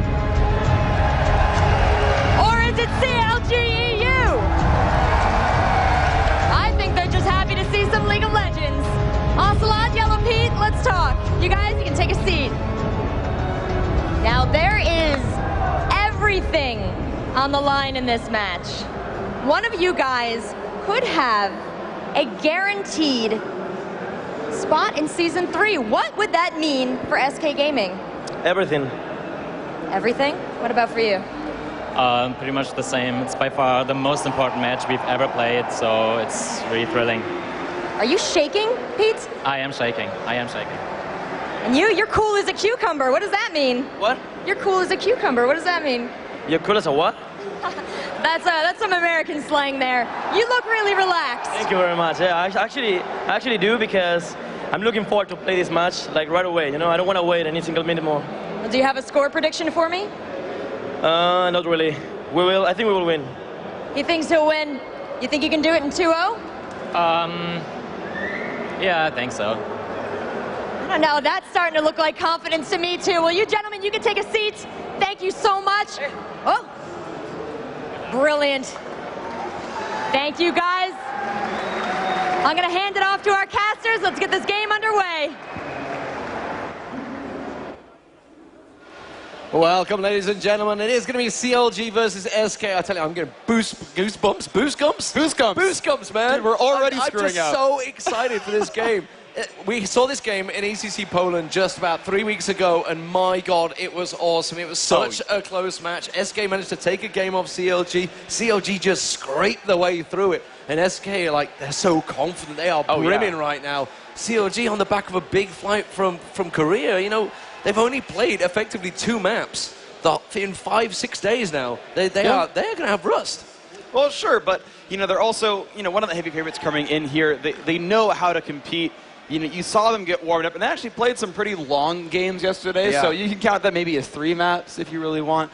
But you know, I want to believe they're on form. Yes. You know, they're professionals. They know what's going on. They know how to you know, get themselves psyched up for the Flash matches. banana, you can't miss it. Dude, CLG. There's a wow. Yes, that's just good. I like that sign. I like the signs a lot. I choose you, Froggen. What is that, Articuno? Oh, nice. I like it. Yeah, you got so many matchups in this game. I mean, you got Kevin versus Wicked top. Kevin has been outstanding lately. Oh, that yeah. Aurelia play yesterday, where it was just dashing around, it was like Michael Jackson or something, dancing around between the members. I think he got a double kill at the end of it as well. That was a double gank on them. You got Ocelote versus Froggen in the mid. You got Yellowpete versus YellowStar down the bottom, man. Yeah. And I noticed Yellow Lamia in there as well. Yeah, I didn't want to feel left out.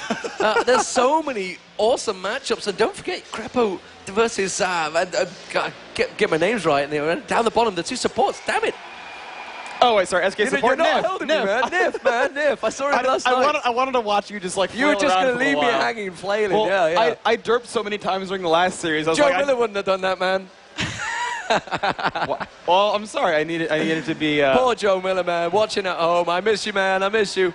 He's had an accident, so he couldn't join us today. So his foot, he can't really walk. Or was in it fact. an accent? Since I'm here now. Yeah, or was it? Who actually did do the damage? No, but seriously, we have a phenomenal matchup. You know, like you just mentioned, the neck-and-neck 2-1 series at ECC Poland, and it was Kevin who was just brutal in those games. And you know, because we've been talking about Kevin, I want to talk about Wickd as well. Oh, God, this man, he's probably one of the most outspoken players in the pro gaming community. Certainly one of the most outspoken on Counter Logic Gaming, and there's a couple of interesting things that just kind of have revolved around him recently. So number one, you know, we saw his match against, I believe it was Alternate, yes? Yeah, he pulled Renekton out. Yeah, and he pulled Renekton out. And the thing is, he pulled Renekton in, knowing he was fighting against an Aurelia. And he's quoted as saying, yeah, Aurelia is actually, Aurelia likes fighting Renekton. It's an easy matchup for Aurelia in favor of Aurelia. But I talked to him in the hotel after the series, and I was like, well, what's the deal with that? And he's like, well, the thing is, Aurelia wins if you play it perfectly, but if you screw up in like the first 4 levels, it's like a landslide for Renekton. And he's like, and I predicted my opponent wouldn't be good enough to not screw up, so I was going to snowball against him, and he did. He crushed his lane really hard. Now, is he going to give that same level of respect to Kevin? I don't know. But, you know, he kind of came up saying, yeah, I know I'm a better player. I'm going to pick a matchup that will snowball off of a mistake made, and the mistake was made, and he did snowball off of it. So we're going to see if he has that same theory for Kevin here. Yeah, and how's it going to work out in the mid? We had Pharrell and Lord versus Froggen yesterday. Some epic battles really there. Oh, yeah. It was fantastic to watch. And, you know, I know I've seen a lot of people posting, look, it's a 5v5 game, guys. There's a lot that goes on. But really, that battle yesterday between Frog and Lord, I think I ended up calling him at the end there, it was that full-on mix-up, was just amazing. Ocelote right now has been on fire. He's pulling some awesome stuff out. He says he's got some secret weapons. I'm not sure what they are. Evelyn. Again, I'm not sure we'll see that one, but you know, he's been playing a pretty damn brutal Morgana in the mid there. You know, obviously we know there's a Nivea for Froggen. We've seen him coming out with Ari Gragas lately as well. As you know, I say lately, he's been playing it probably since season 1, I think. Oh sure. But really, how do you think that matchup will go? I mean, Ocelote, the guy is so brimming with confidence right now. Oh, he is. So I've got a couple things that I'm pretty sure will happen. So one is the Karthus ban, because Ocelote just does not play. Actually, it'd be really hilarious if Ocelote's like, yeah, my secret weapon is that I now play Karthus, right? and like, yeah, because CLG, he hates it. Yeah. Right. But like suddenly out of nowhere, it's like, I learned patience, and now I can play Karthus. I don't know, but you know, that's always, I guess, a possibility. We haven't seen LeBlanc in a long time. He grabbed it against Team Solamid back in Kiev. Early this year and got counterpicked by Sion, and he knows that Froggen loves playing both Anivia and Karthus. These are two matchups that I imagine working really well for LeBlanc, because you've got the mobility to dodge all the Anivia skill shots, and you just generally got the burst and mobility to just kind of deal with the sort of persistent damage of Karthus, and you can dodge everything.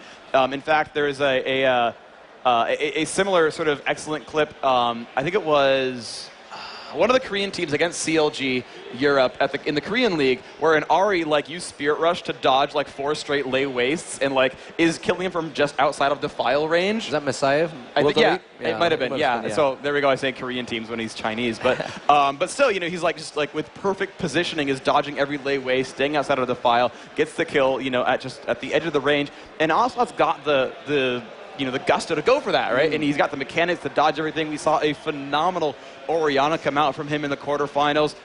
I would really like to see what he does there, because Froggen tends to play slightly unsafe champions. Outside of Gragas, you know, Anivia, Karthus used to play a lot of AP Kog'Maw. These are champions that can get assassinated, and I think that's a really good style for Ocelote to fight against. Yeah, well, let's look at what they played in Poland. I've got the stats in front of me. So Ocelote, the game they actually won, SK won one game, and it was Morgana versus Froggen's Anivia. So they won out that one. Then the next game, Ocelote took Ari, just like you mentioned, and Anivia was on Froggen. Froggen obviously won that battle. Sure. But the next match, Ocelote managed to get Anivia, but they lost out, and he lost out pretty heavy to Froggen's Ari. So these guys, they're going to be one of these champions you'd expect them to be picking there. Karthus has been banned out so many times, I believe, in the background. I love you, man. Oh, thank you. I do love the crowd here. I think it's the first time I've seen like compliment the casters. So you are now my favorite person. I'm looking at the monitor where he is instead of like looking back at him. But you are now my favorite person in the audience. Thank you very much. I'll even give you a Teemo face for it. The heart. Thank you very much. If I could do the heart right, there we go. Get the right heart. That's right. But I mean, out there. Well, we talked about top lane as well, but let's talk about the bottom lanes, because YellowStar, Yellowpete, these guys, we're gonna mix up at some point. Never. No. Almost certainly. I'm going for 100% correct. YellowStar has really regenerated?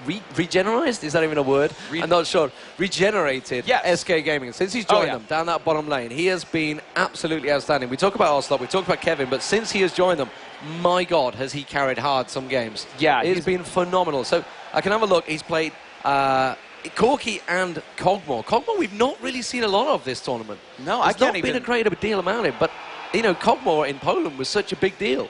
Yeah, and nothing's changed to the champion since then. He's been just perfectly fine. I think people started like playing a lot more Ezreal. I mean, Ezreal, Corki, and Graves have been really the three big attack damage carries of the tournament. Not seen Ashe, not seen Urgot, not seen Kog'Maw almost much at all. If it was Counterlogic Gaming America, you might see Vayne or Caitlyn come out a little bit more often. But yeah, you're seeing actually a lot of these players gravitating to some similar champions. But Kog, Urgot, and Ashe would be the three that I would see suddenly show up. And I like these respect bans right away. Karthus and Anivia being taken away from Froggen. SK does not want to deal with those. And you're seeing Counterlogic Gaming also in just a few seconds saying, yep, Yorick, Morgana, Nunu, dropping them out. Again, respecting that Morgana from Ocelote. Yeah, and Kevin's been playing Yorick pretty heavily on that top lane. They don't want to be against that, and they're taking Nunu away because they know the fact that Nyph has been playing it pretty hardcore. So good bit of research between these two teams, despite the fact CLG have been in Korea, they've been checking out the stats. It was in Poland, they were like, we're going to research these teams. They really want to make sure they know what they're up against. SK Gaming have been practicing with Moscow 5 solidly all week because Moscow 5 knew they weren't going to be facing them. So who better to practice against, you know, for SK Gaming than potentially the #1 team in the world right now. Yeah. You know, they took that championship in the Intel Extreme Masters just with yourself and me a few months ago. But what were we working out? 5 months ago now? We're into August?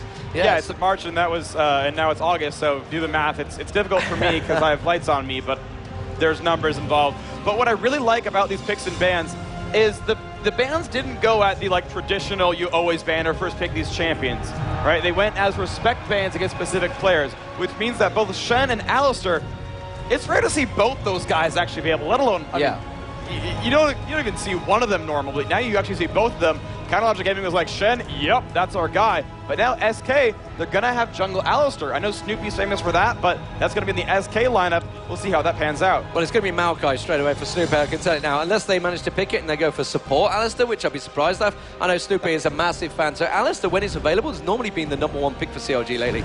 But with Shen available, it makes sense to go straight for him because that split push power that Wicked's going to be having in that top lane. Of course, it could be jungle Shen.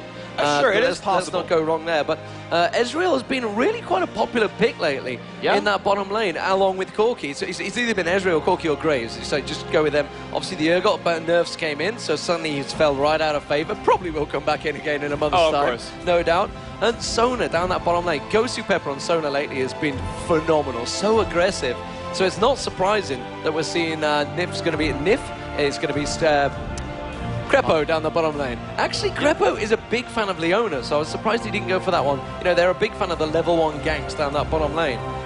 It might be that they're afraid of Alistar. It might be that the gigantic tank ball that is Alistar pretty much says, no, there is Maokai. We can't go Leona because we'll initiate on death, basically. And so they're actually picking a little bit more of a defensive lane here on the SK side by grabbing Janna out there. Now, again, you've got two sort of I want to say like mid-level, that's not really the right term for it, but they're two supports that can go all out aggressive or all out defensive, where Sona can go in there, toss out power cores, just go for damage, initiate with her ultimate, put out those stuns, and do a lot of damage. And the same thing with Janna. She can flash ult, knock people back, kind of make herself a Gragas barrel, put out shields for the bonus damage, go for knockups, go for slows, or she can use all those tools defensively as well. So even though one of these lanes might snowball ahead, the pick of supports will allow them to kind of keep themselves sort of defensive and actually survive in those fights. And now we're going to see a counter pick available here for this top lane with all these picks in. You're right on the Maokai. Shen's up at the top.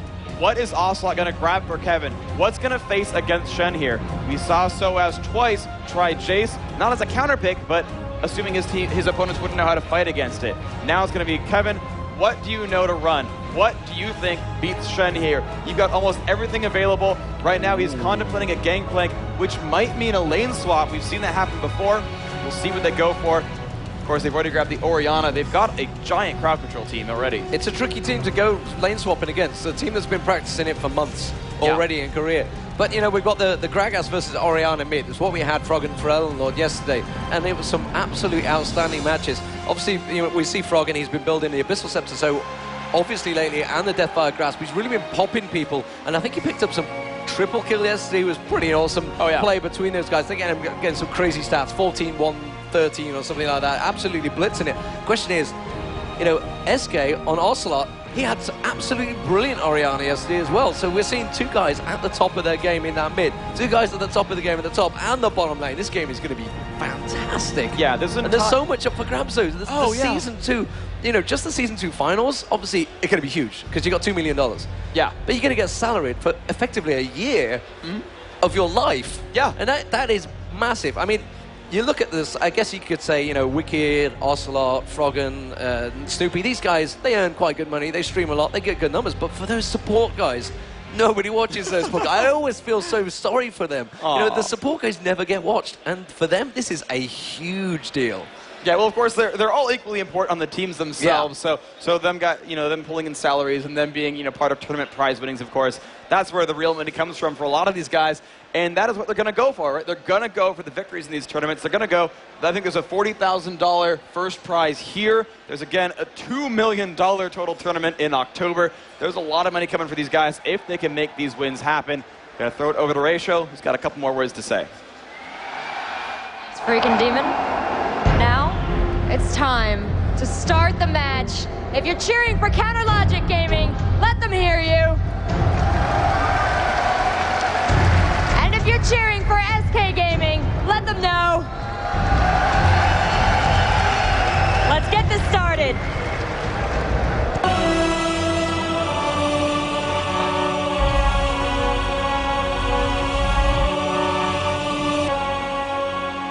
Alrighty, we can see ourselves into game one right now.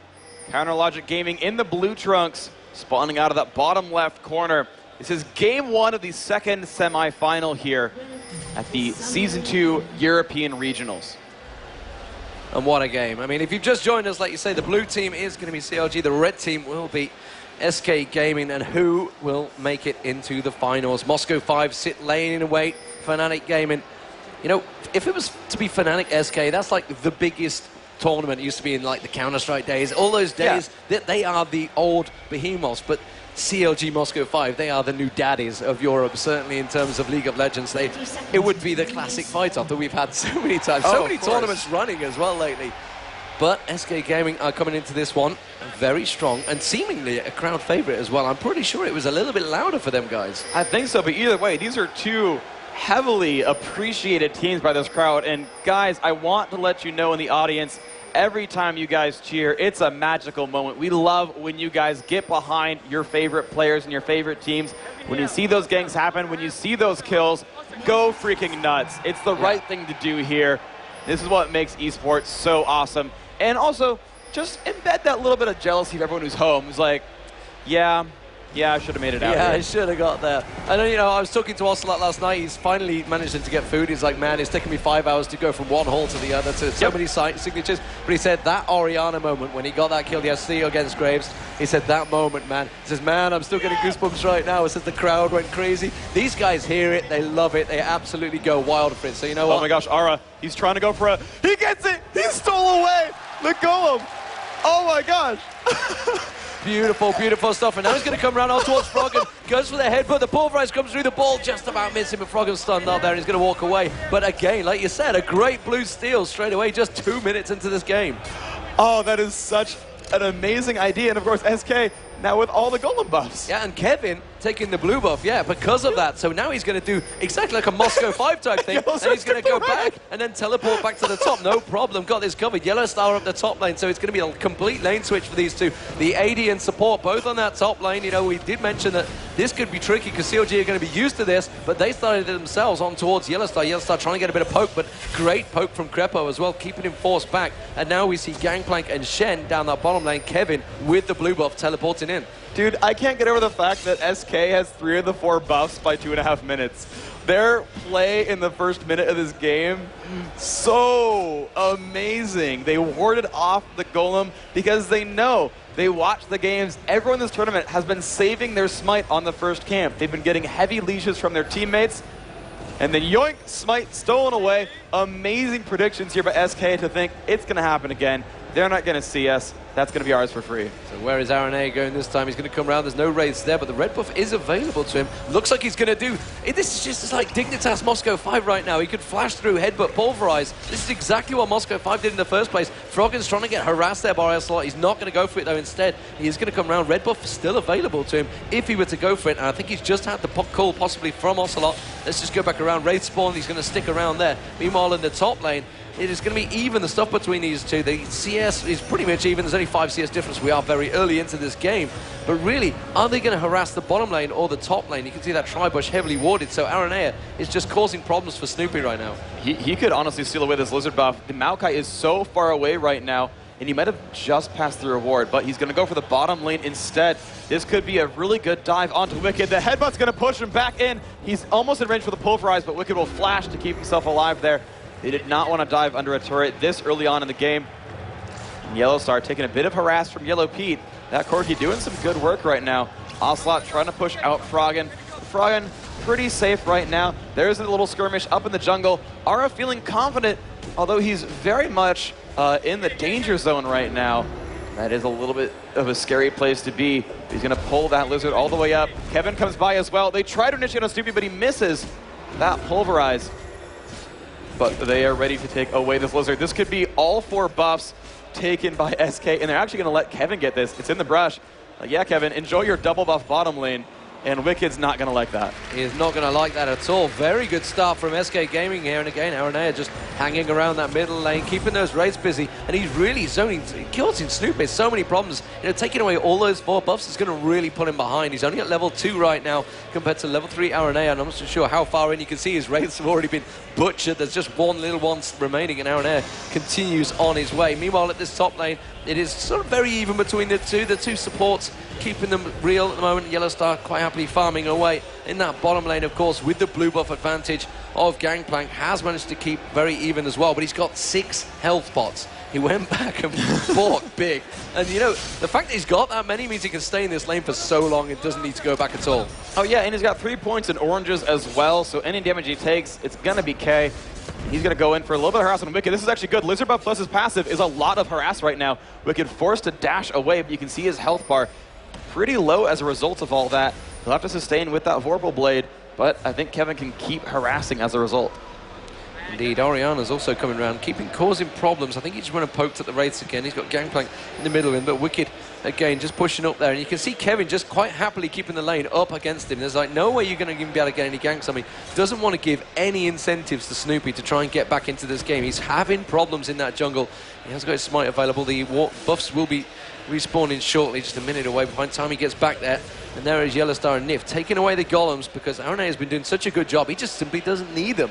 He's going to go back to his race and continue on the farm. No early first bloods, but as it stands, it's a very nice start for SK Gaming. double Doran's Blade for both AD carries, so they've both been back to buy. You can see that the jungle's just going back to go. Regrowth pen actually is going to be a Philo Stone. How do you stand on this GP10s lately? Because it's been so heavily stacked lately by all the supports, all the junglers.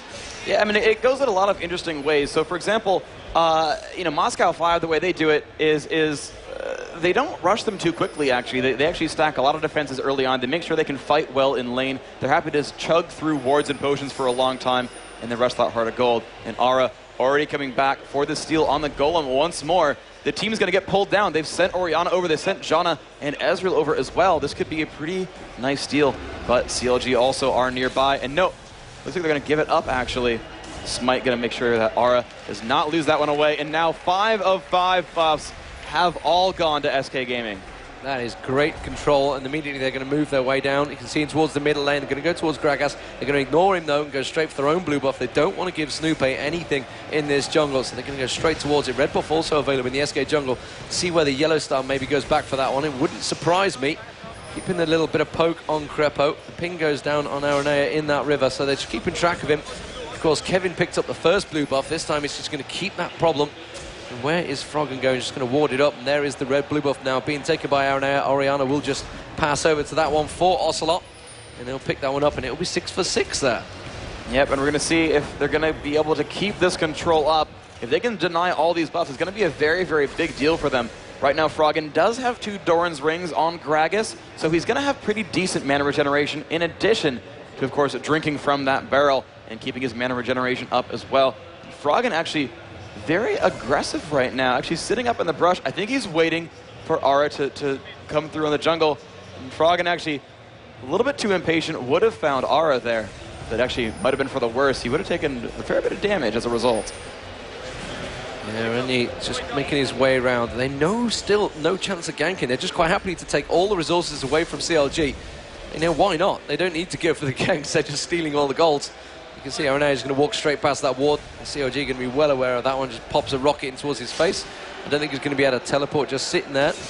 Meanwhile, Kevin, pretty much unharassed there. Ultimate coming out. Just going to actually a bit of farming for Krepo there as he gets the Howling Gale down the wave. Down that bottom lane, they're just, where are they going to peel off to? Is this going to be a switch, maybe, or an early dragon? You know, it could well be a 9-minute dragon. I think they're just going to go back and take those golems away, and possibly the red buff. The raid's being taken by Orianna as well. The ping goes down, so CLG well aware of that one. And CLG are going to have to go, you know, they're so famous for turtling up, they're going to have to go full turtle in this game so far. Yeah, well, they're right now down 500 gold just from the early game movements here of SK. Snoopeh just burned his smite on this golem camp, so if SK actually does say, hey, let's go ahead and do a dragon, it's actually going to give them quite the advantage with that spell still on cooldown for about a minute.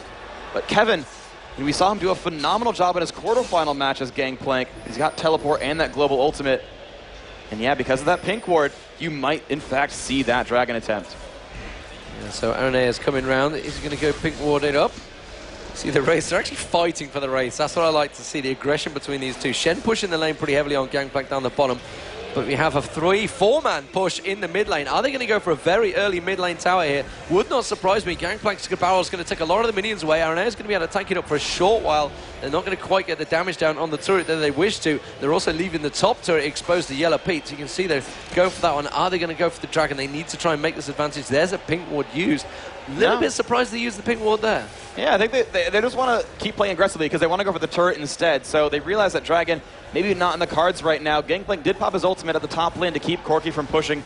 And now that Froggen did recall, SK is like, yes, 10 minutes in, there's our first turret, there's 1,000 gold, and now YellowStar can use his own ultimate to keep those minions at bay. And that top turret refuses to die because SK have a lot of global ultimates. They have a lot of control as well. They're going to go for Dragon here. There's a ward placed straight on it by CLG. You can see they're going towards it. Gangplank making his way up.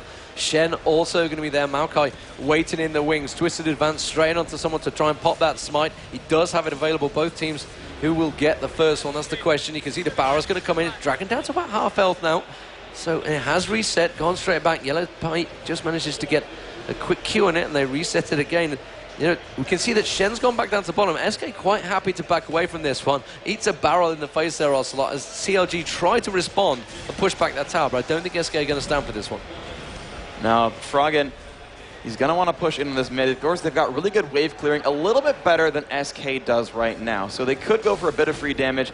But you're seeing no one really following up on that push. So SK doesn't have to stand for much, really, because CLG didn't go for a push there. Kevin staying up at the bottom lane. His summoner teleport back up. His ultimate cannon barrage, that global ranged area of effect, damage and slow. That's going to be back up in the next few seconds as well. So SK about to be firing on full cylinders once more.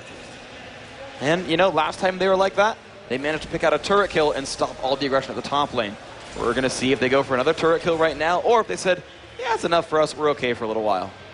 Yeah, I'm a little bit concerned for SK because CLG like to play this style. They quite happily sit there, get to about the 20-minute mark, and then they'll suddenly turn it on. The question is, will SK be able to respond to that? Because SK, at the moment, they seem to have that advantage, but they're not really driving it home. It's only his tiniest advantage, though. Still, again, no kills happening.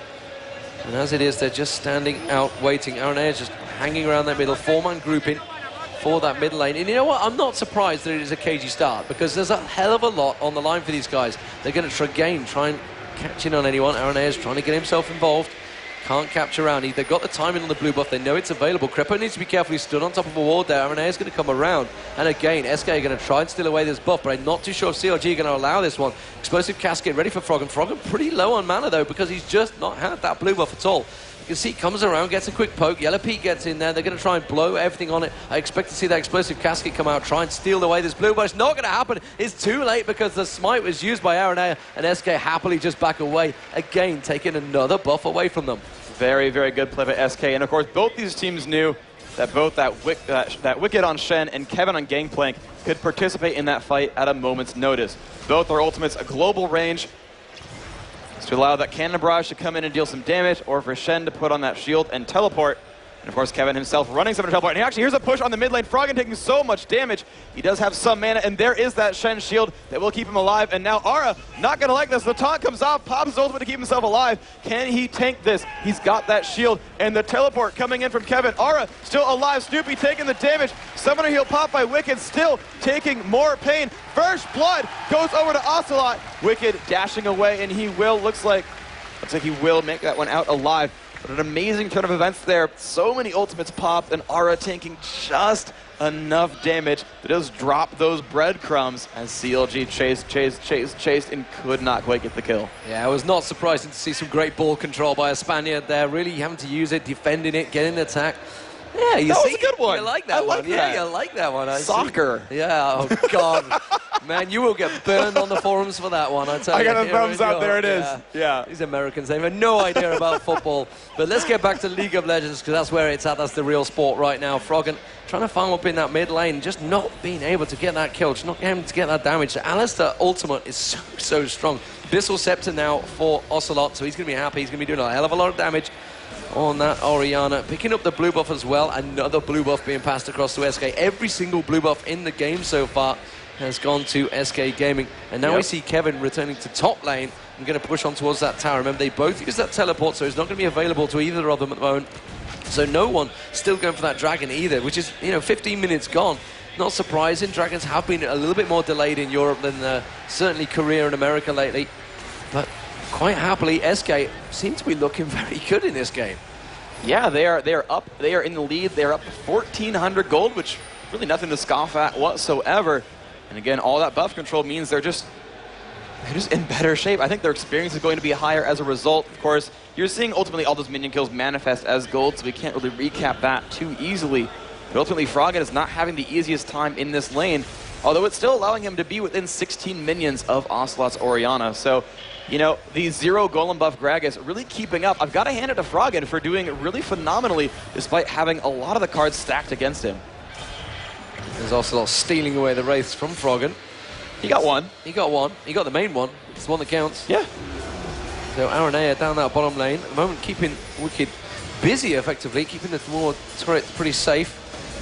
And SK Gaming with the only turret of the game at the moment. It's that middle one. It's a big important one. Takes away a lot of the vision, which is why you can see CLG got a lot of those wards out. They really need to keep good control of what is going on. This top tower could actually go down here. Krepo just comes in, to try and force him away. We do say Snoopeh coming up there. We can see actually that YellowStar trying to go aggressive. The exhaust use on him. Is he going to bother twisting advancing? He hasn't really got any support. Another exhaust use. This time they're actually diving, and Snoopeh having to use that twisted advance to escape the gank there because they realized that Ocelote was also coming up. He passed that ward in the river. And Froggen, again, just keeping them away. Very, very cautious play from both teams. Yeah, I'm surprised they didn't quite dive on that Sona, but I guess they were expecting, you know, Shen into crescendo and just a lot of pain out of nowhere. But still, they could have maybe called for the cannon barrage or something. I feel like they really could have gone for a kill there and gotten it pretty easily. However, they did get the push as Ocelote came to the top lane. They got that shove on the top turret, and now they've got 2 turret kills at the 17-minute mark, and SK are absolutely pulling ahead right now. Yeah, CLG currently about 2.5k behind that average by the 15-minute mark as well, so they're not really farming that well. Good headbutt to Froggen there. So no, you will not barrel that last minion. I will let the minions take it. Just these little things that you see now and again. It's occasionally, it's like when you have a Soraka in the game, who just walk by and just heal up that minion just to say, no, you're not having that one. Sorry. So annoying. And you can do the exact same with Alistair. Kevin at the moment, though, farming very well down this bottom. 141 minions to 143, so very much even between the top and bottom lanes. The 2 AD carries pretty much staying even, 127, 131. We are seeing boots mobility by Alistair. Something we've been seeing a hell of a lot, certainly from the Korean meta as well. Yeah. And I noticed the Europeans have been using it pretty heavily so far. You know, it's something that's just come back into it. It's the cycle of life, as it were, in League of Legends. And there's really not a lot going for it, but Ocelote is getting dived on there. He uses the ball to defend himself. He has got a 3-man gank. He's got a 4-man now. The crescendo is not going to be close enough, though, because he used a brilliant flash to just completely escape that 4-man. But CLG going to try and turn this one into a dragon. Oh, Froggen finds Nyph, though. A lot of damage, down to half health already. Ara in from the side. There's the ultimate, pushes them back into the team. The Ignite is on. He's trying to heal. Yellowpete trying to get the kill. He does get it. 1-1 now on the scoreboard. YellowStar jumping over the wall. Great play by Counter Logic Gaming there, putting all the damage they needed. An amazing kill pickup. And now CLG's ready to push 5-4 right now. They do have the numbers advantage. They could go for some equalizing turrets. Yeah, and the hit points actually on Wicked's a little bit low, but Ocelote as well doesn't really want to get too heavily involved in this, trying to throw that ball out, and Yellowpete doing a great bit of damage from range. Just keeping Ocelote low. It looks like Wickd is going to return again. They're not going to fight for that dragon. It is very defensive stuff. This is a CLG NA theory. You know, if the dragon is going to be a close fight, don't go for it. Just leave it. Just carry on in your lanes. Wow, the teleport from Kevin. They're going to go for another Golem Steal, and they get it. SK will not give that up. And now Froggen forced a body slam. Actually just right through that cannon barrage. Not much of a gain there. Well, the blue buff steal, of course, very big. And now Snoopeh kind of locked up, has to flash. Kevin trying to get in range. Looks like he'll not quite make that happen. But still, burning a flash doesn't suck whatsoever. Nyph, a little bit of a scary play. Looks like he'll make it out as well. And now SK pushing down on this lower turret here on the left-hand side of the map. This is a good place for them to be. Oriana down the bottom with Shen, actually. Ocelote taking a lot of damage from Wicked there.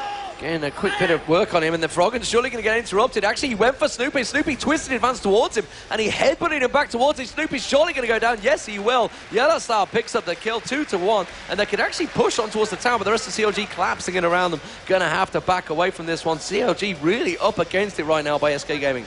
Wow, that was a just phenomenal dive there. They knew that Shen's ultimate was down. They had enough vision on the map to know that they could just sneak in behind and burst someone down.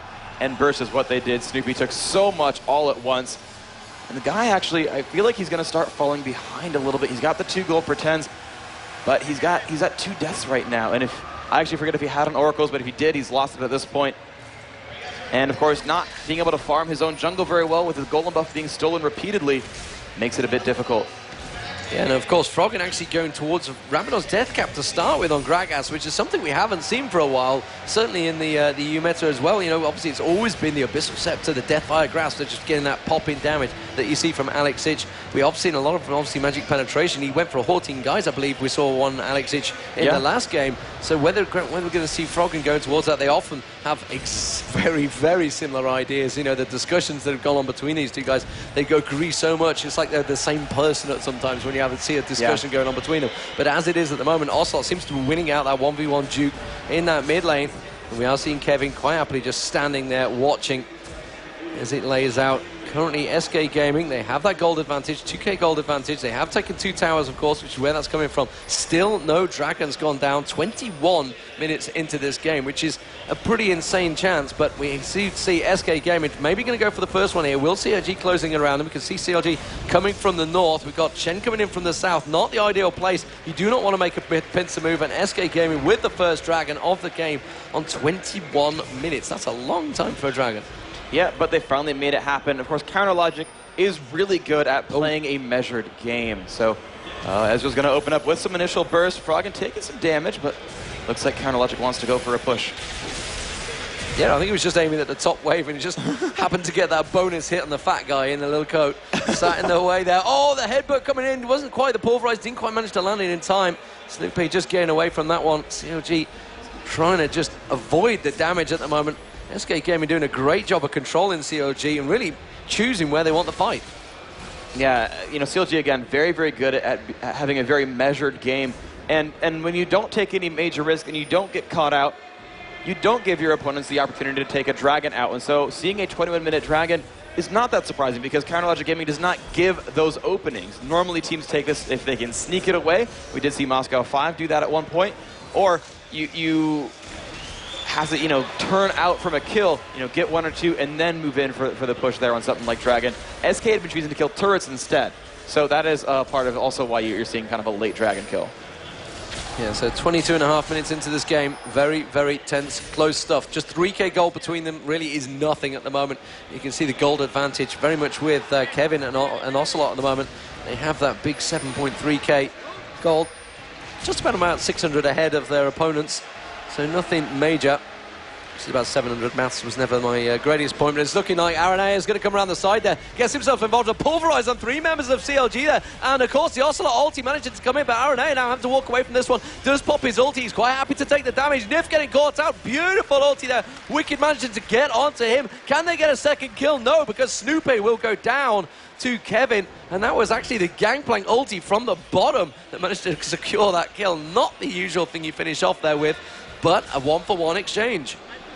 Yeah, that was absolutely phenomenal play by really all of both sides. The initial burst from Froggen was great. The initiation from Ara was phenomenal. He caught 4 people in Pulverize. They just could not get all the burst on top of it right away. He did finally close out with 1 kill on that side, making it a 1-for-1 exchange. But I was expected more damage from SK out of that initial opening. But it got turned around because of an amazing ultimate from Krepo on sOAZ. It made it so awesome. And now let's see just what happened there. The Pulverize comes off from Ara. He pops his ultimate immediately to block all this damage output, and Froggen's like, we'll just go for damage, we'll go for damage. An amazing Shenton, an amazing crescendo. Ocelote can back out, but that's okay. They're going to keep surviving this one. That one cannonball, just making that one happen as Snoopeh falls down.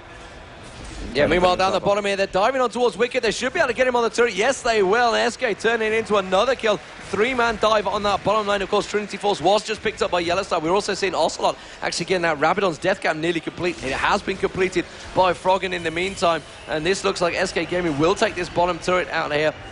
No problem at all. That's going to give them a 3-0 turret advantage now. We do see the top lane also being shot, but SK are trying to maneuver into a position for this mid lane inner turret or the bottom inner turret. The inner turrets are so much more valuable to take them down. Doesn't give you the gold advantage, but wow, the vision it takes away from your opposition is a huge thing. Froggen's going to try and put those barrels out. I'm not sure he's going to have quite enough. He goes for the explosive casket on YellowStar, but that's just more to force him away. Just trying to defend them waves of creeps there. Can they take that top turret down in the meantime? Yes, they will. It's going to be the first one for CLG.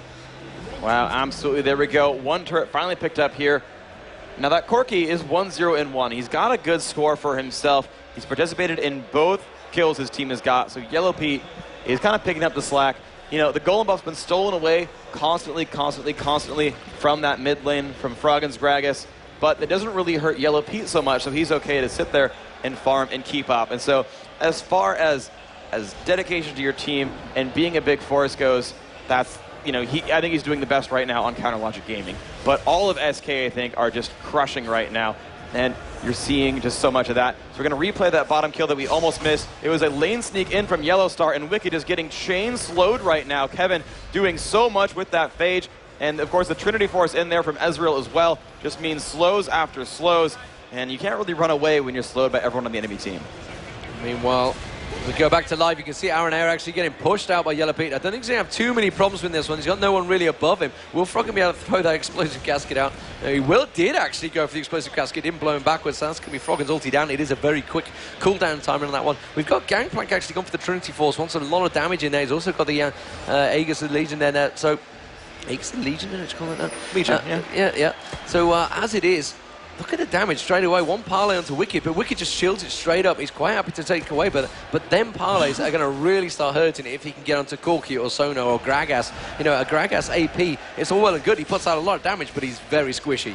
Oh, absolutely. And, you know, he's going to rely a little bit on the health he's getting from the Doran's rings. He's going to rely a little bit on that Drunken Rage, you know, drinking from that barrel, getting some damage reduction back up. But even still, he does not want to be on the front line. You know, he's going for that Rabbiddon's Death Cap to deal area of effect damage, try to drink, just kind of, you know, drop everyone down. Because you saw that Ocelote went for a lot of early magic resist, which means trying to get burst down with a Deathfire Grasp is not going to happen so much. And Counterlogic's playstyle really is really focused around making it to the late game, so it's not going to be quite as likely. Yeah, so Dragon available to him, but Araneae is actually going to get caught on the Exalt. Not sure if his ulti is going to be quite enough, but the ball again from Ocelote saves the day for Araneae for the second time running. Do not mess with the Spaniard's ball control. It is quite frankly outstanding. Crescendo goes across, going to go towards Nyph. Nyph has to use his Monsoon to try and blow them away. And this guy, a teleport from Kevin coming around the back there. The Gangplank ulti, Ocelote ulti as well, pulled Wickd in. Not really the target they wanted to get in there. This time the Howling Gale's going to get through, does catch onto Wickd. Again, not the right focus. YellowStar getting a lot of poke on him. Going to take down Krepo. Can they follow it up? Wickd very low on health there. Froggen's going to put that barrel out. Oh, the slow just catching on from Nyph, but the barrel onto Yellowpete was beautiful there. It's going to be one more parlay on towards Snoopeh. Will it slow him down enough for Ocelote to catch back up to this one? Yes, it will do. The damage that comes out from Ocelote quickly burned him down. The barrel goes across, tries to get the last cheeky heal on towards Nyph. Their dragon is, of course, up, and SK are going to turn that great little fight into a dragon. Yeah, but Froggen's still a little bit nearby as they go for the dragon kill. I don't think they're going to quite keep on it. Kevin actually trying to group up in the mid and find Froggen out. Looks like he will make his way out, and SK will get their second dragon here, fully uncontested, just like the last one was. So a good set of income coming in there. 5,000 gold now, the lead for SK Gaming. And a lot of people would consider this quite the upset if they take this match over. I mean, we saw an exceptionally close match at ACC Poland. We're seeing an exceptionally close match here as well. You can't count out either team. Again, 5,000 gold is not a guaranteed victory on either side right now. But it's SK putting out a very beautiful performance, stealing away so much of the jungle, and really team fighting very elegantly as well. Yeah, I mean, it's been from literally level 1 onwards. They've really been putting the pressure on. They got that blue steal right at the start. They got the red buff steals right at the start. They've really been in their faces. And Snoopeh at 0-4-2 has not been able to get involved in the game so far. He's not been able to get anywhere involved. He's had to get those GP10s early on. Hasn't even completed the boots yet. He's really struggling. They're going to get Mercury Treads up and running. But as we see, let's just check out the replay of that fight. All right, as Nyph pushes them back with Monsoon, the teleport comes in from Kevin. They try to push in, but Froggen flashes out, and now Wickd is the one being chased, getting pushed around a whole heck of a lot. It's not great for him right now. Now Wickd getting pushed away. YellowStar so very low, but they bursted down Krepo at the start. Wicked so low on health, 2 and 5. Nyph not going to like that, and an amazing barrel. It's going to drop him down. Back to live right now. You can see Nyph actually getting dived on a twisted advance from Snoopeh. Crescendo comes straight across as well. Very straight back in the action here. Very aggressive stuff. Wickd actually getting involved. Nyph got away at the top there. We'll be able to just walk away from this one. Wickd is going to get another taunt on towards Ocelote there. The ultimate from Ocelote just keeps Krepo and Yellowpete away. Flashes beautifully. Again, putting that defensive ball on him. Araneae with a flash. Pulverized, diving straight in. And Corki will finally pick up the kill. But my God, that was a hard-fought kill. They had to throw everything but the kitchen sink at them just to get one kill on Araneae. Yeah, but that's how comebacks are made. No matter how much effort it takes, you pick up a kill and you got yourself some gold. You got yourself back in that game. You're going to want to do that just over and over until you really cement an advantage for yourself. Gangplank might get caught out here. He's in the bush. He did just take the bottom turret down, but at the moment you can see actually Yellowpete. They're going to come around and pinch the move on him on that red buff. Suddenly he realizes it flashes straight in towards Yellowpete. Yellowpete, Kevin Torrey getting a good shot on him. He will be able to finish it off. YellowStar with the Q through the bush, picks it up and takes the red buff as well. Beautiful play by SK again. Wow, and now 7-4. They are still just clawing their way into the lead right now. I think they're going to want to, they give that one away to Kevin on that lizard buff. Level 18 for him. He thinks he's one of the first ones on the map to reach max level in this game. Froggen and Wickd both on CLG, still only 17, so definitely an experience advantage here for SK Gaming. That's going to help them push on right now as they go in for their 5th turret kill of the map. Yeah, they're going to take this turret quite easily. Froggen a long way away at the moment. Meanwhile, Araneae is quite happily farming in that jungle. CLG just going to have to accept the fact they've lost the 5th turret. 5-1 in turrets. And this is something we saw, certainly from the Korean teams. They go very aggressive on turrets, because at the end of the day, turrets win games. You take the turrets and the Nexus. Doesn't matter how many kills you have in this game. You know, as CLG proved against Moscow 5 in DreamHack, you know, you could have a crazy gold advantage, but if you mess up that one big fight, they can certainly punish you.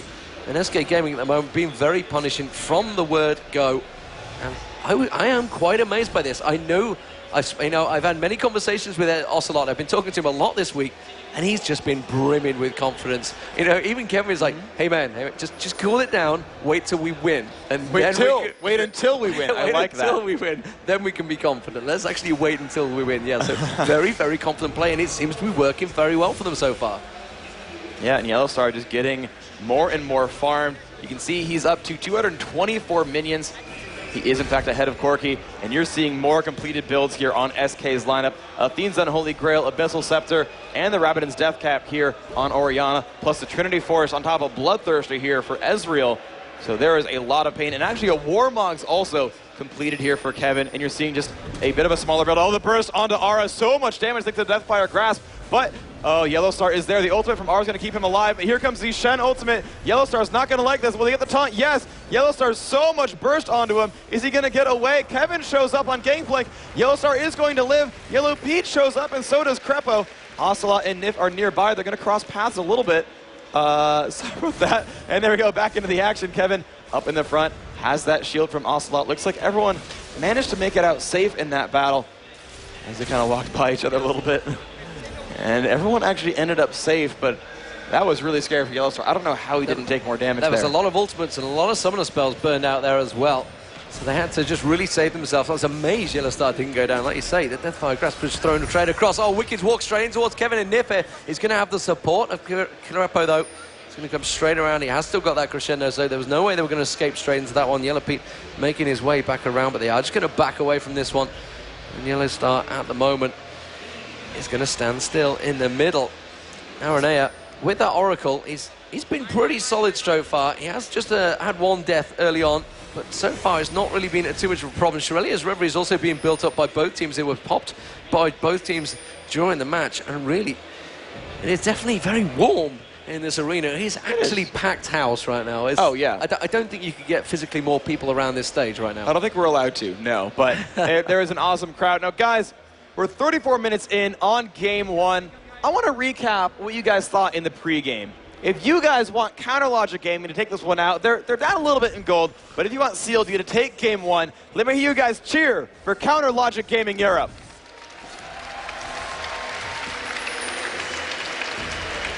Okay. It's okay, but if you want to see SK currently 7-4 up in this game, if you want to see them take this game, give them a cheer.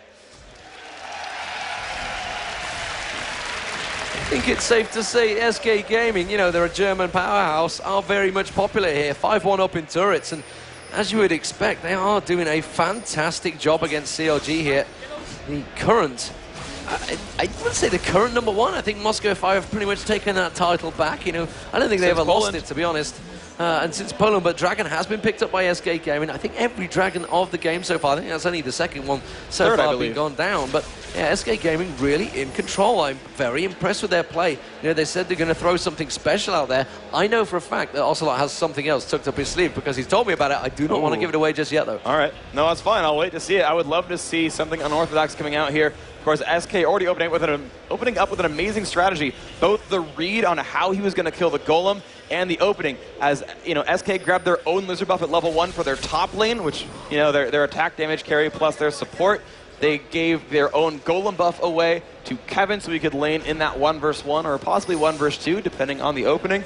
But it was that steal, and then of course it was just that last Lizard buff, and they did in fact steal that one away. Just taking so much of that map. I love SK's opening to this matchup, and you know CLG is going to have to make some changes to kind of get back from something like that. SK really looking forward to a push right now. YellowStar taking a bit of damage, And again, their team does not have a healer, so they're going to rely on Lifesteal and Spell Vamp to keep their health up. Yeah, so as it is at the moment, CLG just holding that defense. We've seen CLG in this position so often. You know, the gold advantage, it doesn't seem to matter to them. They haven't got an Anivia, though, to hold the line, but they still have not lost the base tower. Until they lose that base tower, until they lose that inhibitor, they are still feeling pretty secure. I would never, ever rule them out, because if anyone can come back from these things, it is CLG. And they have proven it many, many times. Araneae have been very ballsy there with that Oracle, just getting himself at the front line. He's quite happy to just fend them off. They've got that Oracle, they just pop out that one ward they had, and a little bit of vision that CLG had there. And as it is at the moment, there is 0 wards towards the Baron. Nobody has vision over that one. SK Gaming have got that 1 ward towards it, and CLG are very aware of that. You know, if SK Gaming suddenly all disappear out of vision, they've got to be thinking, okay, we need to get some sort of vision in and around that area, which is why you can see those saplings going towards that way. They do keep a glimpse on him. That Baron will just take out those minion waves, and now they can see Gangplank's gone top, so SK just having to go back and farm. Can CLG take advantage of this one? They're going to see Nyph go back. Now they're down to a 5-on-3 in this middle lane. They should be able to take this turret down if anyone wants to tank it, but they do not.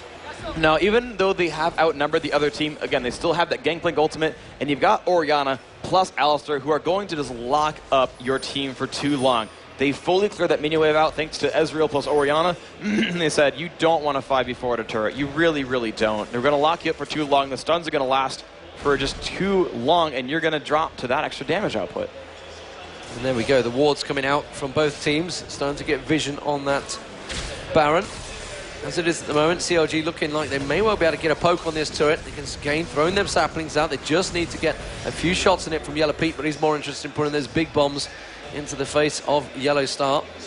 He's just backing away at the moment. YellowStar's going to take away that blue buff, get that cooldown reduction on his ulti, because that ulti can zip across the map. You see Ocelote waving his face there, feeling the heat on the stage. And you know, we talk about these guys, the pressure they are under, the stage lights they are under. It is a very hot environment here in Germany, and not for the first time. You know, these guys are used to it. They were on stage in Poland. It was incredibly hot there.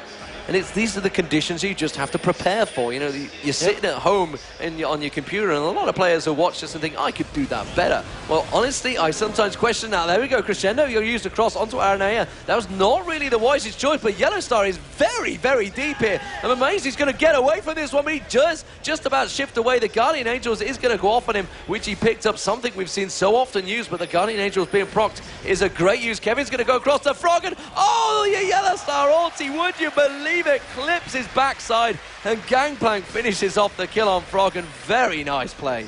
That was a nice set of coordination there. YellowStar, I thought he got too aggressive. He dove in on that Gragas, got bursted full to 0 in about 2 seconds, but he had a Guardian Angel, so he knew he could take that risk and be okay.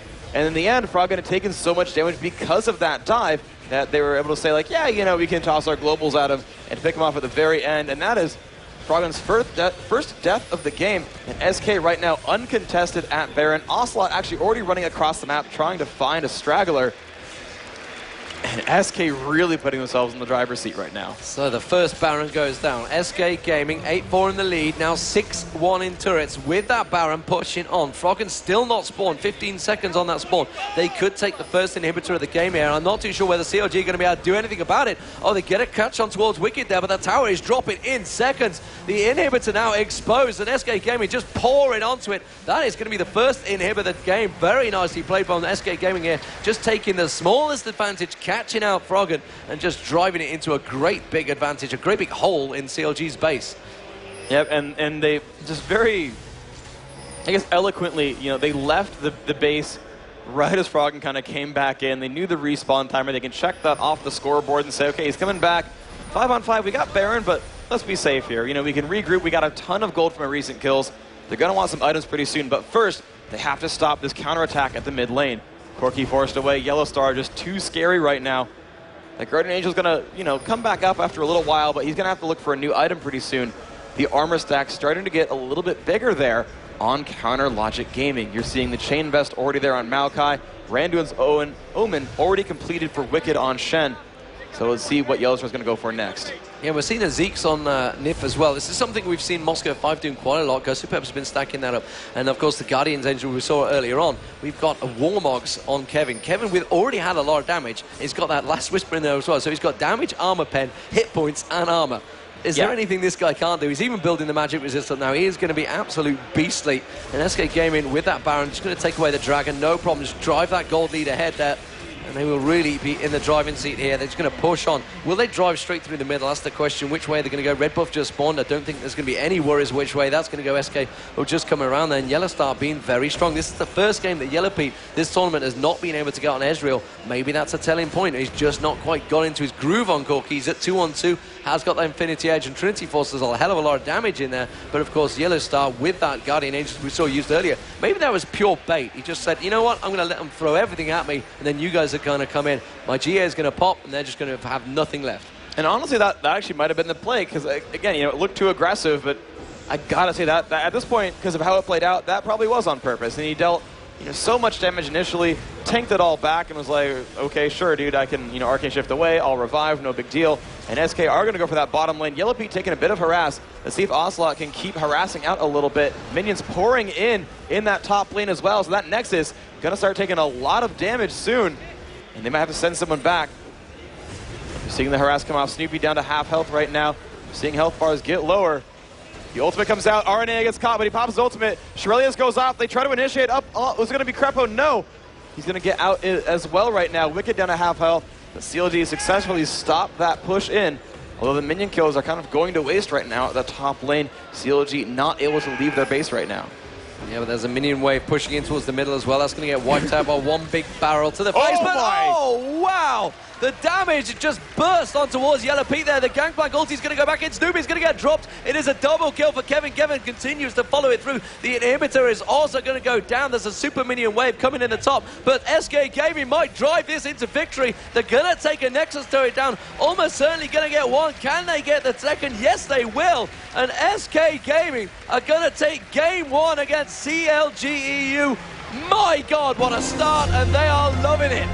That was an amazing overall performance by SK. You just see them just kind of collapsing on each other, waving air in his face again. The hugs coming out.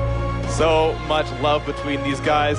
Dude, I think Ocelote's like #1 hugger of all teammates. He just like runs around and is like, dude, you were awesome. Bear hug from the back. Dude, you were awesome too. And just, and I'd love to see that too. These guys having such great camaraderie, you know, congratulating each other for great plays. You know, not calling each other out for mistakes, but saying, no, you were awesome.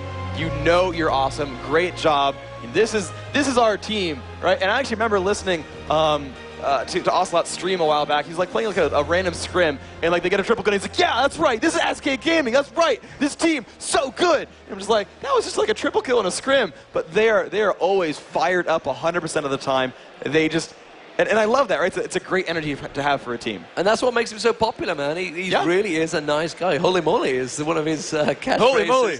He's actually trademarked that one as well. So you've got to be careful when you say that. Yeah, making his name. And, you know, they are just an infectious team. You know, the crowd were happy for them, which has surprised me. You know, CLG.EU are a huge, huge favorite. But SK Gaming right now seem to be riding the crest of a wave.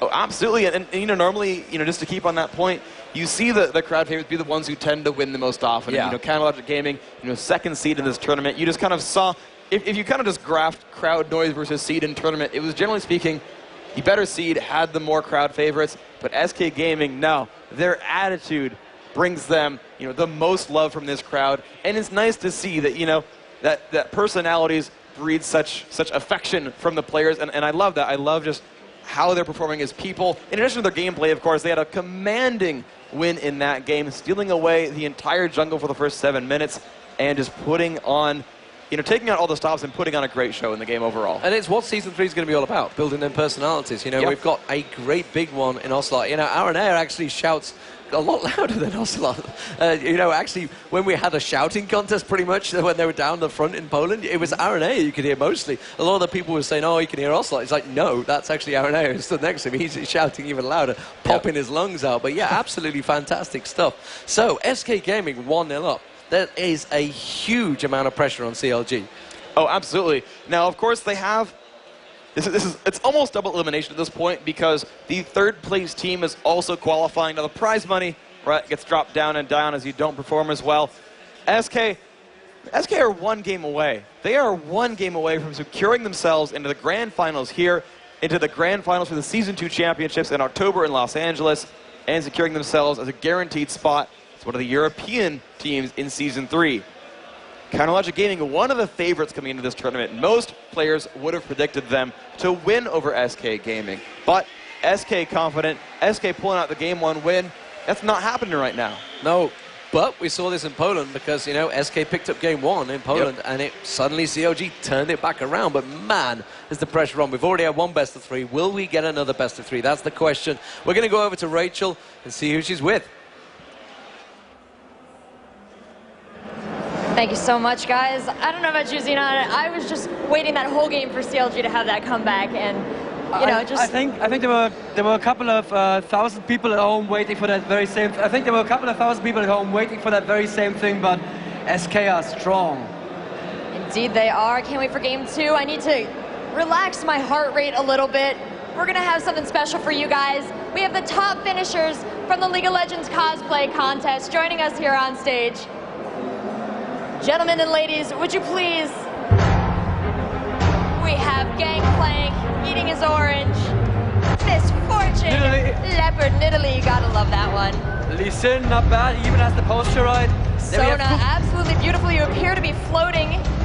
Gookie Sona, Surfer, Singed, very good. There we have Gothic Annie, Garen, of course. Karma, very underplayed, but well cosplayed here. Shaco, I thought I banned you, get out of here. Brolap. Nice, nicely done. Lulu, oh, you're so cute. Please come out.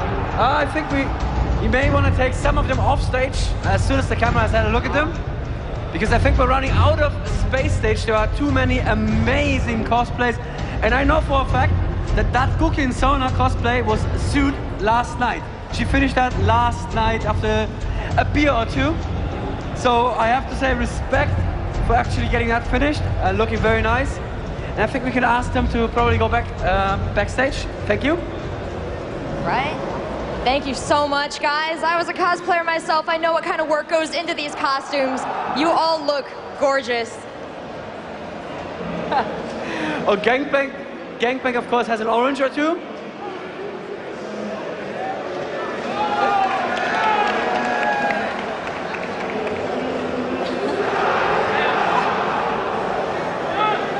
And I believe those are real oranges, so be careful. There we go. Thank you, and no. I have to go.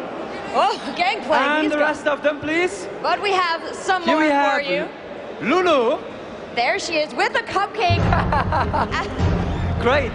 Ah, we have, look at that, Warwick wearing the skin of Earth that he killed. Here is our 3rd place finisher. 2nd place finisher here, Singed in full armor with full bundle on his back. And the Minions. And Rachel, I believe the Minions won this contest. Indeed they did. So maybe we could go and ask them a couple of questions. You're the only one that can speak with them, so yes. Hi. I'm going to ask you a couple of questions in German, but I'll translate for the crowd. Wie seid ihr auf die Idee gekommen, Minions zu spielen? Wir dachten halt, dass wahrscheinlich die meisten anderen Cosplays Champions sein werden, und dann haben wir eine originellere Idee gesucht und sind auf die Minions gekommen. So they thought it would be the more original idea to go for Minions rather than Champions, and it seems to have turned out. And let me look here at your book. Winnetou, very nice. Now we finally know what the Minions are reading. One last question for you, maybe in German as well. Was denkst du muss passieren, damit die Minions endlich mal ein bisschen Anerkennung kriegen in der Liga? Die müssen gebufft werden. Okay, so he asked what has to happen for the Minions to get a little bit of respect in the league, and clearly the answer is we're gonna have to buff Minions, but I think as great as these Minions are looking, they don't need any buffs. They're doing very well. Thanks very much, guys. Maybe a round of applause for Minions.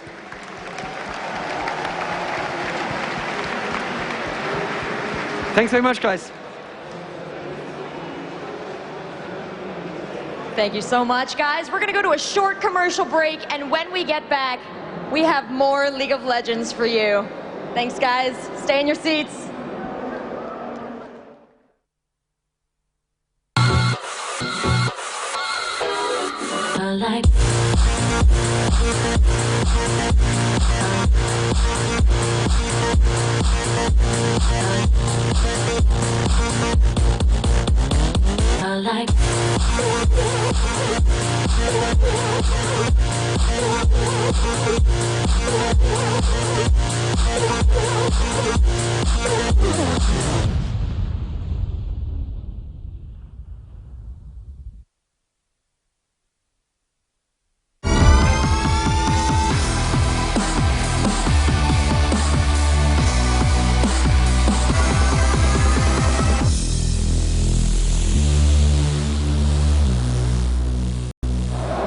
Welcome back, everyone. We just saw the first game between CLG.EU and SK Gaming. And while it wasn't close, it was still very exciting, given that both these teams are extremely skilled and anything can happen. What they are playing for now is a chance for the finals of Gamescom, and that means a chance for the finals in Los Angeles in October for the League of Legends Season 2, as well as a spot in the League of Legends Championship Series. There's so much on the line here, and there are so many fans in attendance. I know Rivington's out in the crowd with one of them who has a very strong opinion about who might win. Rivington? All right, thanks, Rachel. Yep, Rivington here in the crowd. We're just kind of hanging out on the right side. This place is absolutely packed, and I gotta say, it's a little warm in here. You guys feeling hot? Yeah, it is packed full of people. They're almost gonna have to stop letting them in. And I am joined here by Sasha. Sasha, what do you think of that first matchup? I think it was fine, but SK clearly won.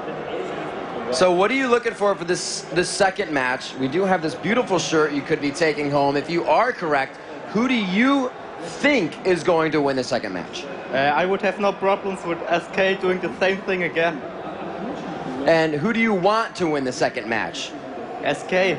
All right, so it's going to be straight SK from him. CLG needing to bring this one back.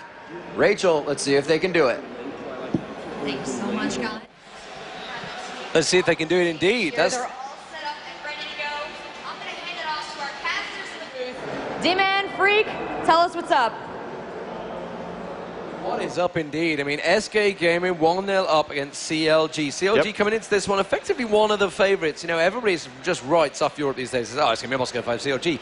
SK Gaming and FNATIC have really proved it otherwise at this tournament. FNATIC put up some fantastic fights against Moscow 5, you know, taking it to a best-of-3 series.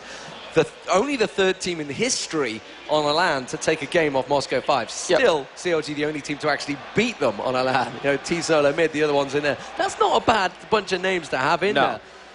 SK Gaming against CLG, you know, I'm trying to think of how many teams have actually taken games off CLG on the LAN, other than Moscow 5. Well, TSM. Okay, we got. When did they match up? The American tournament they had.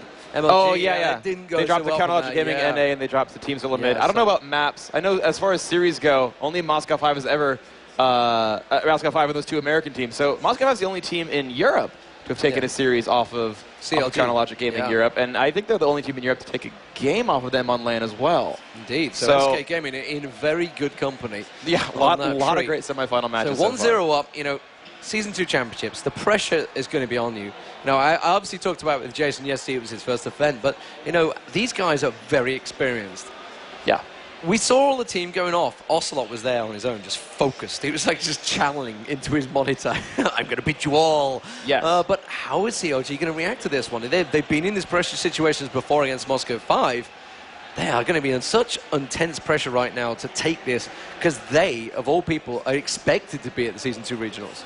Yeah, I think the real issue, I think it started from the very beginning, that their individual skill was phenomenal. That even though Froggen, I think, never got a golem buff like all game, he kept up with Ocelote and minions. And Ocelote like had golem buff to golem buff to golem buff to golem buff like the entire game through. So, you know, even starved man a little bit, right? You saw Froggen really keep up with his opponent. And you saw, you know, the bottom lane kept up and the top lane kept up. The laning actually overall really kept up for Counterlogic Gaming. The only thing that really faltered for them was that they gave up a lot of early advantages from the jungle invades. And I think I can really only attribute that to being a little bit overconfident. I think that's really what it is they didn't have a lot of ward coverage. They went for the heavy leash. They didn't watch to see the aura came in, you know, because the first two buffs that were grabbed were in SK's own jungle, right? They said, YellowStar, go grab your lizard, that's fine. You know, Kevin, go grab our golem, that's fine, no one's going to touch you. and then they got to invade, and they got to invade for the Lizard buff. And what you kind of saw was CLG didn't make those same choices. They didn't go for their own buffs. They're like, well, let the jungler take it with auto attacks, and, you know, we'll just get it low and whatever. And, you know, they didn't go for anything big. And again, this is the semifinal. If you win here, you're in on so many fronts. And SK were like, yeah, we're pulling out all the stops, right? We're going to invade, we're going to do cool stuff, we're going to ward your golem buff. SK, I think, really played the match the way it was supposed to be played, which was let's do all the things. Let's just shotgun all the cool things we know how to do and overwhelm CLG. And that's what they did. CLG was just like, well, we know we're really good, so we're just going to kind of play our game, whatever. But they didn't bring anything massive. And that's what they need to do right now is when you're at such a high level of competition, you need to do cool things every time. You need to bring out something massive. You need to bring out something surprising. You need to overwhelm your competition. And you know, this is what we saw Moscow 5 do back at IEM Kiev, was out of nowhere. By the way, guys, stealing buffs was really good. By the way, being really aggressive, actually really good. And teams were just safe to say, well, you know, we'll farm, we'll get our buffs, whatever. And this kind of reminds me of that same situation. Well, Teleport Gangplank exactly came from that tournament, Kiev, and that's what they used at the start. So here we are, picks and bans coming out. Cartha's being banned out by SK. No surprise there. COG very much strong on that one. And Anivia. We're not going to get to see Froggen on Anivia, but Yorick and Shen banned out this time around. They do not want that solo Shen in that bottom lane. And it's actually, we talked about this the other day, it's the red team's job to ban Shen. It kind of is, although last time SK just didn't ban it and didn't care. Look, Shen, great dude. We're going to run Gangplank and take Alistar. Thank you very much. So CounterLogic Gaming might drop off those respect bans, right? Morgana so far not banned, and Alistar's not banned, so SK might bait that out there. They're going to drop Ezreal. I actually like that choice so much, because Morgana is really kind of a one-sided pick. Froggen doesn't play her so much, and so now CLG says, well, we either give you Alistar, and I'm going to bet a little bit that that this is going to be an Alistar pick right here, or, you know, they give up the Morgana and things like that. So SK going to consider their first pick It could be Morgana, Ocelote versus certainly very strong in it. R is also available. Oh. Wow. I'm so wrong right now. Using the first pick to go for Nunu, that does surprise me, which means possibly we could be seeing a Corki down that bottom lane. I would expect it with Yellowpete maybe now. YellowStar, sorry, get it right.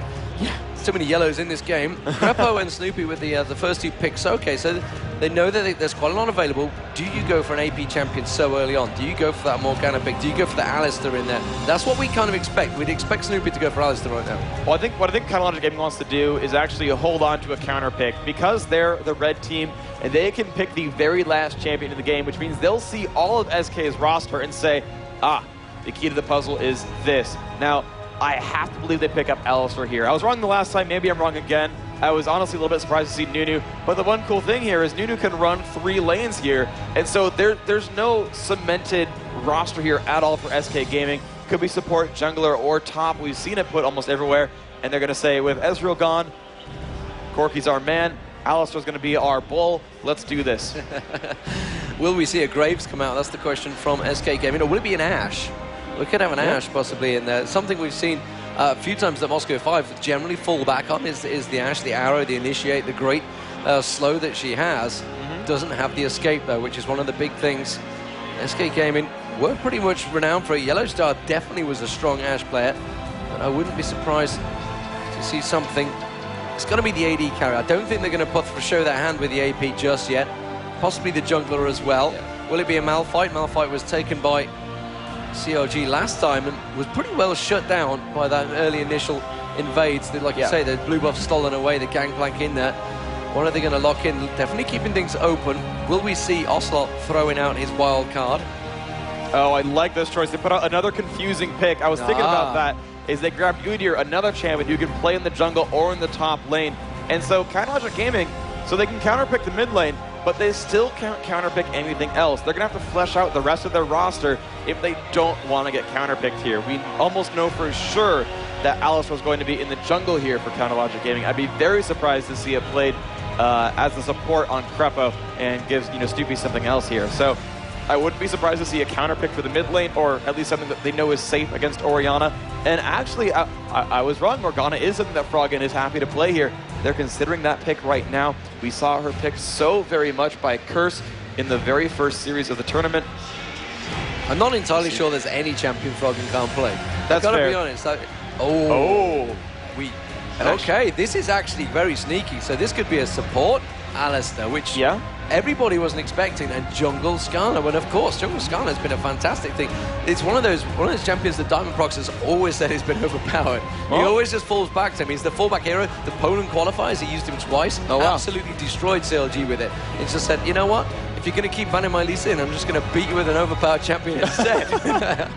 Well, and for what it's worth, on top of that, I've seen top lane Skarner too. Yes. He has a lot of sustain. He can get so farmed, and rushing that Frozen Heart, the way you kind of play Skarner is you try to get to max cooldown reduction. As soon as you reach there, you get so many more shields, you get so many more heals, you put your abilities back up from cooldown so quickly that you can be almost unkillable. And the way you actually count how good you are as Skarner is how many shields you got in a fight. Yeah. You can fight some guy at 10% health and be like, well, I'm gonna get 7 shields off in the battle, so there's 1,400 health you're not expecting. And it's a possibility. I've been wrong now, I think 5 times in a row on champion picks, so I'm gonna stop guessing at this point. But we'll see. SK's gonna fill out the roster. You're just calling him 100% right now. I just throwing him out there, Gangplank, Ash, no problem. It's K. Well played, sir. Well played. Hey, I did it at CBIT, so you know what? It's only fair that I carry on going. But, what are they going to go with now? So, they're both pretty tanky teams. So, Gangplank's going to be generally pretty tanky. Oriana's going to have that defensive ball to go throw and some of that. Odia generally can get built very tanky. And, of course, Nunu is generally very strong. And, of course, they're going to have Wickd on Aurelia, which means it is going to be a Krepo support. Alistair down that bottom lane. I love how these teams are starting to pick these days. They're throwing out those things. I mean, it actually could be jungle Gangplank. It might not be solo Gangplank on that top lane. It could be Udyr. But I'm going to guess, wow. Okay, last minute switch to Renekton there. Will he go with that one? He played a very good Renekton yesterday against Aurelia. And maybe they're going through that same thought. Is it actually going to be Gangplank, or is it going to be Udyr on that top lane? Who would you rather have against possibly an Udyr? Well, I think it's going to be most likely Gangplank in the solo lane. Kevin's now run him for, I believe, the 3rd time this tournament, and he's been just dominating right now as Gangplank, so I would not be surprised to see him keep that up. He is going to be fighting up against a Renekton, and that's going to be a lane where they both have sustain, but they can both dive in for a lot of damage. And so I think you'll see it be a little bit snowbally in that whoever gets a really big early advantage can really push that one through. We saw Wickd do that up against Alternate when he grabbed the Renekton against that Aurelia. He got a little bit of an advantage early on and then just carried that through and dominated that lane. We might see Wickd go for a second attempt here, but this is all the marbles here for Chronologic Gaming. They're going to pick champions they know are going to work well, and it's them saying, yeah, we got Alistair, but no, we really want this Skarner. Yes, we know that Froggen's known for, all these amazing champions, but we need you on Morgana. Yellowpete, Corky's yours, let's do it up. And SK the same way.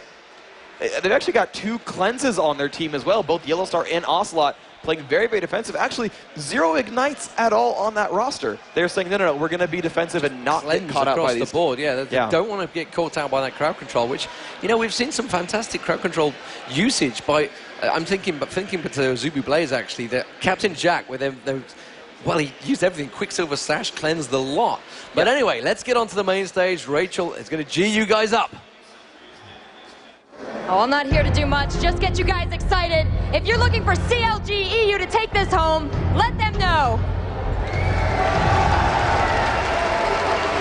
And if you want to see SK take this 2-0, let them hear it. Love you guys. Let's see this game.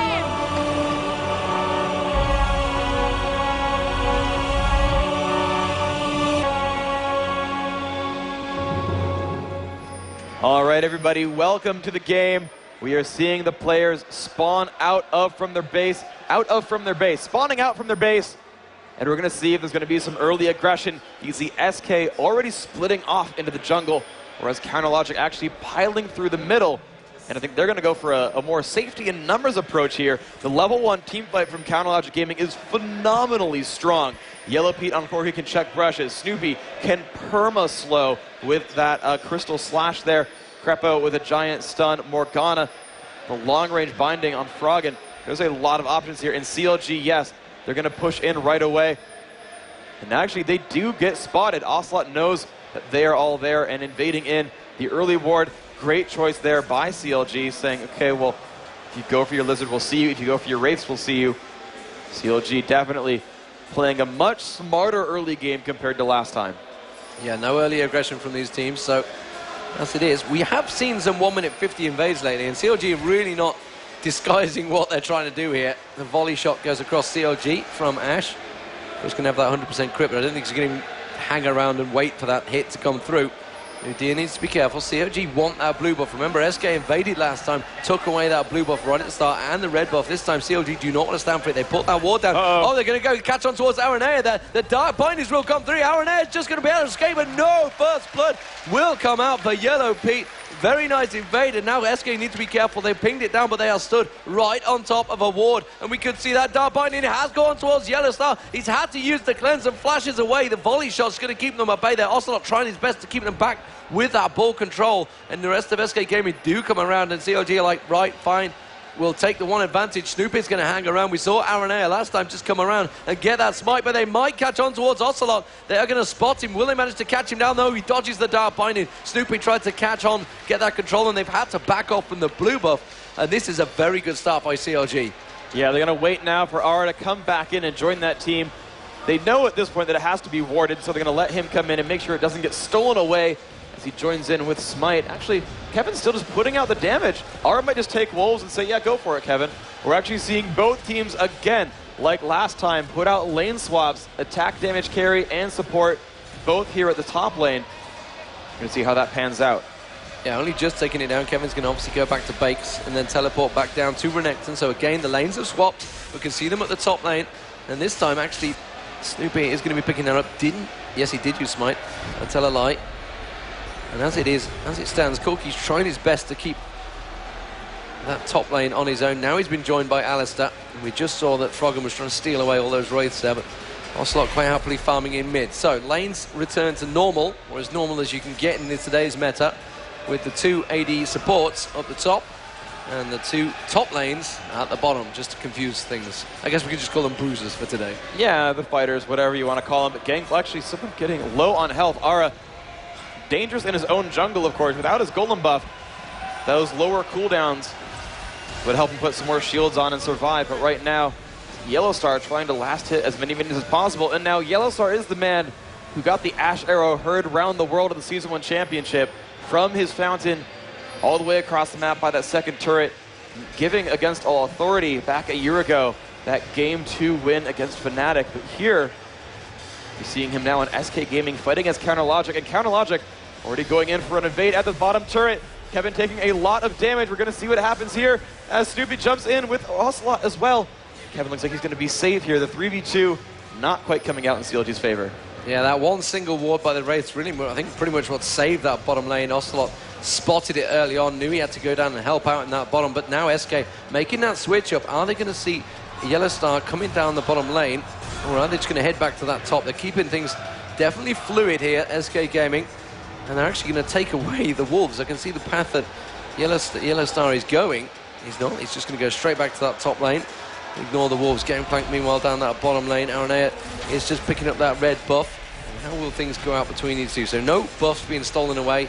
Nothing really being taken away. Froggen tried to get onto those wraiths, but was spotted pretty early on. Although it looks like he's actually coming around. Is he going to give? I think he wanted the wraiths there, and it's like Snoopeh's like, seriously, dude, I'm right here. I'm taking them. Just leave them be. Yeah, well, Ocelote now getting pushed up to his turret for the most part. Froggen really playing an aggressive lane here on Morgana, really trying to shove him back so that he can run around, get farm elsewhere, and assisting kills other places on the map. A quick ward coming out there at the bottom lane from Kevin. We're seeing the Freljord combo of Ashe and Nunu from SK YellowStar. Morgana once again roaming, but she's going to pass right through a ward. And Nyph and YellowStar are going to be safe here. Froggen not able to catch anything out, although the ward is about to run out in that river, so if it had just stayed a little bit longer, Snoopeh just holds on with that double buff. YellowStar actually tracking down towards that bottom lane. Is he going to try and throw something out, something crazy on towards Froggen here? Could get the volley shot across, of course, but instead he's going to make his way down. Are they going to double up on this mid turret? It has been done in the past, and as it stands, I think they're just keeping Renekton guessing. Are they going to switch across? He's like stood in that bottom lane. Snoopeh's going to come down. Gangplank has got himself very early on forward, but remember, he's got them oranges. He can just walk away from that one stun. There is a double stun potentially. Skarner's going to come around. He's going to walk straight into 8th ward, and wow, SK, sorry, are going to double up and triple up, in fact, on towards that middle turret. I wonder if this is what they were going to do, try and get that damage down early on. It's what we see from the Korean teams, what we saw from Azubu Blaze just last week, getting very aggressive and just stacking on them turrets. World Elite do exactly the same thing against CLG, so CLG going to be prepared for it, and they seem to be reacting very well to it. Yeah, ultimately, it feels weird to me that they push so hard against a level 5 Morgana, because once she reaches level 5, she's got rank 3 of Tormented Soil, which is going to fully clear out a caster minion line for free. And now initiating up on Ocelote. Almost no way he survives this. The stun is up the cleanse. Oh my gosh! It allowed him to dodge the Dark Binding. A beautiful flash now, and now Froggen taking so much damage. Ara, though, caught in a 1 vs 3. Krepo gonna flash behind. There's the pulverize. Headbutts Ara back. He's been exhausted as well. The Dark Binding lands, and CLG with their 2nd kill on the map, putting them 1,000 gold in the lead. Yeah, very good turnaround there. They knew they weren't going to quite get onto Ocelote. Instead, Araneae came down to try and help out. Ended up being the meat in the sandwich for CLG. 2-0, 1k gold difference, but that top lane is being pushed. Yellowpete needs to realize he's going to get an ice blast in the face from Nyph there, and Krepo does come up. Snoopeh doing a lot of damage on towards that mid turret, already down to half health. And the bottom turret, again, Renekton doing a fantastic job on Gangplank, keeping him pushed. 7.5 minutes gone into this game. This time CLG with a clear advantage they had that they just didn't have over SK Gaming. SK Gaming don't seem to be the aggressor, which is very strange. You know, both these teams talk about how strong blue side has been, despite the fact that they had those nerfs on the golems. You know, the things that were changed, both teams still say blue team is very, very strong. But as it stands, the red team has definitely been the strongest so far in the start of these games. Yeah, they've had a really good opening so far. In the lane swaps as well, giving some interesting options as, you know, Corki and everyone else can kind of jump in. And we're seeing, wow, an early pink ward here from Ashe. See what that's going to turn into, if they go for something early aggressive, or if they want to sweep wards out from that top lane to enable some ganks here. Yeah, we've also got the Oracle on Skarner, so pretty early on for that one. He did go for the GP10 item first, not straight for those mobility boots, which you may well get on Skarner. It's all going to be about speed for him. Let's see Froggen just stealing away those raids. Ocelote trying to get involved, and Froggen wants to go aggressive on Ocelote here. Just tries to cause a little bit of problems on him. Doesn't throw that Dark Bindings out though. And Skarner is going to take a little peek, but he's going to walk straight into a ward, and then immediately the ping's on his head. There's that traditional Wraith ward, almost the standard. But Snoopeh with that Oracle, he wants to clear out anything he can. Froggen's just protecting duty here. And Snoopeh will take that ward down and puts a ward of his own in that place. So, CLG 2-0 up, 9 minutes gone. Renekton, let's have a look at that bottom lane, has gone for that BF sword. We saw him go for the Bloodthirster early on last time he played Renekton against Aurelia, and this time looks like he's going to do the same thing against Kevin. Kevin choosing to go toward the GP10 though, and then get those Mercury treads out. Yeah, so Wickd wants to go for probably the similar build from before, which is Bloodthirster into Guardian Angel and then Last Whisper. Are grouped up by this bottom here, and actually the early gold generation build is going to make the game pacing feel a little bit weird for Counterlogic Gaming. Normally they're a late game focused team. They don't take a lot of risks early on, and they wait on their late game potential. But SK opening with some gold generation items means that the late game is actually pretty good for them, because they can kind of sit on their heels and have gold flow into them and use that for some late game power. So you get better harass coming around on a lot of these lanes here. Kevin just farming away right now on Gangplank, picking up minions wherever possible. Nyph and YellowStar forced back to their turret, and Volley's going to clear these minions out quite nicely. As we check down on the minions, 70 minions on Ashe to 65 on Corki. So YellowStar doing a phenomenal job with his mechanics, keeping up in minion kills. Yeah, and considering Yellowpete's going back, picking up those golems. Also down the bottom there, it's a slight advantage to Wickd right now, 80 to 64. We do see Snoopeh maybe trying to get a peek around the backside of Ocelote there. And I think he was spotted early on, wasn't able to get involved. Looks like he may well go towards that top lane now. You can see Morgana also heading towards the top, so Froggen wants to get involved on this one. May have a 4-on-2 dive on top there. YellowStar is actually on his own. I think he's just had the call out to him, and he's staying the long way back. He's got that volley. Oh, he's got that hawk shot surely available to him. Is he going to go for it? You can see Snoopeh's going to come around. We could set the Dark Bindings. My God, a blind Dark Bindings landing perfectly. The cleanse comes out. You can see Snoopeh does manage to get the hook on. The absolute zero going to come out from Nyph, but they're just going to walk away from that one. Could have been brilliant, brilliant play there, but again, this just shows the skill level. We've seen a teleport in from Kevin now on towards the top lane. The Gangplank ulti goes down. Krepo taking down very low. Has to use the ultimate. Snoopeh with that Oracle does not want to go down. Wickd also teleporting in now. So we've got a 5-man CLG at the top there with SK Gaming trying to get in. You can see the ultimate from Snoopeh, not quite catching Krepo out as his ultimate runs out. very close play from all of these teams, but still no kills going out to either team. Wow, just a neck-and-neck battle there, but I think they're still trying to do a little bit of something. Actually, Froggen's going to farm out this minion wave right here, get his health back up with that passive spell vamp on the champion. And Ara running his way back down to the bottom lane to pick up some no, not free minion kills, but instead maybe some ward coverage out by this dragon area. Ocelote got himself back up to the mid. Ara, there we go, warding out that golem buff, knowing the rough respawn timer. Wickd coming by through this river. He's going to come in behind Ara. Ara should be safe here, but you never know. Rivington is a scary crocodile. He's indeed a scary crocodile. Araneae is just taking a bit of lane tax there. And we do see the lanes shifting back around. So now we can see Nunu and Ash going towards that bottom lane. Snoopeh's going to pick up that red buff. However, Corki is still at top there. So Yellowpete is going to be up against Kevin this time around. When they're going to switch things around, they may have spotted it. They just walked past the ward. So they're going to realize that the lanes have indeed transitioned. And that's going to put SK Gaming currently in a better position to go for Dragon. Froggen and Krepo, though, looks like they're going to be heading down that south. So maybe it's not such a great advantage for them after all.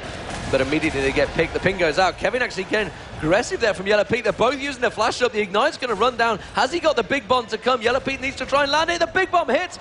Not quite enough damage on Kevin. Just about walks away because he has oranges. And thanks to SK for banning out that Karthus. That would have been a kill otherwise. You know Froggen would love to play it. Now Snoopeh right beside Ocelote in a 1 versus 3. This is going to be difficult. He pulls them in into range for Krepo. There's the stun. There's the Morgana ultimate. Ocelote's going to pull them back in. Can he get enough damage? Snoopeh, one hit from the turret. It is not going to be enough. But the Gangplank ultimate comes out, and Kevin picks up the trade kill and drops the Oracles down. That was a nice clutch play. Now a great gank from Counterlogic Gaming, but the clear head from Ocelote to keep him in range, do as much damage as possible. Know his teammate could assist in that one, and great aim from Kevin. Great indeed, so very nicely played there. CLG will take this mid turret though, so that is 3-1 in kills at 1-0 in turret, and that mid turret is such an important one to get. Takes away a lot of that vision. There's not a lot of wards out from SK Gaming right now, certainly around that middle area. There's just the one at the top and one at the bottom for them. 0-3 currently for Krepo. As the support, Alistair seems to be working out very well, seems to catch everyone out. And as it is at the moment, you can see the items building out. Ash trying to build up towards that Infinity Edge. The Abyssal Scepter built up by Morgana as well. The GP10 items being used pretty heavily by both teams again, as we expected, with Bloodthirster very nearly complete by Wickd. Meanwhile, up the top lane, we just saw Yellowpete going very aggressive on Kevin. This 1v1 lane that he's managed to stick to, because Krepo's been helping out with the ganks, seems to be working out very well for them. Yeah, overall, the farm is growing more in the lead for Counterlogic Gaming. Yeah, they've lost 1 Oracles, but they're now up 1,800 gold, and that's, well, a turret's going to be part of that, but no dragons to boot, so it's just they're doing a very good job as overall fighting. Yeah, as it is at the moment, you can see 14-15 into this game. Still no dragons. It was around about 21 minutes, I believe, last time the dragon came up. And as it stands, that you can see, are we going to have the AD and the support lane switching once again? I can see Ash making his way up the river. Blue buff is going to get given across to Froggen here.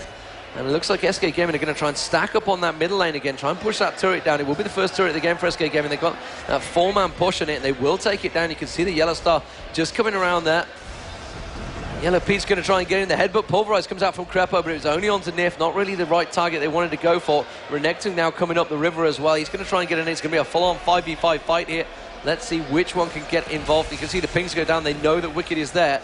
And Dragon potentially could be a pull there. And SK Gaming are going to try and flood the way down. Wickd could just dash through and catch out someone here. Doesn't want to go full aggression. He hasn't really got the hit points. He's only got that Bloodthirster. It's not really been built very tanky.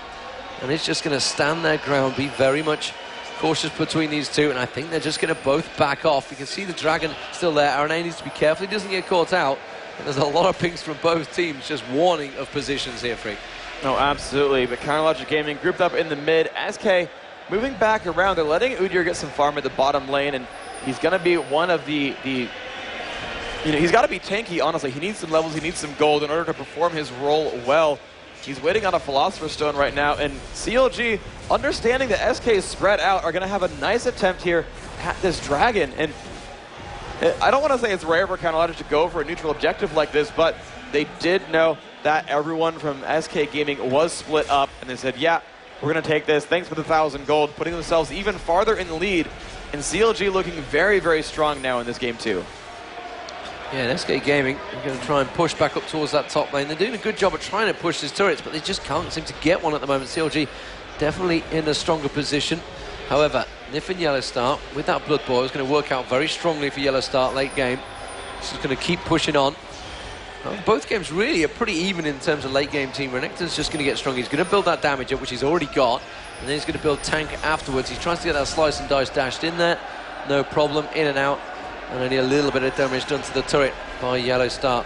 There's a big wave down that bottom, which looks like Kevin's going to go get himself a nice bit of free farm on. CLG trying the best to get around the backside of YellowStar and Nyph, but it's not going to happen. That ward very much given the option, and that means that CLG are going to turn this one into a 5-man tower push, and immediately SK responding. They ping the top, the middle, and the bottom turret, saying, okay, they're going to 5-man here, we will go full on aggression. Orianna almost certainly going to take that mid turret down, and you can see that Araneae and Kevin down that bottom lane may well get. So it's going to be a 2-for-1 trade possibly, but will CLG turn this into an inner turret as well?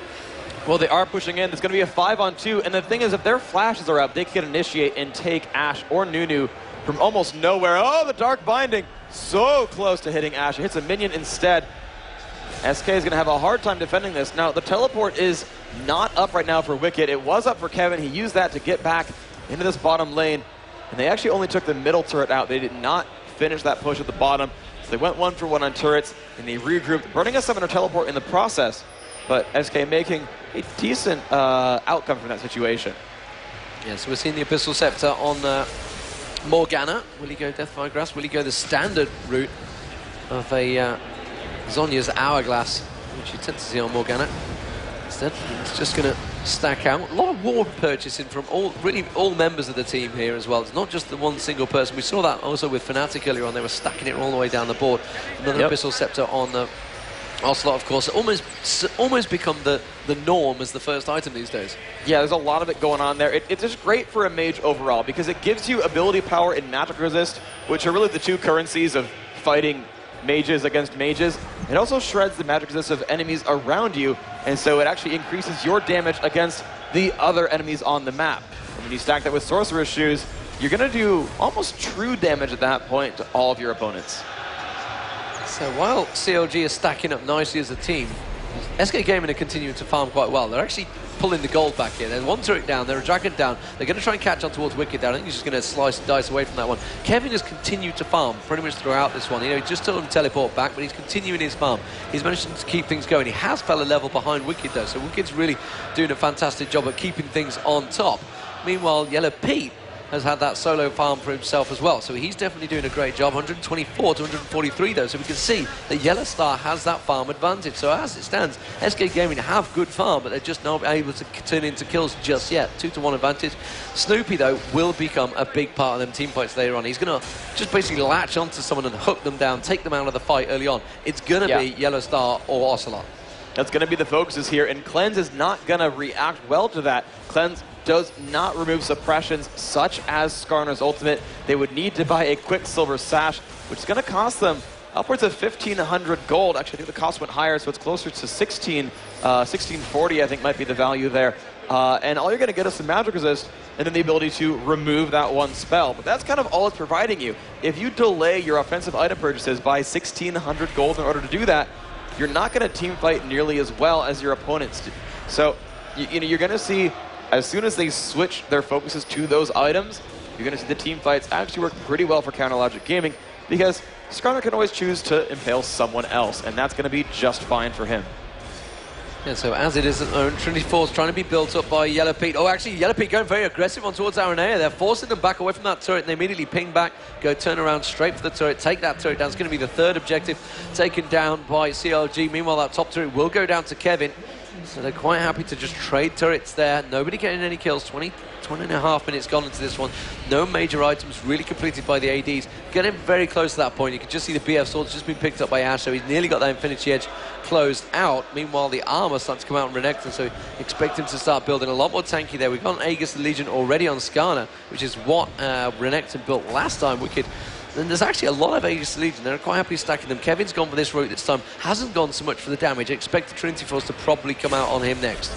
Yeah, he goes with an early phage for the chance to just kind of perma-slow someone and chase down. He's going to have a lot of chances to trigger that with Parlay. that Nuke does apply on hit effects such as Phage, which is just one of the great powers of Gangplank to go for that Trinity Force. And we're seeing these builds as they mature. You're really just seeing more gold on Ocelote, even though overall, actually, as they come in, Aura might get caught out here. Dark Running comes out, not quite gonna hit.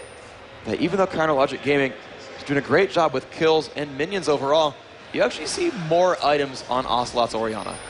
Yeah, 201 CS to 158, so out farming Froggen by quite a way there. And that's because Froggen's been looking for those kills. He's 201. In terms of gold, it probably does give him that advantage. CLG just trying to set up that Dragon Dew in just 15 seconds time. You can see it in the top right-hand corner of your screen if you're ever unsure of when it is going to happen. SK Gaming, of course, 1-0 up here. Araneae just dashing between it in a Batman-style Phoenix stance.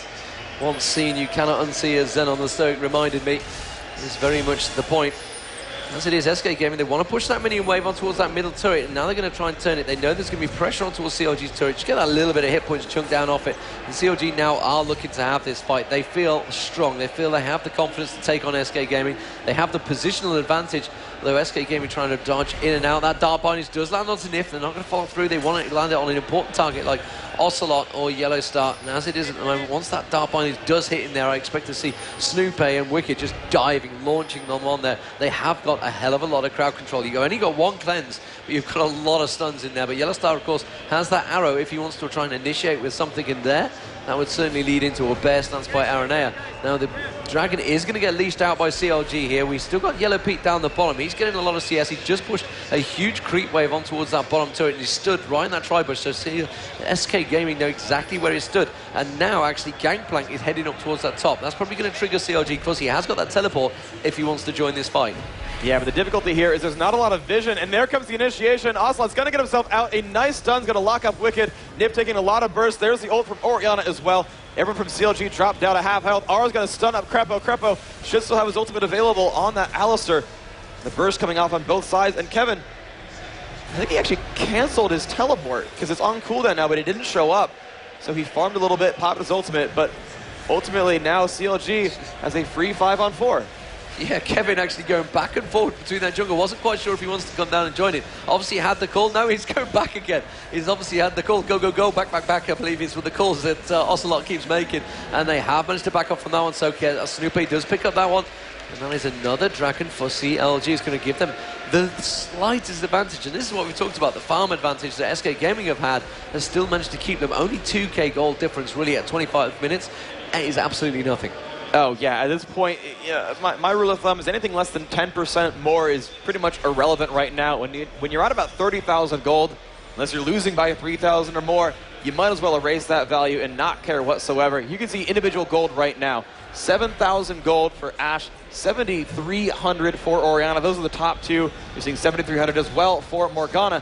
And two just about at 7k, both Corki and Renekton for CLG. So the top three farmers just a little bit higher for counter logic. And if that turns into an earlier item combine, an earlier death cap, that's going to make a very, very big difference. Although you're seeing the builds are actually diverging right now. Ocelote's going for an early Athene's Unholy Grail, not an early death cap, not an early Zhonya's. Looks like Zhonya's is going to be the pickup though, eventually for Froggen. Yeah, meanwhile, you look at the two supports, Shirelli's Reverie already completed because Krepo's got those 3 assists. It's not simply, they both had the GP10s built up early on, but of course he's getting those 3 assists, managed to get that Shirelli's Reverie. He's going to be a little bit more vital in the kills, in the fights, and obviously launching Snoopeh in there even faster than he can go on Skarner. I mean, Skarner's like a launch nuke exocet missile getting straight in there for the fights, but as it is, he's going to be even quicker. Infinity Edge has been completed. And the pickaxe already being picked up as well, so towards that last whisper. Trinity Force, meanwhile, for Corki, is going to be doing a lot of damage from range, and they're just going to keep him back as much as possible. There you go. Shirellia's Reverie now actually picked up by Udyr instead, so possibly going to go for the double Shirellias, I think, SK Gaming here. But they are 3-1 down in kills. Not a great deal. I mean, that is going to mean nothing to these teams. They're going to be well aware, and that's why these two teams, they're so tense right now. There's so much at stake. Season 2, finals is just the first step, the first blip in the ocean, you know, that to reach that $2 million tournament. The arrow's going to come in towards Wickd just as he dashed away there on towards Kevin. Kevin's going to get the slowdown on that parlay as well, but Wickid's going to have to be forced to use that ultimate because he knew that YellowStar was going to be joining that fight, but Wickd still very much strong, didn't lose a great deal of hit points, happily farms up, and now actually CLG realizing that there's two members down that bottom lane. Can they push it on? Actually, good bit of juking there. Kevin managing to pull his ultimate down. Can he slow down Wickd enough? No, the volley just missing out there, and Wickd doing a fantastic job of really baiting in two ultis and not really having a great deal of damage done to him. Yeah, well, the way these team fights are going to come up, you know, as Wickd just dives in and really doesn't care much about what Kevin does. He's tanking very, very heavily here. He has so much armor as he works on that Guardian Angel that he just kind of ran in into constant 1v2s and kept himself sustained. I'm a little bit surprised by just how much he was able to tank that damage. But CLG's team fights are going to be very, very scary. Snoopeh can rush in there with his own shield, with that haste buff, and with the nearby Shirelia's Reverie from Alistar. But on top of that, Morgana can give him a black shield to make sure that no one can send him backwards, no one can slow him down. And that means that SK needed to finish their own Shirelias to send back their own team and make sure they did not get caught by Snoopeh Skarner. And it's still going to be very hard. And remember, they've still not got the arrow down at the moment. The Gangplank ulti is also down, so they're getting pressured on the turret here. But SK think they can fight for this one. They do manage to catch a couple of shots on towards Yellowpete there. YellowStar forcing him back with the arrows, just catching in the backside. That's why the black shield went down. Araneae just about avoiding the Dark Binding now. I don't think they're launched onto it. Wickd looks like he's going to up top. SK are going to try and turn this into a push on towards the middle lane here.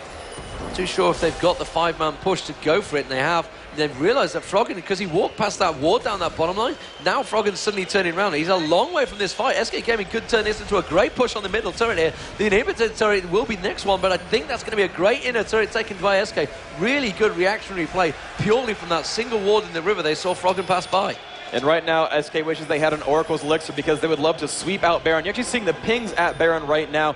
They want to bait CLG into a Baron attempt or a Baron stop. And CLG are just going to push mid. And SK, they're piling into the Baron pit right now. They've actually started it. CLG is going to turn around. I don't know if SK has much vision here. They realize that Counterlogic stopped pushing in on that. And SK, what a great move. They actually stopped the push, not by defending, but saying, if you keep pushing, we're going to get something better. Yeah, and I tell you, it's a risky move to lose an inner turret for a Baron, which is what they're doing, and they probably could take the inner turret as well, the inhibitor turret, so SK wisely backing out of that one. There was no vision whatsoever, though, in that Baron pit by CLG, and now CLG actually have pinged on towards the Baron. They've got no Oracle, so they're all going to be walking straight past that ward. They're going to have no idea. Well, they're going to have a pretty damn good idea that there's going to be a ward there. It's a pretty standard spot, and again, they all back away. Very much a lot of play here. As we mentioned, that $2 million prize, the fact that they can have a salary for a year. I mean, a lot of these guys will be salaried already, but, you know, it's secured until the whole of Season 3, and Season 3 is going to be mega. Oh, it's going to be massive, and of course, these teams still allowed to get their own sponsorships and kind of accrue further income. But just pretend that, you know, Season 3 is like you got a Philosopher's Stone and a Heart of Gold, but you can still farm minions just fine. That's kind of how the system's going to work. Kevin getting some free gold right now in this bottom lane. He's happily using Parlay to get further gold when he last hits with that ability. And, you know, again, SK are just happy to let this gold advantage shrink farther and farther. You know, last we checked in, it was a 2,000 gold lead. It's actually lower than that now. It's about 1,500 now, because SK are doing an amazing job of farming up their resources. Both Ashe and Gangplank actually get free gold for last hitting. If you check Ashe, that Hawk Shot gives her a passive where she gets extra gold when she kills a minion, up to 230 bonus gold because of that right now. Kevin, a similar thing with Parlay, 370 bonus gold on his own. Yeah, as they're starting on the Dragon here, you can see they're managing to get into it. They will finish it off here, CLG, before SK can get close to it. Araneae wanted to get in and smite it, but Snoopeh already taken that one down. CLG just going to walk away from that one. GA actually on towards Wickd. Wickid's going to catch across straight towards the backside of YellowStar. He's not too worried about being focused on here. Instead, CLG going to turn it around, and that's going to be a great Ocelote ulti, managing to pull the whole of CLG around. Wickd does take down Araneae, though. Wickd coming back around the backside, still hasn't had that GA popped. CLG surely going to turn this into a multiple kill. They do manage to headbutt on towards YellowStar, just about avoiding, but CLG are going down left, right, and center because Ocelote has got a triple kill. Beautiful, beautiful turnaround by SK. I thought CLG had that one, but Ocelote said, no way, holy moly, I am in control. That was absolutely phenomenal play overall, and YellowStar still had his flash up, so even though he got flung into the team, it didn't matter. He flashed, he dodged everything that would have been sent at him, and then it was just damage output for days. SK now going for the Baron, and it's a 4 versus 2. Though they're low on health, Froggen could turn this one around. He did it yesterday, he could do it again today. Yeah, if we look down, we can see the Froggen is trying to get in there. Has had to Black Shield up there. Did get caught out by Ocelote. Snoopeh, though, is close by, but he does have Smite available. It is just popped up, so they have to be really careful with this one. Trying to get Snoopeh down here. He has got an Oracle, and that's going to be the slow coming out from YellowStar. He's surely going to get popped. Absolutely destroyed by Ocelote. And the Baron got a kill on Nunu in the process. Yeah, and Froggen's still waiting around. Dark Binding's there. The ult pulls him in. Ocelote picks up the kill, but here comes the teleport. Krepo and Wickd are there, and they're going to try to chase down onto Ocelote. Now, Ocelote has a lot of mana regeneration. He's got that Athenes. He's going to shield himself. He's going to put down dissonance to slow them down. And it looks like he's going to make his way out of this fight. They're still down 500 gold, but Yellowpete shows up. Krepo's there as well. Can Ocelote survive? He's trying to make it out. No, shut down. Nice play by Yellowpete, bringing it now to 5-6. And these fights just keep going back and forth. Yeah, will CLG turn this into Baron? I'll be surprised if they go for themselves. They put that ping ward down. Araneae's going to take away the blue. Needs to be careful. Pings go down. They don't have Snoopeh back available now. He has got that smite back up, but I don't think they're in a strong position. And no, they're just going to go back and clear out those waves. Very, very close stuff. We talked about the gold earlier on. Now we are within 800 gold of each other. And again, it is very, very close stuff. CLG with everything to lose here. SK Gaming really have absolutely nothing to lose. They could quite happily take it to a third match, but I'm pretty sure they want to win this one. And the confidence, the discussion you can see on your screen, that bottom left-hand corner, YellowStar talking. SK Gaming have the communications flowing. Froggen giving out the wards as well. He's going to be coming around. Froggen is a long way from this fight, though. SK Gaming looking like they may well try and take on to a CLG. CLG really in a dangerous position to peel out from this one. They've got nowhere to go other than through SK Gaming. The volley shots coming across. Froggen's now going to get involved. Can he get straight on that dart point? He will go on towards Araneae. Araneae is going to get dropped. That means the smite is down for SK Gaming. Now CLG realize they've got a pretty safer chance on towards the Baron here. Can they manage to take it down? The Ash Arrow is going to come in. It's not going to be enough to take down Wickd. Wickd with that GA not quite available, tanking it up. YellowStar continuing the damage. The Gangplank ulti comes down. The Nunu ulti is going to come out, but Nyph is going to get popped. But Ocelote is there again. He manages to pull the ulti back in there. They have still not taken this Baron down. Yellowpete has been dropped as well. Oh my god, Ocelote does it again and again. He gets the triple and the Baron. SK Gaming turn this one around yet again. Wow, Snoopeh spending that entire time trying to take down the Baron, trying to make that one a win for his team. And that had to be a miscommunication on CounterLogic Gaming's part. It was a 5 versus 4. They could have just run out and said, yes, let's go fight, let's take them out. One of the big Harriers there, Udyr, was gone. He was not able to, disrupt and put out those stuns and deal that damage. A full-on 5 versus 4. They had Froggen's ultimate available. Yellowpete was healthy and had plenty of damage. They had a Guardian Angel at least at their disposal. They did not turn that one around. Yeah, Ocelote with absolute credible score, 8-2-3 on Araneae. He had such a beastly performance before. So let's have another look at that fight, Phreak, because that was crazy. And here we go, we see Krepo up in the front, and they are a little bit low on health right now. Wickd pretty dangerous, and Kevin jumps in. A lot of damage coming out from the Nunu ultimate. Wickd diving in, trying to pick down Nyph, but killing a support, not that big of a deal. Instead, it's Yellowpete taking way too much damage, pops the Guardian Angel. Wickd actually getting chased down by Kevin. He's going to get picked up pretty much for free there. And the double kill, the triple kill, and then the Baron kill for Ocelote. And they're not focusing him down in those fights. They're going for the front line. They're killing off Nyph. They're killing off Ara. They're killing off Kevin. And they're killing tanks, and the mages are blowing everything up, whereas SK are actually able to dive in and blow up these squishier targets. Yellowpete going down, Froggen going down, and that's a much scarier place to be in. Very much a scarier place. So we're seeing another GA, this time on Yellowpete, but as it stands, no GAs going for SK Gaming. They are just happy to keep that damage going. There you go, the Quicksilver Sash, which you talked about earlier. They're going to have to use that on. They've got to be very wary. Ocelote knows he's going to be now the focus of Snoopeh. Snoopeh's going to try and get in there, get that ultimate on him. As it stands at the moment, he can't seem to get close to it. YellowStar's been doing, Yellowpete has been doing a fantastic job, but YellowStar's been doing even better. He's got that Infinity Edge and that Phantom Dancer, and he's really been picking the targets off. Like you said, you know, Nunu going down is great, but when Ocelote and YellowStar's just sat there shooting you, hitting on you, doing everything they can, although many people wouldn't be too upset with Ocelote hitting on them, but the Ash Arrow is going to go across. It actually went on towards Froggen, and the Black Shield was there already, but SK Gaming, with that Baron buff, continuing to pressure on CLG here. They've already taken one inhibitor down. They are 1-0 up in the series. They are looking at a potential finals place against Moscow 5 here. Yeah, and right now, they have 3 Baron buffs on them. They are up about 5,000 gold, and they are happy to lay siege right now to Counter Logic Gaming. There is not a lot of poke here from CLG. They've got 2 members who've got long-range skill shots, but SK, they've got Orianna and Ashe, and those 2 are great. And oh, but they pull in YellowStar! This is not good for him whatsoever. The Orianna ultimate comes off. YellowStar getting dived. He will go down. Aura gonna drop as well. Wickd will revive with the Guardian Angel. It's 2 for 0 so far. Wickd comes back up, and CLG says, sup with it, bros. We're gonna chase you on down. Krepo taking a lot of damage.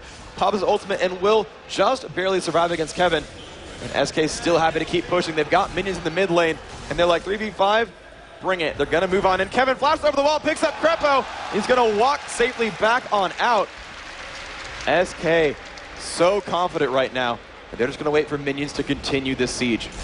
Yeah, there's a great big minion wave as well. Wicked getting caught, and the damage coming out from Ocelote right now. There's a huge wave taking on that top turret as well. So SK Gaming really are pushing every single lane. They've got them super minions continuing to go through that mid lane, which is why CLG are going to have to react to it. And you can see that big creep wave is going to push on. It won't be enough, but SK Gaming reacting to it as well. And Kevin's going to get up there. He's got that speed buff coming out. Nyph is going to give him such a great big advantage with that Blood Boil. And they're just going to beat the hell down on that turret. There's going to be another one going down. 7-4 in terms of turrets for SK Gaming. They are 12-9 up here against CLG. Many people, including myself, had CLG Moscow 5 in that final. It was written on the cards to start with, but wow, we knew SK Gaming versus CLG would be a tough one, but my word, SK Gaming are really rising to the occasion. Yeah, well, if there's any team that can pull it out into the end game, it is, of course, Counter Logic Gaming. You can think back to DreamHack with the hour-long group stage match where they were down, what was it, like 15, 20,000 gold? 27,000. 27,000 gold.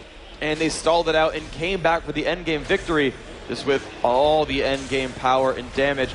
And again, if they do force SK to burn one of their 6 item slots on a Quicksilver Sash, that does limit the endgame power here. Ashe has picked one up, Orianna already had one. That last fight would have come out differently if Ashe had already finished her Quicksilver Sash, but now YellowStar kind of off the table for Snoopeh. Yeah, Shirella's Reverie just actually used up there by Krepo. I wasn't sure exactly why and what for. I guess he just figured it's fine, I can use it now, there's no problem. As it stands at the moment, though, the damage, I mean, Ocelote has just been throwing out massive, massive damage. Some may even say tons. Yes. You know, I'm just going to throw it out there. It's a likely situation. It's a likely situation. It's not a Trinity Force, but there is a lot of damage involved. And as it stands at the SK game is 603 ability power, and that is without Baron. He hasn't got that Baron buff on there. He's just stacked up so heavily at the moment, whereas Froggen only up 498. Froggen actually hasn't really been able to get in and get his ultimate going. But one issue he's had is he went for the Death Cap over the Zhonya's Hourglass, which means he's not able to play nearly as aggressively. He can't just flash in and say, yeah, I pressed R, we're good to go. Froggen deals a lot of damage, and that's cool. You know, he's going to be a very big damage threat here. Those Dark Bindings going to chunk for so much damage, but he's not able to play his champion to the fullest until he finishes Zhonya's, and I think that's actually... I don't want to tell Froggen how to play, but, you know, everyone else tends to go for an early Zhonya's, and the fact that he's not been able to dive into the middle to make those happen, it's hurting Counter Logic a little bit. And I don't know if it's worth more or less than the bonus damage. Oh, the arrow onto Froggen there from YellowStar. Manages to get, look at the damage straight away. Just YellowStar just burning it through. Teleport was actually cancelled there. I didn't see who there it was. Wickd. It was Wickd, actually, was about to teleport in.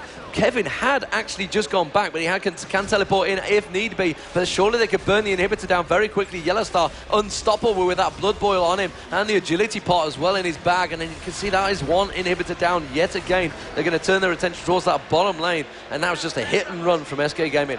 Yeah, they have re-upped on that inhibitor. They're going to stay on point for the map control. And YellowStar, I believe, going to be given this golem buff. Ocelote just had one, so now more volley going to be the case here for Ashe. And that's going to be a scary place for CLG to fight against because they're going to be slowed so much by this SK lineup. Almost everyone actually on SK can slow in some form. Aura can actually, Aura on Udyr can actually stun as well. So there is a lot of control here overall with this SK lineup. Their ability to fight extended engagements, I think, is phenomenal.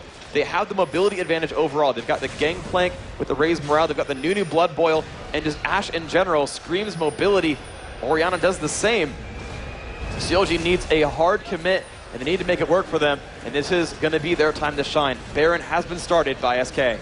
Yeah, so CLG is setting up for this one. The arrow has gone straight on towards Snoopeh. That's just delaying the inevitable because Baron actually will go down very quickly. SK Gaming pick up the Baron. Now they turn the aggression. The Gangplank ulti goes down. Can they catch on to anyone? Wickd doesn't have his Guardian Angels up at the moment. They are going to focus on him. They realize that tower, the ulti is going to run out any second now. The Orianna ulti manages to catch on towards Snoopeh and Wickd, but the Corki manages to get one kill down there. They will get a second kill as well. That is going to be YellowStar going down. And now Araneae is going to be the focus. Krepo manages to get the headbutt pulverized in him. Kevin now the target, but he has got that warm up. Snoopeh is going to drop. Araneae managing to turn that one round with a bear stance. Ocelote is still alive in that back. He's able to do the damage. Can he throw out that bull? Yes, he can on towards Krepo. Krepo goes down to Kevin and SK Gaming now in a 3-on-3, chasing CLG into their base. You know, just as you thought CLG were maybe going to get back into it, Araneae may well be able to get a bear stance stun on towards someone. He's caught Wicked. Yellowpete as well. Yellowpete backs away. GA just popped in time as well. Now they're going to turn it into a tower and possible inhib down the bottom. SK Gaming, when it's looking bad for them, they still turn it around because Ocelote is so well protected. Yeah, their ability to win late in those fights is phenomenal. CLG's opening burst, so much damage, but if they don't kill Ocelote, Ocelote starts cleaning up at the end. 627 ability power, I think, is the number right there. He is just massive. He's doing so much damage, keeping his team alive. And again, just the mobility advantage, that command dissonance, allowing his team to chase or run away and slowing down the retreats of CLG. You're seeing them get a clean 5-3 lead, and then they just get caught and caught and caught because they are slowed down repeatedly by that Orianna. The pressure on these players right now, you can see it on CLG's faces. They are feeling it. They realize they could be looking at the third, fourth place playoff against FNATIC, which it's going to be a horrendous game to play. I would not want to be involved in that one. You want to be in that final. You want to be secure. You want to be going to bed tonight thinking, yes, I've got a year of my life ahead of me, secured financially. I can enjoy what I do for a living. And these guys, they are under so much pressure. CLG going to be thinking, you know, all the things could go through your head. That trip to Korea, that playing in the tournament, is it too much for these guys to handle? The jet lag, the flying back and forth constantly. SK Gaming and Moscow 5, you know, they turned down these things and they are looking so strong now. I know SK Gaming in the last month have just turned things around so massively in their lives. They've just really performed brilliantly. You know, you go back to the performance they put in against New York, it was very much a different team. You know, there was so much pressure on Ocelote saying, you know, if SK Gaming do well, it's a great team performance. If SK Gaming do badly, it's Ocelote's fault. And right now, Ocelote is just doing magnificently for his team. Yep, and they're going to keep pushing on right now. His team is ahead right now in gold. They want to get this turret down. They've already picked down 2 inhibitors. This would be the third and final one. And when you've got 3 inhibitors down, it is so hard to come back. Wow. Yellowpete, half health at the start of the fight. Can they pick up an initiation here? They want to pull them into the turret. They want that turret on their side to make this fight go better. Kevin staying in the front. They're poking as much as they can. Yellowpete will try to lifesteal off some minions. Will get some heals from his friendly neighborhood Alistar. Froggen running back to the base has now picked up a Zhonya's Hourglass. That's a very important buy. Ara tanking a turret with shields, does not care whatsoever. They have a gigantic tanky front line. Spells do miss on Snoopeh. They're going to initiate. Froggen is there. Can he get the stuns off? Ara caught up in front. Froggen taking some damage. Ara getting pulled back. He will drop down under the turret. Nyph with the absolute zero doing a lot of damage. And Krepo's not going to like this. The Orianna ultimate locks up 3 from Counter Logic Gaming. Snoopeh getting pushed away. Krepo surviving. The stun onto Nyph will be a kill. Now can Wickd run away from this? They picked up 2 kills for free. But we all know SK loves to push in as a 3 versus 5. Oh my word, look at all those super minions taking down the Nexus turrets. CLG are in trouble here because SK Gaming now pushing the inhibitor turret. They've taken down the inhibitor turret. Inhibitor will go down, and again, Ocelote was completely protected while this is all going on. They are desperately fighting off the minions from their base. They're pinging down, and the inhibitor now respawning. SCLG just about going to be a reactionary, cover that off. But just look at the burst. Snoopeh losing almost half his hit points from one single burst from Ocelote. And again, SK Gaming, while they came out 1 man down, actually came out better off still. Oh, absolutely. And this is the story of these fights over and over. is Counterlogic Gaming's openers are so strong. They pick off kills right away. They start off things on the right foot, and they're so good at doing these team fights. Every single time, they've orchestrated them perfectly. They've gotten those early kills, but SK have just built themselves elite. They're just stronger champions right now, and you've got a farmed Orianna untouched in the back line. 17,000 gold to 14,000 gold on Froggen. He is just a massive force to be reckoned with, and Counterlogic Gaming does not have the answer to it. They do not, and he's now got a Zhonya's Hourglass complete as well, so he's got just that little bit more damage and control and survivability just in case he needed it. Ocelote now with the pressure on him, the sweat running down his face in this hot arena. Definitely feeling that pressure of his team. And you know, this is his livelihoods. We talked about it so many times. I know we keep drilling it home, but really, we cannot emphasize just how much this means to these teams. It means a lot to Riot Games as well in terms of everything. These are the big names. These are the guys you want to see in those tournaments. And right now, SK Gaming are bringing it home to CLG here in Germany at the Gamescom European Regional Finals. And they need to be careful. The Guardian Angels is back up, and Yellowpete needs to be so aware that he doesn't want to be on that front line, doesn't want to get caught out by that arrow at the start. Snoopeh needs to pick out that perfect target. YellowStar now with a Guardian Angel of his own, and look at the shred on Yellowpete. One little burst from Ocelote just shredded him down.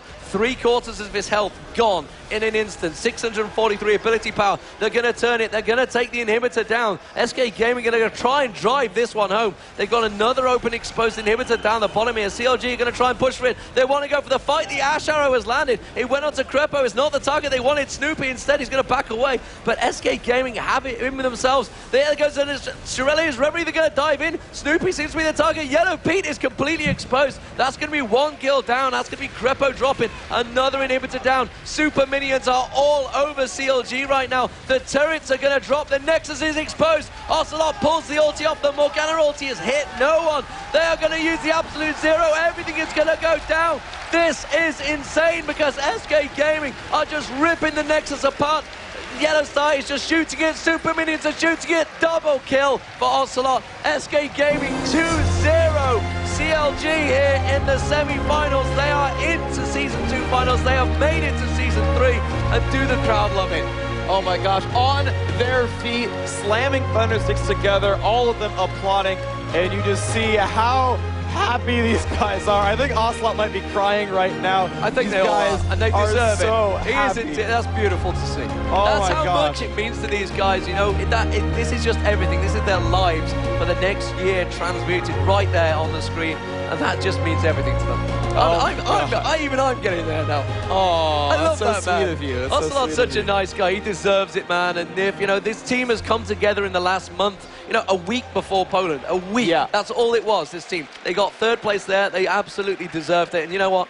I couldn't think of a nicer bunch of guys that got that. But CLG, well, my heart goes out to them because they've been the team of late. And they are now looking at third, fourth place playoff versus FNATIC. But Moscow 5 versus SK Gaming for the finals.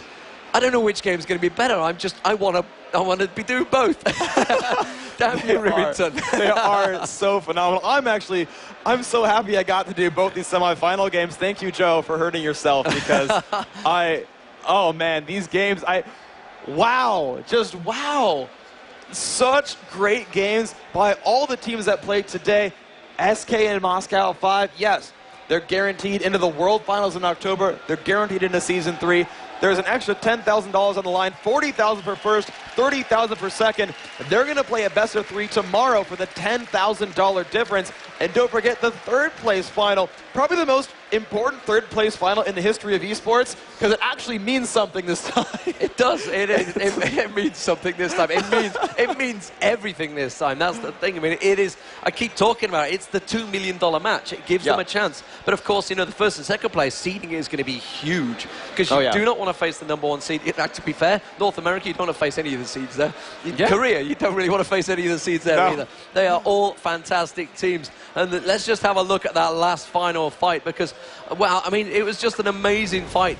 Yeah, not quite the final, but the one that did really control who won this one. The initiation early on, they pulled Araneae in. A great job there. Krepo actually making his way out. The beautiful ultimate doing so much damage, but still, CLG were able to disengage. And Nyph caught out with a great Dark Binding. They picked him up, and CLG was like, awesome. Guys, we got this. We did so much there. But no way, the inhibitors, the minions, so much damage from them. A free turret kill, and it meant that CLG had to disengage. They would normally be okay in a 5-on-3, but they had to make it a 0-on-3, which gave SK all the inhibitor control. CLG still actually mopping up the minions as SK moves over to the other inhibitor, moves on outside their base. They're still outnumbered, and CLG cannot chase. And this was the story of that SK lineup. You cannot chase SK down because Orianna would just control them over and over.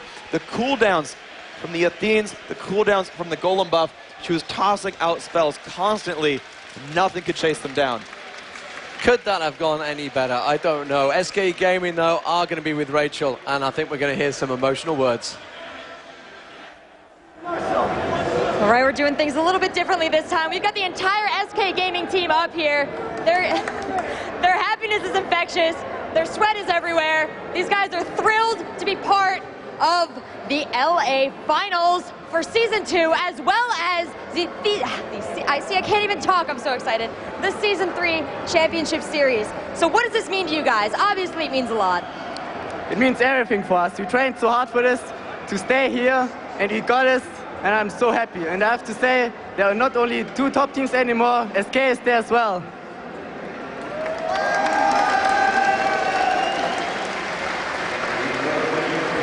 You have obviously put a lot of preparation and a lot of thought into this tournament, and it must feel great to see it pay off. What exactly did you have planned, and did you pull it off, or was this all just right out of the skill pot? Yeah, I think the first game, we did exactly what we wanted to do. The 3 busted level 1, stole their blue, so their jungler was super far behind, and it worked out super for us. Thank you guys, you're awesome. Thank you so much, SK. I'm going to give you a little bit more stage time. We're going to go to a short commercial break. When we come back, we're going to recap the day. And if you're wondering, you can go to our YouTube at youtube.com/IEM. Check out videos from the first 2 days, and we'll put up all throughout the weekend. Thank you.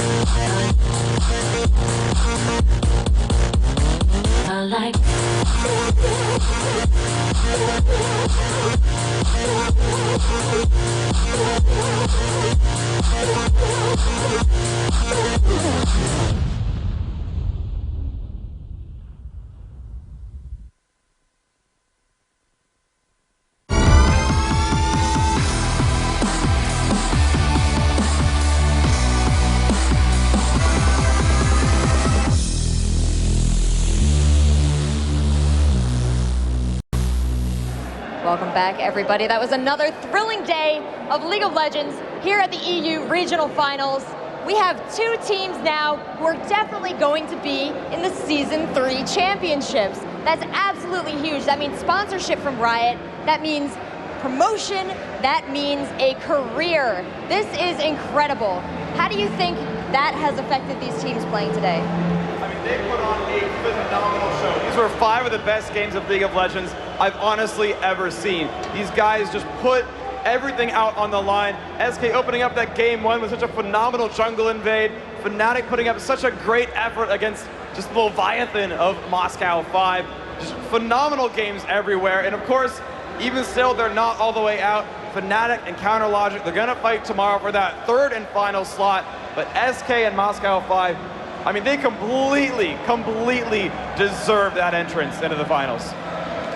Yeah, we've talked about it so many times, how it's life-changing. It really is. Just imagine, everyone watching here, you're going to get paid to play League of Legends for an entire year. You're going to absolutely love it. I mean, they already do it anyway, they stream, but now it's actually properly their job. They can put, a job description, they want a mortgage, they're going to say, what do you do? I play League of Legends. That is my job. I'm not sure the bank manager will agree, but I think that's a pretty damn good job right now. And it's absolutely incredible that it happened to SK Gaming, one of the oldest franchises in esports, now one of the first franchises to explore this new area that Riot is treading. So we saw a lot of incredible play this weekend. We talked about Orianna yesterday, but I'm back to being absolutely amazed at her versatility as well as her burst damage. How did she come into these fights and who backed her up? Sorry, repeat the question at the end? About Orianna, I mean, well, Ocelote on Orianna was just outstanding. He was outstanding yesterday on Araneae, outstanding today. There was another champion, which she mentioned, he's still not played yet. We'll see whether that comes out against Moscow 5. Maybe it will, maybe it won't. But honestly, he was just unstoppable today. You know, we talked about Froggen. We bigged them up so much at the start, but Ocelote really has shined through. He's had a lot of haters online, you know, saying, you know, he's not as good, he's not kept it up, but man, has he proved himself this tournament. Yeah, I've got to say, everyone on SK just played so amazingly. Every single member deserved that win. Yeah. Every single one on that team put everything on the line. You saw the emotion on their faces at the end there. You saw how much that win meant to them, and they completely deserved it, every single one of them. Well, Kevin and Araneae right at the start set the pace. They took the both blue buffs. Araneae just strolled round, said, thanks, I'm off. And then CLG were just like, what just happened? They don't know. And then Gangplank took it, he went down the bottom. And let's also talk about Moscow 5 FNATIC, because Moscow 5, you know, they are the unstoppable beasts, the unstoppable machines that FNATIC stopped them in their tracks. They made them stop and think. But Moscow 5 being Moscow 5 said, okay, we can adjust to this, and managed to get the win. Yeah, we'll see what happens. This whole tournament has been full of very, very close games. Even from the quarterfinals, though the victories were 2-0, the second games in almost all those series were comeback victories. We're seeing that these highly lauded top seeds, you know, Counter Logic, Moscow 5, they stumble a little bit. They are losing games. Suddenly, there's this new era of teams that are showing up and just being phenomenal and knocking down these kings. I would not be surprised to see SK come out as the overall victors. I would not be surprised to see FNATIC knock out CLG. Anything is possible tomorrow.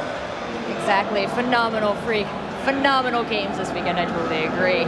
So is there anything that you want to draw special attention to? Because I know you guys were in the caster seats. You saw the action closer than anyone. Is there anything we might have missed? There was a lot of action that we may have missed, but I think we tried to catch just about everything. If we didn't, we had the replays going, and you guys at home can watch them obviously on the streams as well. They're going to be rerun for anyone that's just tuned in, maybe the American audience, maybe just got in there. Of course, wow, I mean, this is just the start. We've got the third, fourth place and the finals tomorrow. I don't know which is going to be the better game. I don't know. They're really all going to be awesome. Ultimately, my favorite part of the day was the sheer emotion on the players. The gameplay was phenomenal. I can't say that enough. 10 out of 10, all those games.